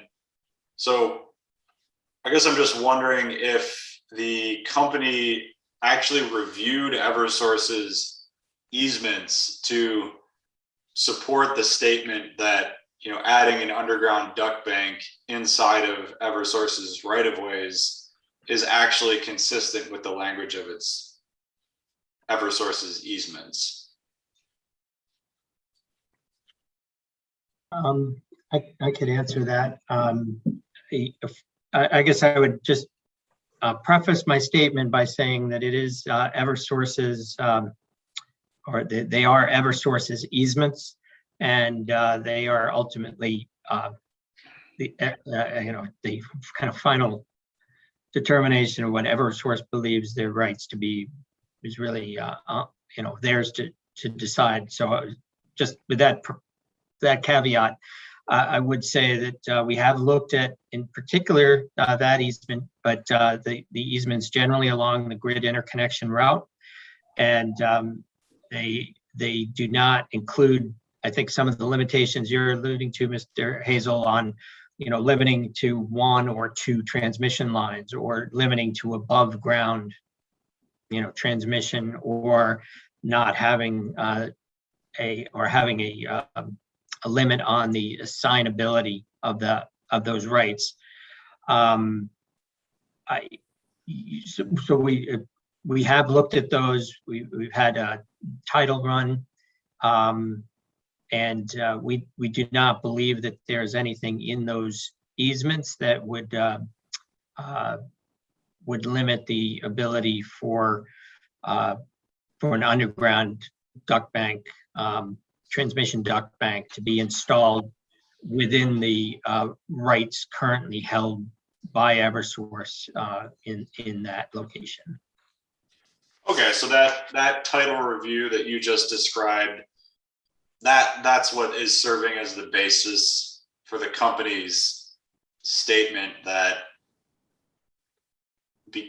because the underground duct bank is consistent with the existing easements, Article 97 authorization would not be required to add a transmission line to those right-of-ways. Is that correct? Well, I think that's partly correct.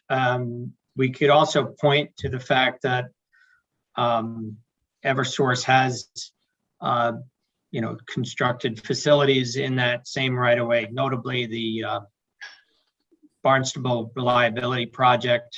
They're currently constructing a new transmission tower just behind where the Vineyard Wind substation is, and we're not aware that Eversource has had to seek Article 97 approval. Although I should let me correct myself. The Barnstable Reliability Project does not cross that specific parcel that we're talking about, but we're not aware of Eversource seeking additional Article 97 approval for work in that general area within their rights of way. Okay. Final question for the day. I realized I kind of skipped over it, but I believe in the petition, the company indicated that that construction of the onshore duct bank would not affect any public shade trees. So it wouldn't require any public shade trees to be cut down. Now that engineering is advanced and permitting is advanced, is that statement still accurate for the onshore duct bank construction?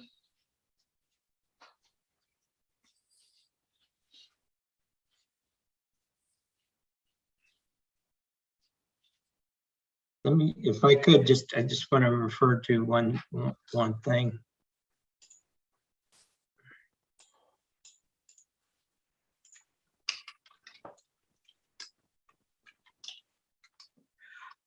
I guess I would begin by saying that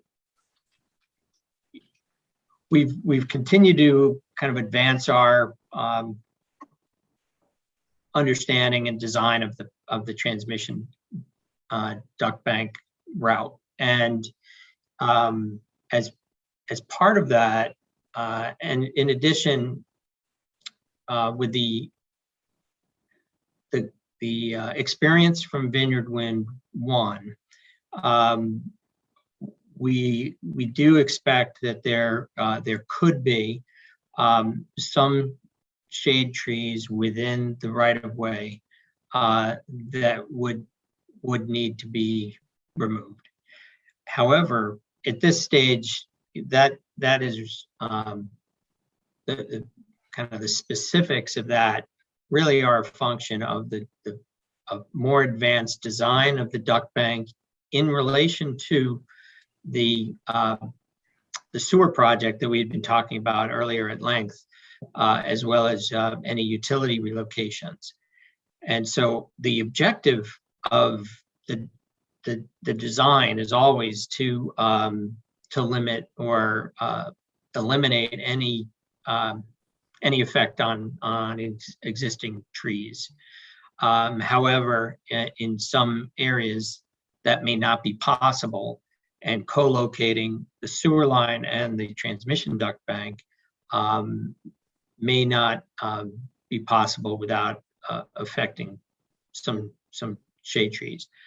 I would also point out that regardless of the transmission project of the Vineyard Wind to transmission duct bank, the planned sewer line installation and any utility relocation associated with that on its own may also have some similar effects. So it's my point being that we don't yet know with any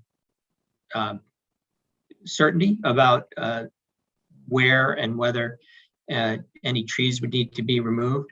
That's one of the objectives of our next step in the detailed survey of the transmission route, which would include a detailed survey of the all the trees along that road right of way and along the transmission route, and that will go into and be the basis for the next stage design of the transmission line. And when does the company plan to undertake that detailed survey along the transmission route? We expect to be preparing and issuing a request for proposals this fall. Okay. Mr. Hazel, if I may, you started this question with a possible reference to the petition. If you do have a specific citation, that might be helpful for the witnesses. Sure. Let me gather my thoughts for a second.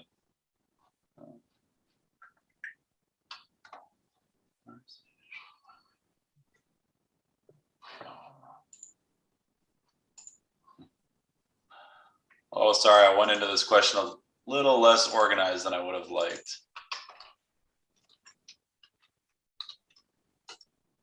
We appreciate the efforts to be efficient and move on to new topics. We certainly wouldn't hold that against you. Right.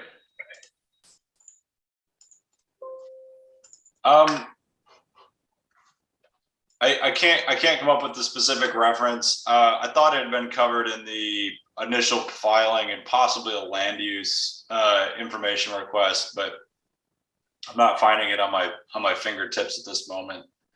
I'm going to issue another record request, even understanding that this detailed survey is not going to come around till the fall. The removing public shade trees is an important topic to the board, and it's beneficial to have a complete record on that topic. So I'll issue a final record request for the day that the company update the board after it advances its engineering to a point where it understands how many public shade trees would need to be removed for construction of the onshore transmission line. And Mr. Hazel, I might add a little bit to that. There's the engineering aspect of it, which will identify potential trees, but then there's an actual process where you have to walk the route with the tree warden and engage the town tree warden in decision making. His final decision as to what trees need to come down or not is really what you have to work with at the end. And he'll determine that sometimes by whether it can be trimmed, whether you're going to impact the root over a certain percentage. So the town's tree warden does play a role in this ultimately. So just wanted to point that part out. Yeah, I appreciate that. From the company's engineering survey, would that provide like the maximum number of trees? And then it sounds like there might be some negotiation process with the tree warden about whether you could sort of trim that number down a little bit. I didn't want I hope I didn't misrepresent it as a negotiation. I don't know that it's a true negotiation, but it's an interactive process where you walk the route and discuss, you know, what your intentions are, and then get the tree warden's feedback and take on what he'd like to see. Okay, I think go ahead. If I may, it might be helpful. LU 11 does address shade trees. I'm not sure that, I don't mean to imply that's what you were referring to, Mr. Hazel, but it does address shade trees. Thank you, Mr. Gerson. I think I'll stick with the record request I articulated a moment ago. When the company does its initial engineering survey and gets its, first estimate of the greatest, the highest number of trees it thinks it would need to remove, that would be an acceptable estimate for me, for us. And I understand there's a sort of a more detailed process with the tree warden, and between Mr. Aruta's description and LU 11, I think the record is clear on that point. So that would be record request EFSB 28.